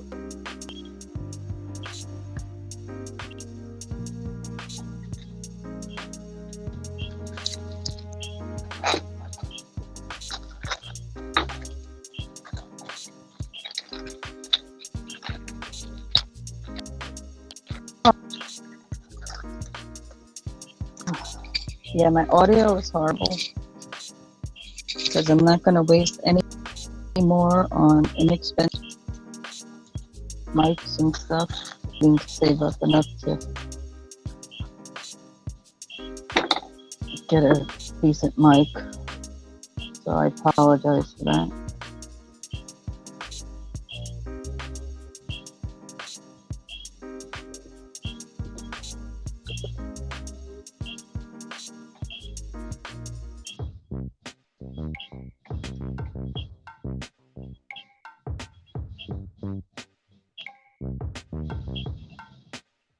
Well, I'm usually on anytime after 10 a.m.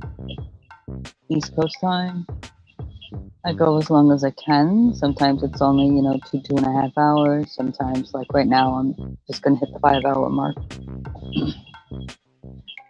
If I'm later, it's because I had to go to a doctor's appointment or whatever.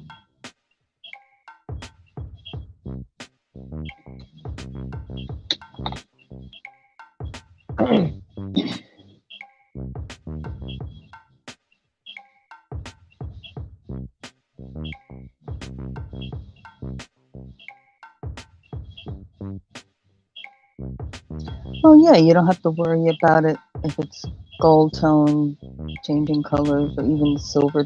Stuff wearing away or eroding in that sense. And more comfortable if you have longer hair or shoulder-length hair. Sometimes it gets caught in your chain, stuff like that, where it really doesn't happen. The cotton, easily cleanable, soap and water.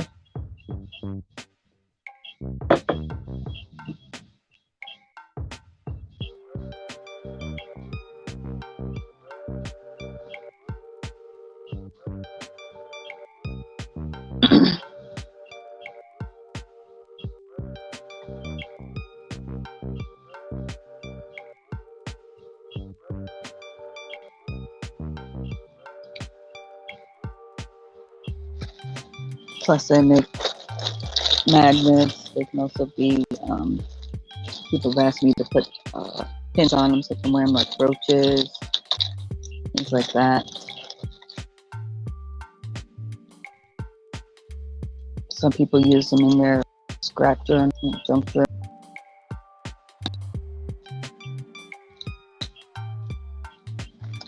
And this is all from, again, mostly unwanted jewelry, old buttons and beads, and a couple of things mixed in, but a lot of it is recycled stuff. that might have wound up a landfill. I'm back. I even had time to nuke me up a chimney. I haven't eaten yet, so. Gotta do that so I can take my meds. That might be a good idea. Mm-hmm.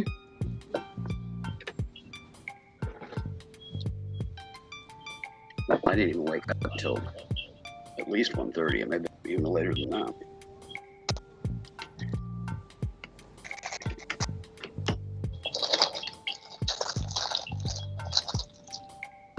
Of course, I didn't go to bed until like, I don't know, it was like 7 this morning, something like that.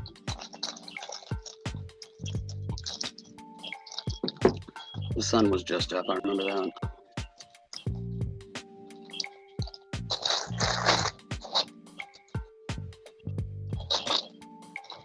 Got woke up by little claws attacking my feet.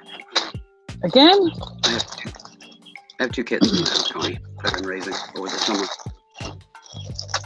Rescues. I am a rescue foster.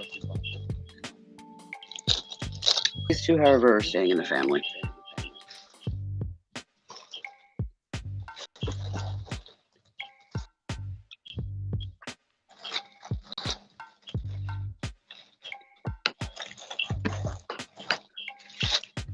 Little bottle babies that will be getting fixed a little later this month because they're good enough now. Yay.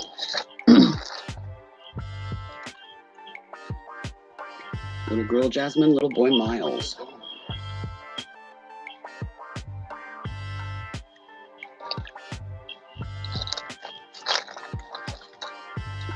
And these two will make 5 for us. All rescues. What? Well, I have 9. My roommate has 3, but wait, I have 8. Oh my gosh, I'm so used to saying 9. My roommate has 3, and he's hardly ever home, so I have 11. Yeah, because you're the one that tends them. You're their mama. Yep. Off the table.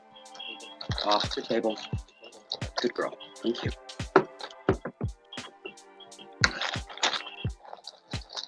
I don't have anything you're going to want, sweetheart. It's spicy.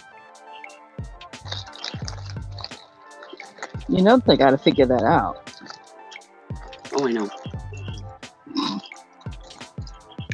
She got a whiff. She jumped up over the chair instead of coming around to the side in spite of the fact that I had food on the table, which they know they can't be on the table if I'm eating.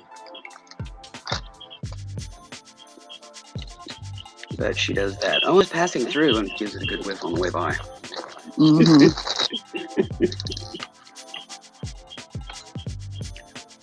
She's still alpha, so she thinks she has, privileged treatment. Not that they're not all spoiled rotten, but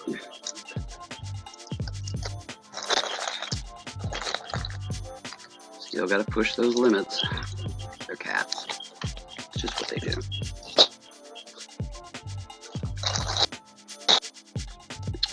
But no, my oldest is Sable here. Next oldest is Aspen. Both female. Sable is a tabby. And Aspen is a lavender point Siamese. The big bodied, more like a Persian or a Himalayan. And then there is Esme. She's a little over a year old now.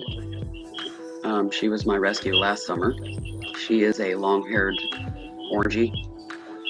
And then there's Jasmine. She is a kind of a calico torty tabby mix kind of thing. She's got kind of a funky fur, but she's beautiful. And then there's Miles, and he is a black. You call him a tuxedo because he does have a little bee of white on his tummy, but all the rest of him is black. But yeah, technically he's a tuxedo. But unless you roll him over and look real close, because that little line is really thin, he just looks like a black cat.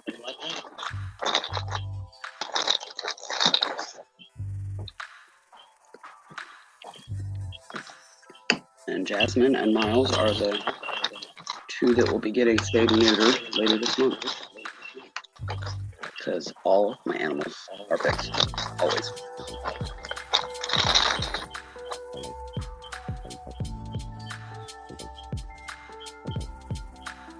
But yeah, Esme and Miles and Jazzy are all related.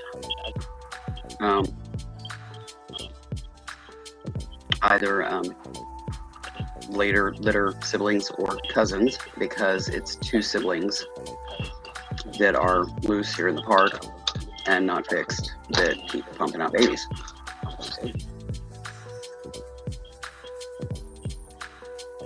Hey, passion for art. Welcome.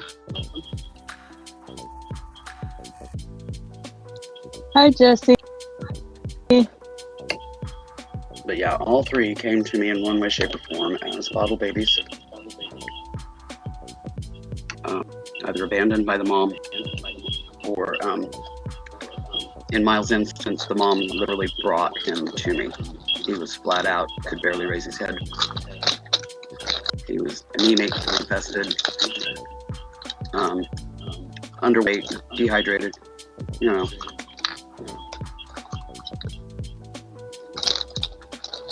If she wouldn't have brought him to me that evening, he wouldn't have made it through the night.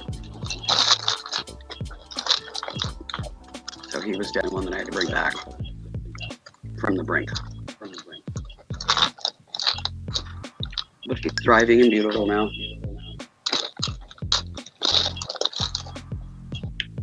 And a total squirt. And as he gets stricken through the house, it's like a herd of elephants.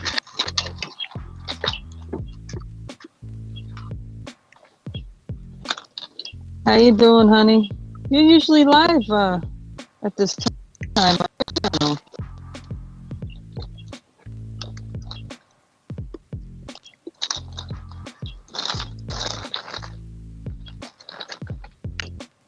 Connie's passion for art, you see, and she's a really good painter at that. I hate Definitely. my audio.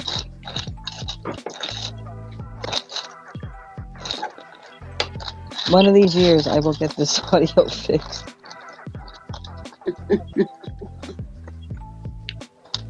Oh, she was out and about with her family today, doing some shopping. Oh. The mundane grocery kind, or early holiday shopping?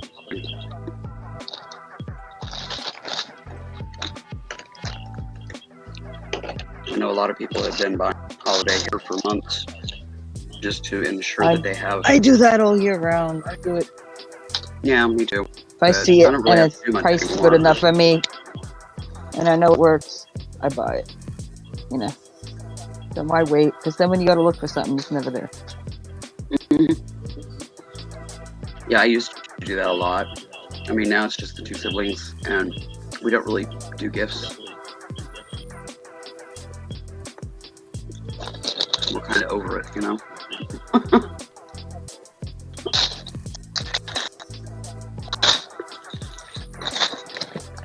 I mean, if they need something and I'm able to find it for them at a good deal, you know, I kind of do that year round.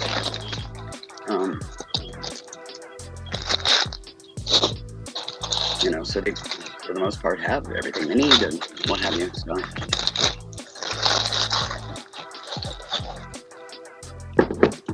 And with me, I'm impossible to shop for, so I'm too picky and very specific, and so I pretty much just buy my own Christmas, you know, throughout the year.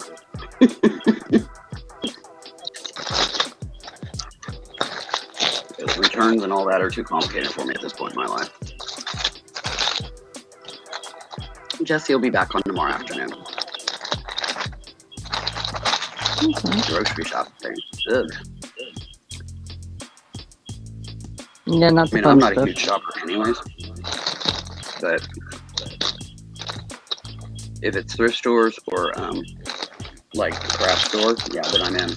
Beyond that, you know, I do it if I need to, but you know, not my favorite thing to do. I mean, I'm good at it. I find good deals, know how to use coupons, blah blah blah. But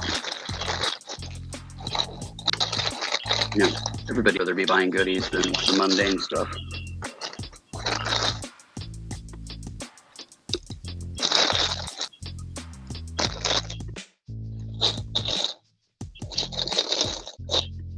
Would rather be buying the fun stuff.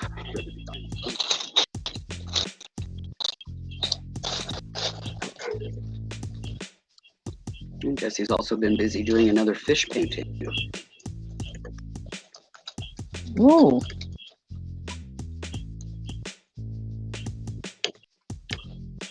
Anything Halloween this year? She's already done. Yeah, I know that. I just wonder if she does anything Halloween. Some people do, some don't. Some aren't fond of Halloween. I love fall and all the days that go with it. Halloween, Thanksgiving.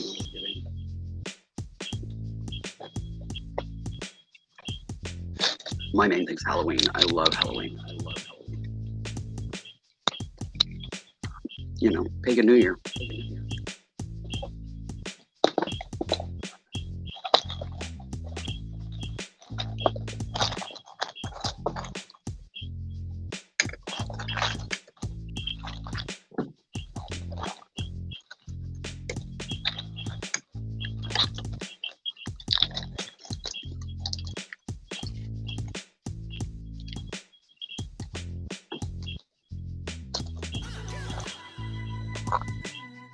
Oh, you're doing a Halloween painting on the 16th of October.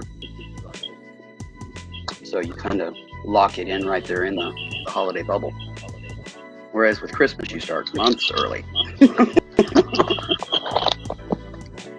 Hey, whatever works.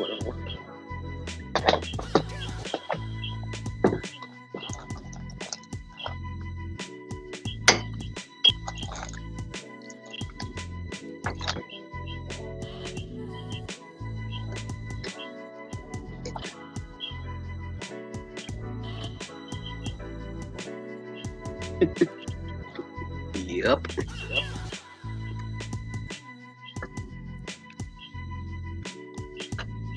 I kind of work on both year round. I haven't so much this year because it's been so challenging for me, but I've got, you know, the embroidery felt kits for like ornaments and stuff that they sell. It's like felt and sequins and beads and all that, you know, that they have in, you know, like Mary Maxim and Kirshner's catalogs and what have you. I don't know, maybe not. I don't think they have all that much in the way of paint supply stuff. But I love getting those for a deal. You know, like after Christmas clearance, or, you know, somebody on eBay that listed something and had no idea what it was actually worth. And, you know, I was able to catch it for a deal. I love when they do that. Me too. Screw up. My game. But I've got several of those kits of like Christmas ornaments. And I don't necessarily get them done that year. You know, I can work on a kit for years. Just fiddle with it whenever the mood strikes, you know. And once I can hold a needle again, I've been thinking of bringing one of those out, working on it. I've also got a fall wreath that I got on after holiday clearance last year, and I thought about pulling it and setting it up, working on that, you know, like through October, November, and then, you know, like December or January, whatever, you know, I can do Christmas. I've also got the vintage purses. They're beaded. They have the metal frame on them. I got a couple of Oh those yeah. earlier this year from a reseller here on YouTube, and they need work. So I basically totally deconstructed them, and you know, have the beads, and I need to replace the base fabric and the lining and all that. But I kept the original to create the pattern to do that, and I've been chomping the bit wanting to get started on those too, and the beaded bottles. So yeah, I'll be bouncing around through several different projects, basically all winter.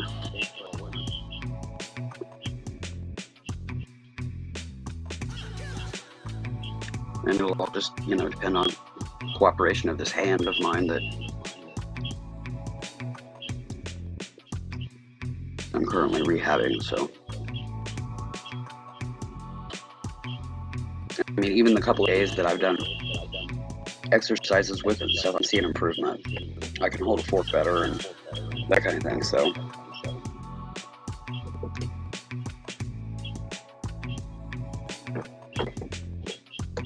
I'll just keep plodding along on that. And of course, you know, when I bring power tools and stuff like that, they'll get a workout regardless.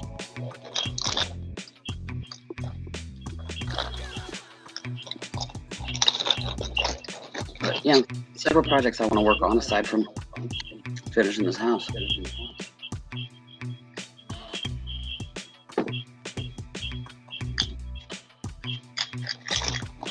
Because as soon as I get the space cleared over in my craft room to move a chest of drawers that's in my bedroom out of my bedroom, then I can finish my bedroom. I'll have the rest, that last bit of space cleared that I need to rearrange it and do what I want to do with it.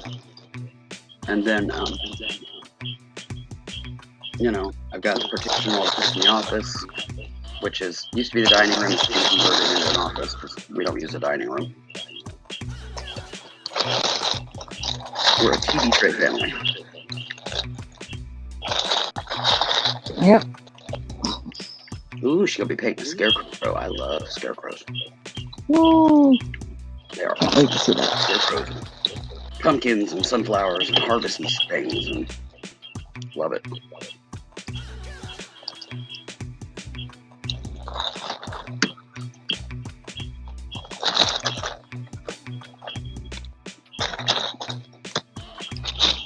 They've got some felt kits out there for, you know, like Halloween ornament stuff.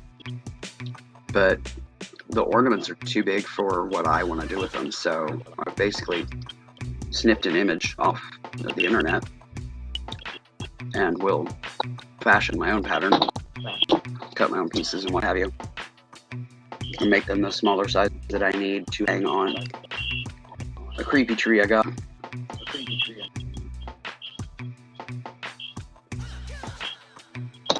Don't know if I'll get that done this year or not, but I've got everything I need to do it. Because, you know, when I pull the pictures, I can check my stash, sequins and felt, and I know I've got the embroidery floss because I've got multiples of pretty much every color DMC ever made,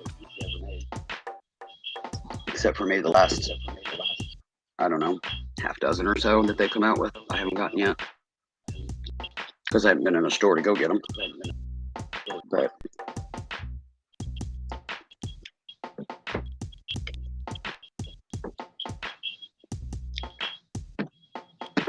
and I've got little crochet ghosties that I bought from a particular person to add to that.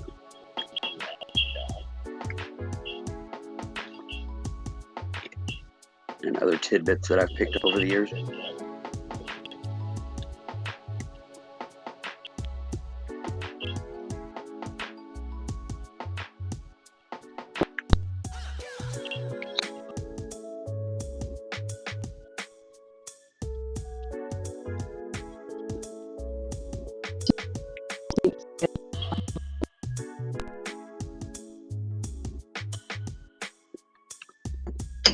The only thing I haven't found yet that I will probably fashion myself is an owl. Do what, honey? Roboted robot. It could be the most ugliest creature It's so sweet.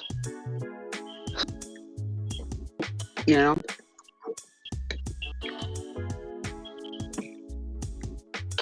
I don't want it to be creepy though. I want it to be whimsical. The only thing creepy about it's going to be the tree. Ooh, Jesse's doing a panda diamond art right now too. Yeah, that stuff's catching on. That's what I did through a big part of last winter was diamond art.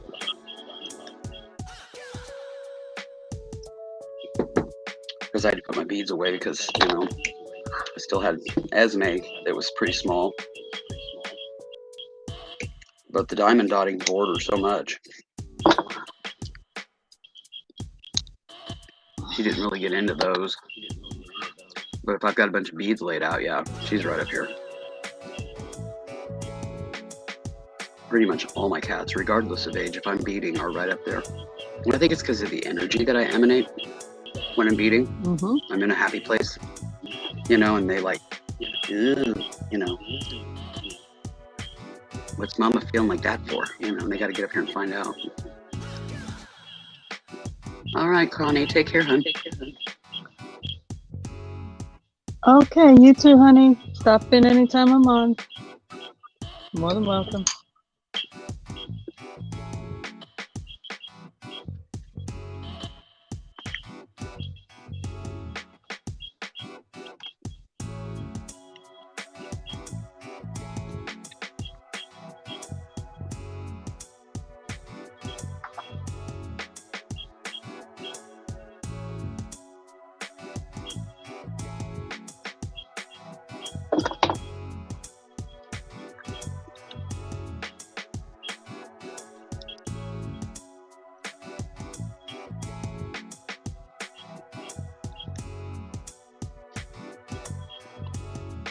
Yeah, it's interesting when I get my craft room done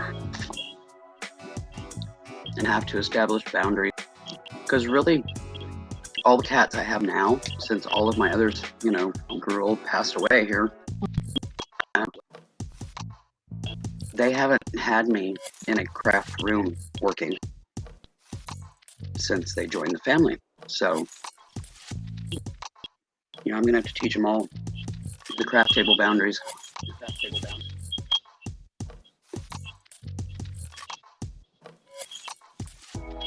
We'll see how well that goes.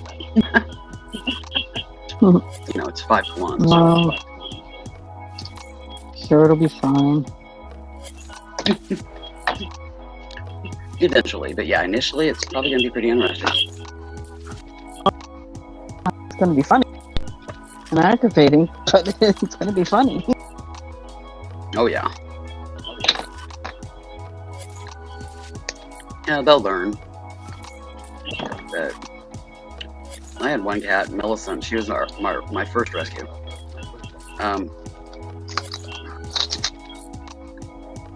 If I was beading and I would have beads laid out, you know, I'm like setting up for a necklace or whatever. And it never failed with her. It was always the focal. She would steal the focal bead and take off it. I had to keep a bowl, a little ceramic bowl, up on my table all the time, so that when she decided she was mad at me and would steal a bead, that she would have a place to put it back, you know, on my table, and it would still, you know. And it could be a few hours, it could be a few days, it could be a few weeks before she finally decided that I had earned my bead back.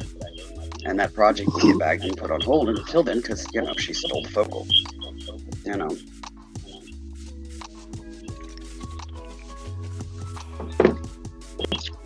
So that was always interesting and taught me real quick in a cat's world. Yeah, have several projects going at once, because if you got one, it's liable to get stalled indefinitely. Because, you know, bead thief in the house. It would be funny, but yet annoying, you know. Mm-hmm. But yeah, she did that for years and years. Hey, Barbara.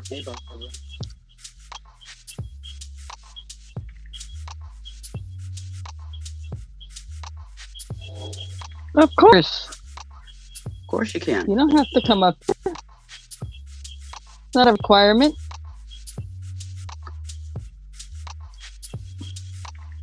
Yeah, there's days that I come and just not up to it.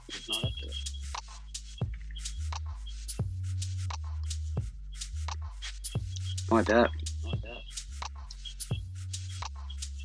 Says she's seeing red from the sun. She's sunblind.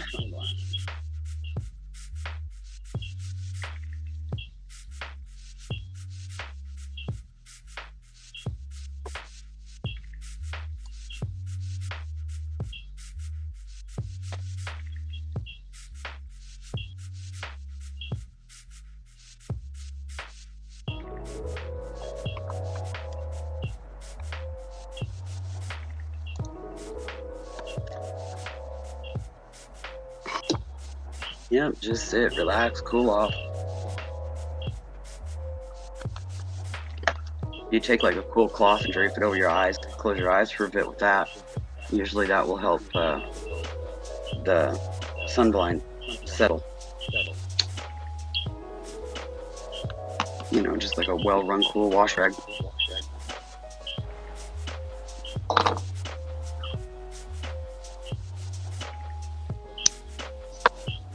She says she found more yarn, and the trailer is full, so we're tired. Yeah. That would do it. Yep, they're heading down to Florida, bringing a whole bunch of stuff to a few people, including me. Snowbirds? Or just... No, they're looking to move vacation? here. No, they're looking at houses. So they're looking to move. Well, it's actually West Central Florida.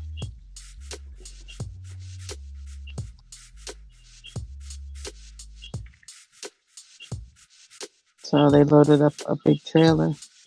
So kind of Gulf Things. side.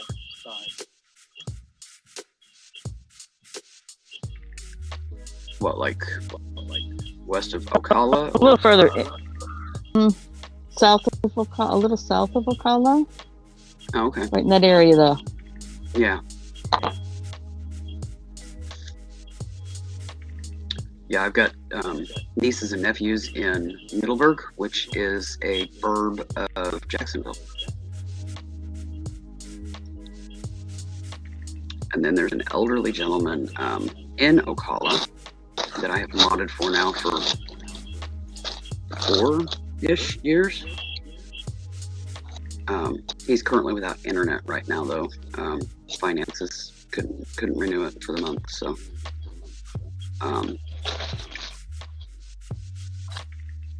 they are dealing with the second round of Rona in the house, and they haven't been able to work. He's on disability, but they haven't been able to work.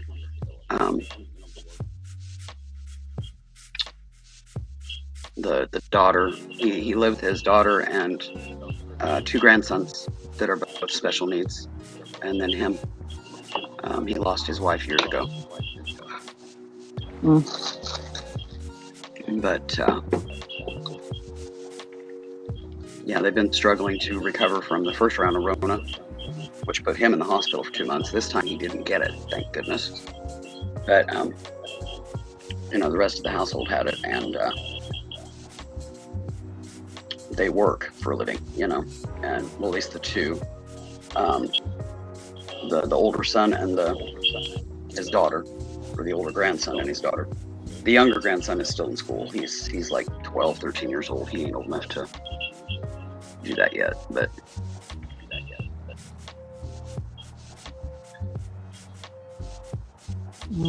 oh, cool, Barbara. Hello. Who else came in? Say hello. Let me know.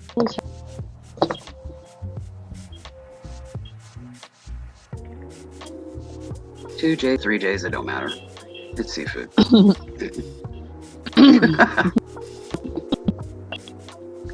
Sun and windburn, aloe vera, and a tepid shower. Cools your core, cools your skin, and then the aloe soothes the skin.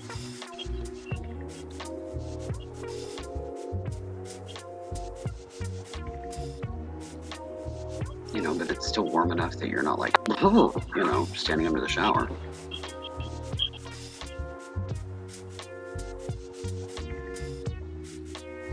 sponge bath works. Or you can take like hand towels, wash rags, whatever, and you know, wet them and wring them and just like drape them on your arms and roll one up, you know, between your thighs, because that's a good place to release heat from the body. You know. But yeah, just like drape on your arms and stuff like that. Compresses, cool compresses. Yeah, top of your head works too. But yeah, there's 3 levels on the body that are good places to release heat or add warmth, and that is the bottom of your feet, between your legs, top of your head, and the back of your neck. You know, either one, whichever works best for you.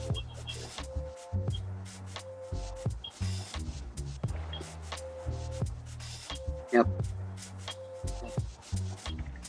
But, you know, you can go into the armpits too. That's another good place. It's kind of secondary, but it still works.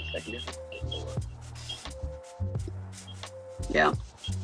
Yeah, you can't get too much cool with the fibro or it sets your nerve endings off. So yeah, it's finding the happy medium there that's your tolerance level until you can get in the whirlpool. Yeah. Because that doesn't seem to set the nerve endings off quite as much as the compresses do. So, but yeah.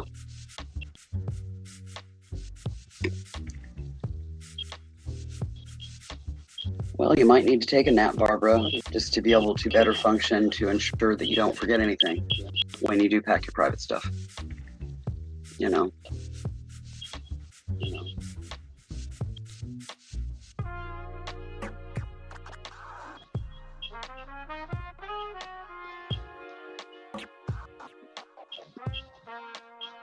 Yeah, I don't have to worry about stripping. I sleep in the buff anyways. With my skin condition, it lets my skin breathe and I don't break out as much. But if I have clothes binding on me, yeah, that don't go well. I have a nasty skin condition that I've had my entire life. It triggers with puberty. For me, puberty was like the age of like year 9. Because I started my menses when I was 7. So, yeah.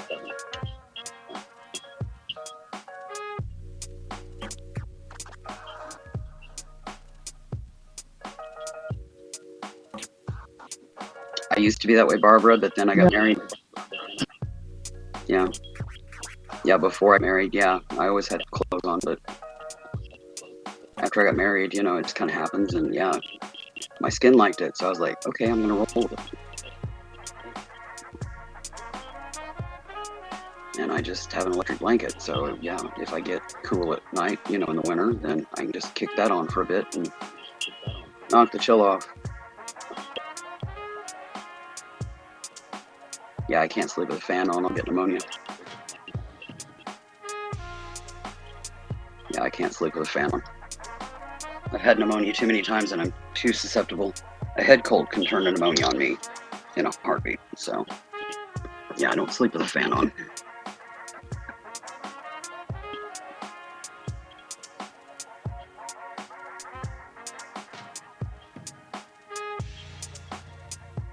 I mean, all summer I've just been sleeping with a sheet, so I've got the quilt at the foot of my bed folded, but the reason for that is because I have 2 kittens in the house that like to attack feet, so, you know, I slip them up out of there, but then, you know, I start feeling a kitty, then tuck them in there and protect feet, because my feet are like a hamburger from raising 2 kittens, and both of them attacking my feet all summer. I just got him healed up from Jazzy when Miles joined my life. So, started all over again.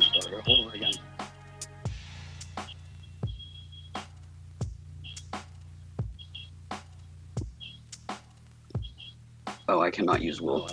No, my skin does not like wool. It's got to be soft.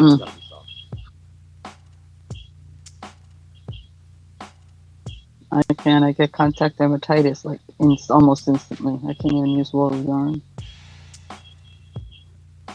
I can work with wool, but yeah, if it's like having to be cut or anything like that, where there's going to be short snippets, yeah, then there's a problem.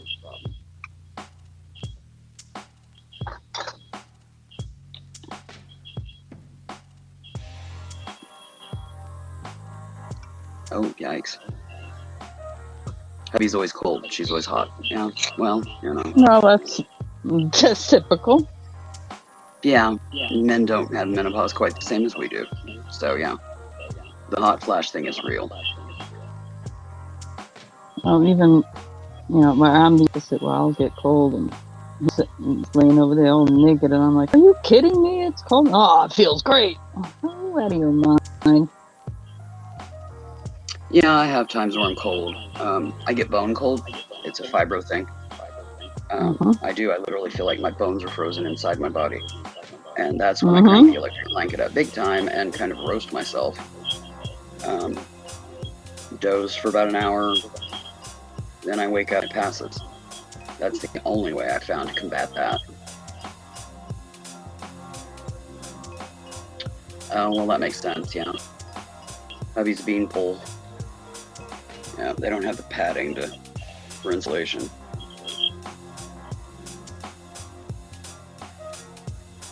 Yeah, Wolf's a skinny gentleman. Yeah.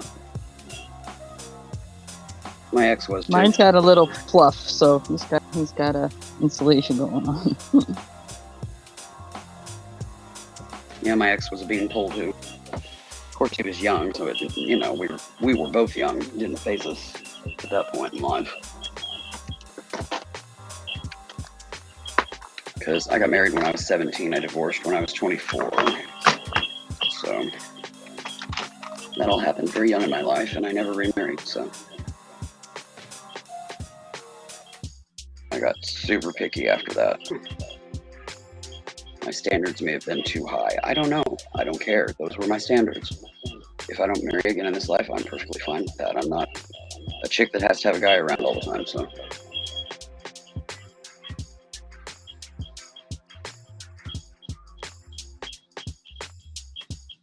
I mean, by the time I divorced, I've been single longer than I was alive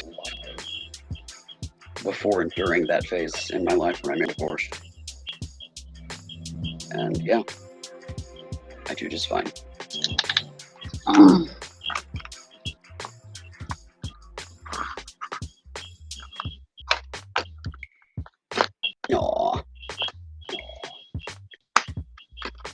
He's been being schmoozy. See, if a guy told me that kind of thing, I'd just be like raising an eyebrow, like, really? Seriously? So he must be good at not making it sound like it's a line.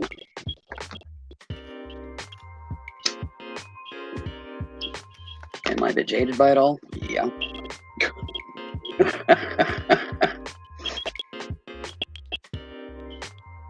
I almost got married one other time. And the minute that I said that I would marry him, he wasn't very smart. He didn't wait for the paperwork. The minute I said I would marry him, he turned into a dictator. So before he ever got papers, I kicked him to the curb and never looked back. So.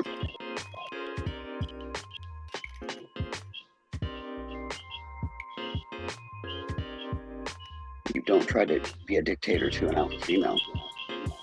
Yeah. Because it's going to be painful on their end.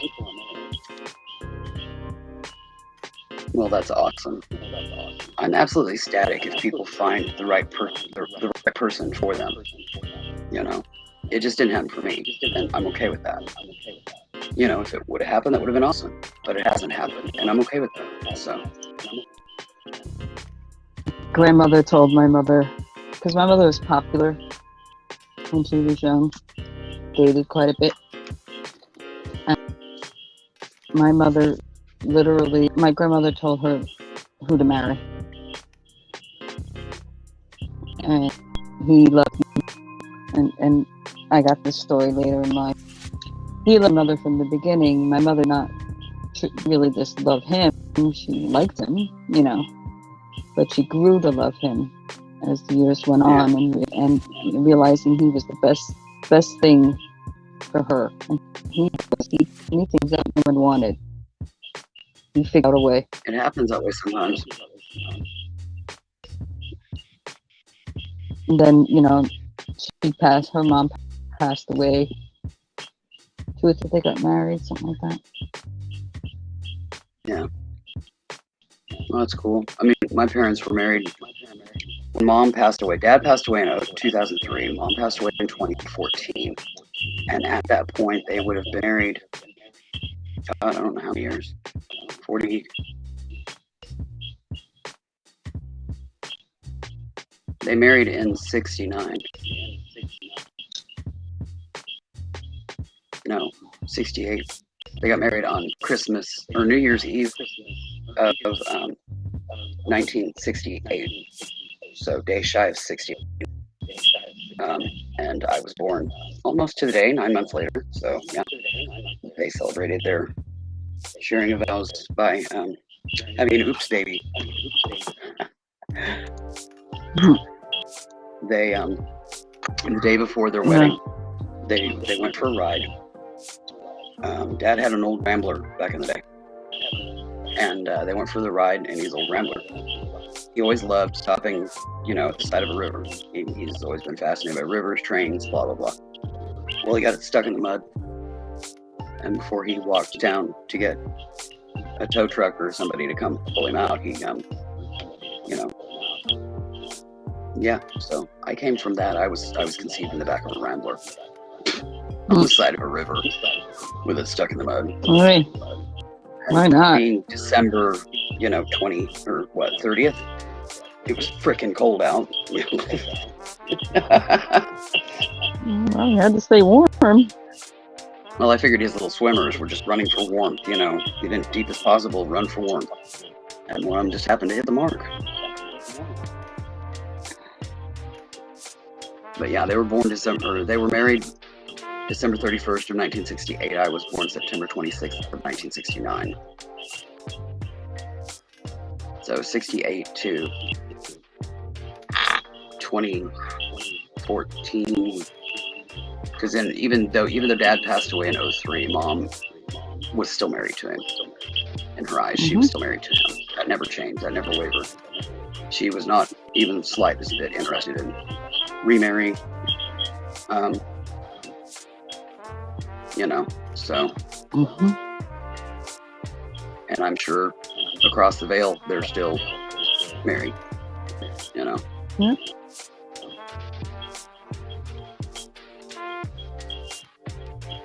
But yeah, they were married 40 some years, so. And that was second marriage for them both. Yeah, my parents were married. Yeah, they both been married 36 before. when my mom passed away. And then my dad passed away 2 years later. Wow. That'd be rough. Yeah, it was rough. But, yeah, they were married a long time. And I figured when I married that that's what I would be doing. And that's what I thought I did at the very young age of 17. But basically, we grew up together and grew apart. You realize at some point in your life what you want to do with your life. And both of us realized that what we wanted to do with our life didn't mesh with us staying together.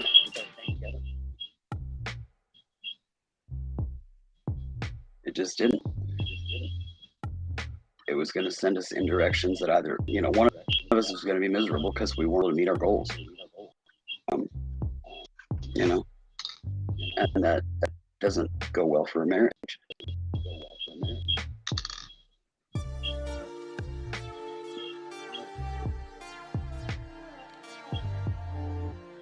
My dad passed Barbara exactly a year to the day, November 19th, 2003. And then my From mom your mom? passed. No, my dad. My dad passed November 19th, 2003. Her dad passed November 19th, 2002. Exactly a year to the day. my mom passed on April 18th of 2014. Yes, exact same day. Yeah.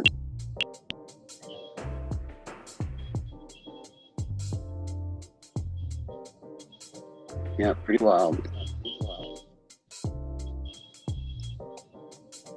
No, my dad, he would have held on 5 more days. They would have died exactly 2 years apart.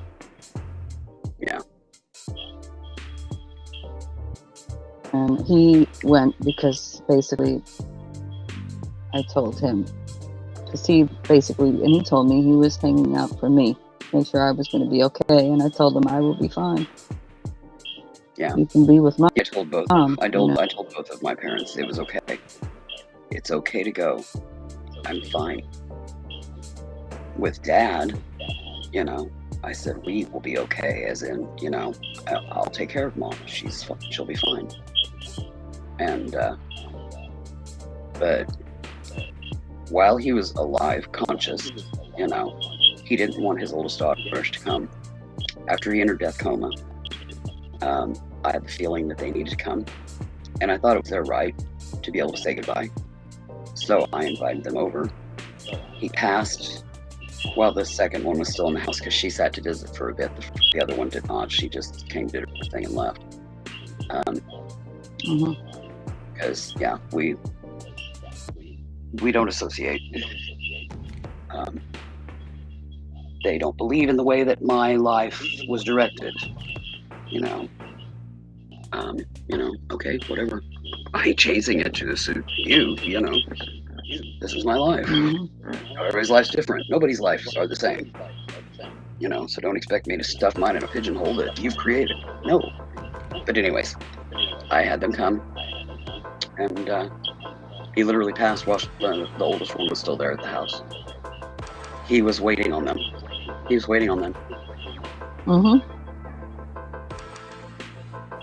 Because as soon as he was able to say goodbye, he passed just literally minutes later. Less than 10 minutes later. Just poof. She hadn't even hit the old road that takes her to her town where she lives after she left. The younger one. She hadn't even hit the little highway that takes her to her town, which is like 3 minutes outside of town. She hadn't even hit that yet, and he had passed. So basically, she had barely crossed town. And our town is 9 miles long. So, and he had passed. Because I called the house. I figured she wouldn't be there yet, but, you know, I didn't know if she had a cell phone. If she did, I didn't have the number. So I called their house, and the husband was there at home. And he informed her once she arrived home that he had already passed.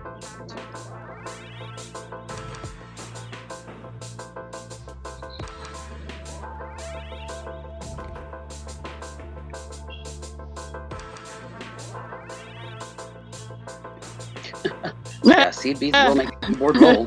Yeah. They're round, you know, they're like little wheels. Yeah.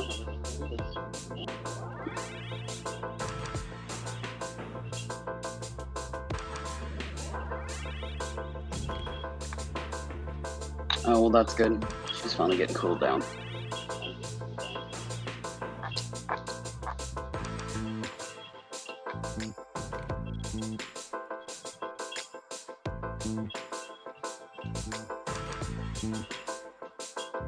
So are you saying that Wolf was chosen for you?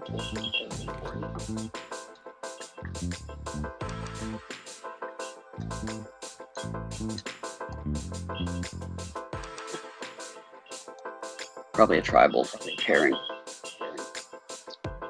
would be my guess. That worked out very well.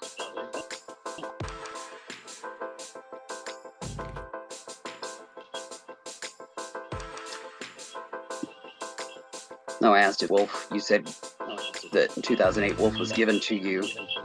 So I was, you know, wondering if he was chosen for you, like by the tribe, or...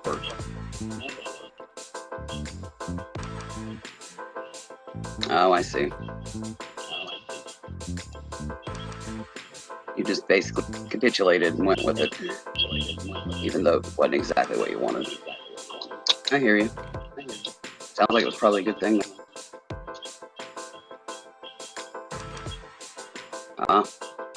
Yep, that'll do it. Kind of undeniable at that point that you didn't even know him. Oh wow. Yeah, I don't know if I could do that, tribe or not.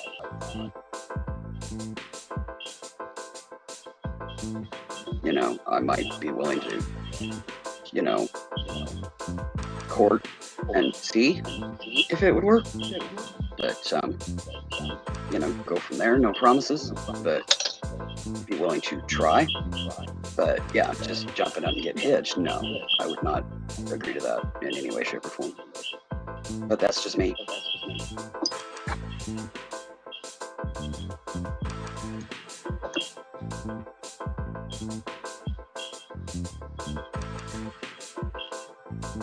Oh, I see. So you kind of knew him, but yet didn't know him. I hear you. Knew of him at least. But still, I wouldn't be able to.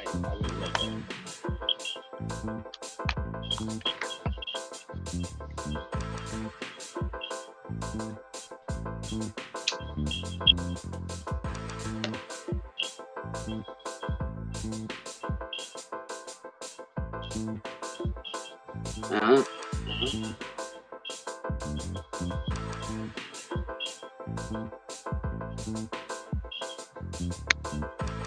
No, there would have had to have been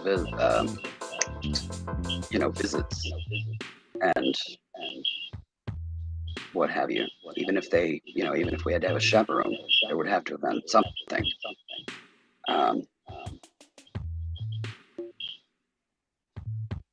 You know, I'm not blindly agreeing to marry anybody. You know. She lucked out because I won't even. he blindly. truly loves her, and you can. Oh my God, it's amazing to see. Well, I'm glad it worked out. When you see him even on here, looking at her, you can see it. Yeah, and that's awesome. You know, I'm glad it worked out. I just don't know that I would be able to do that. There would have to be, you know, visits, even chaperones, something. Just blindly marrying somebody, I could not do that. No, I couldn't. I ain't handing people a piece of paper saying that, you know, you have quote unquote rights to me, especially in the patriarchal society that we live in. Yeah, and I would have to meet them before I would even agree to, you know, date or court or any of that, whatever they want to call it. Me neither, Jesse. I haven't dated since 2000, 2001, somewhere in there.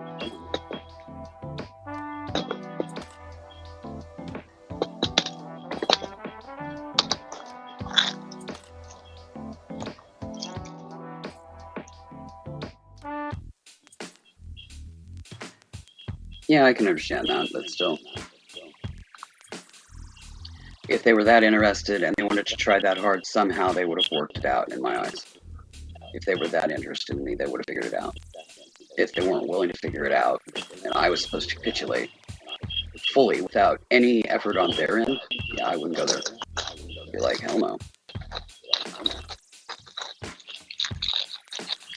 Me too, which is why I don't date anymore. Last time I dated, all it did was remind me of why I didn't date to begin with. Because I had dated for years prior to that.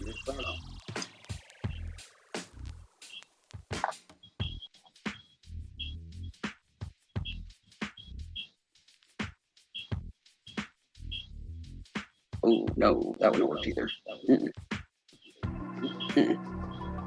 Even if it required, like, engagement or something, yeah. I test drive the equipment first, sorry.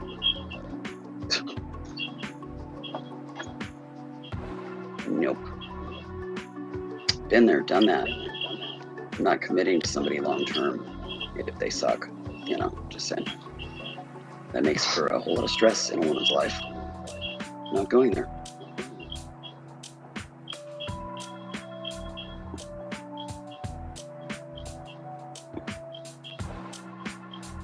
Well, that's awesome, Barbara. Definitely a commitment. Definitely love there, and that's awesome. But that's like 1 in a gazillion chance, you know, that it worked out like it did. I've never had good odds with anything like that, so yeah. You know, even dating them and everything, but saving yourself for marriage, yeah, that didn't go so well.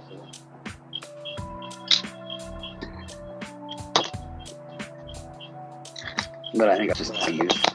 I'm older now, far older now. Was far more mature after the divorce, and yeah, I had pretty high standards set. But yeah, the minute I say we'll marry you go dictator on me, no, that didn't work. That's why that dude got kicked to the curb and shot back to California.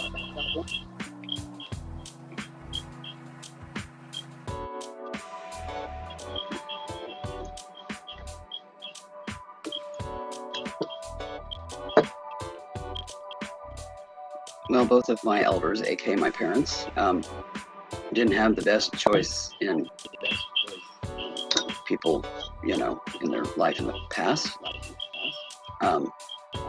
Yeah, I'm glad it worked out for them, but you know, I didn't trust their choices enough for them to make that decision for me. I had to make my own mistakes. Yeah, any of that stuff, choosing who you marry, blah blah blah. Yeah, I just no, that wouldn't work for me. I would have probably took off. I would have ran. Because yeah, I wouldn't be, again, in my eyes, that kind of thing, it's being dictated to. You don't dictate to an alpha female, you just don't. And yeah, no, I wouldn't have stuck around for that. But that's just me. Everybody has their own path. And mine, mistakes or not, I wanted them to be my decisions, my mistakes. And not a mistake at the hands of somebody else.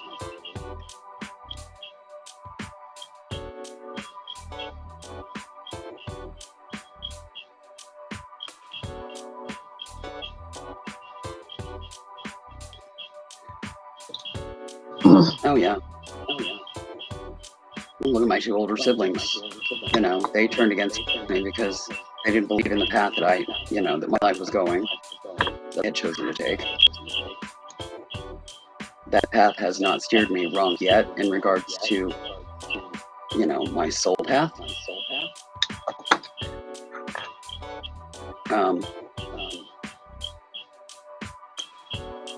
You know,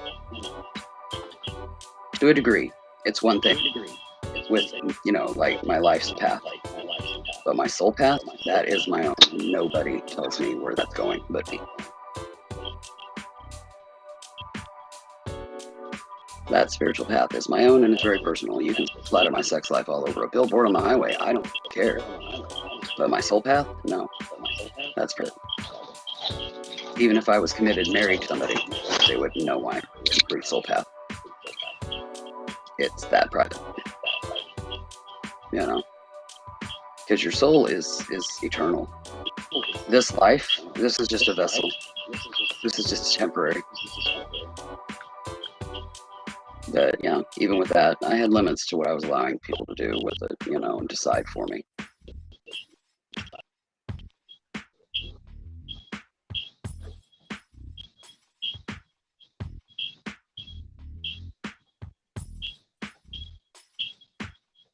Exactly, and that's what soul is eternal. Ooh, look at the purdies.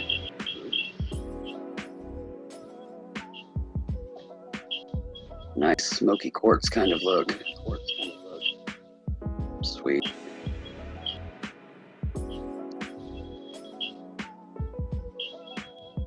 Very nicely done. I like this. I was able to use these fancy gold beads because of all of that, and surrounded by like a gunmetal. So then I use the gunmetal in the earrings. Yeah, it looks really good.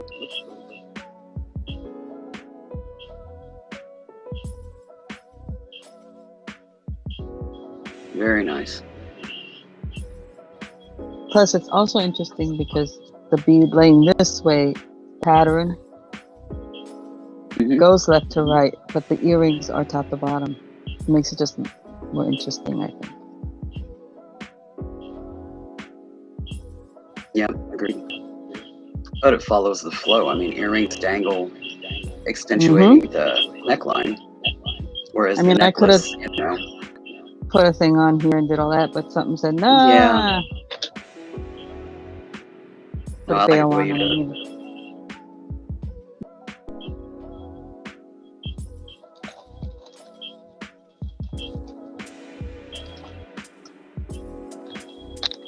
Alrighty. I think I'm gonna 6 hour mark. Mm-hmm. That's fine. I need to get up and get busy anyways.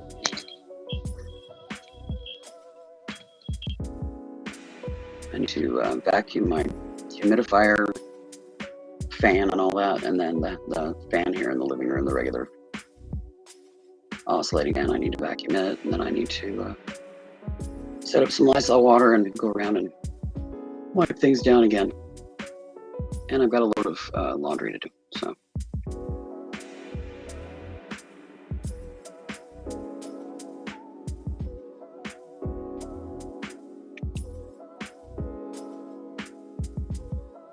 Take care, Barbara.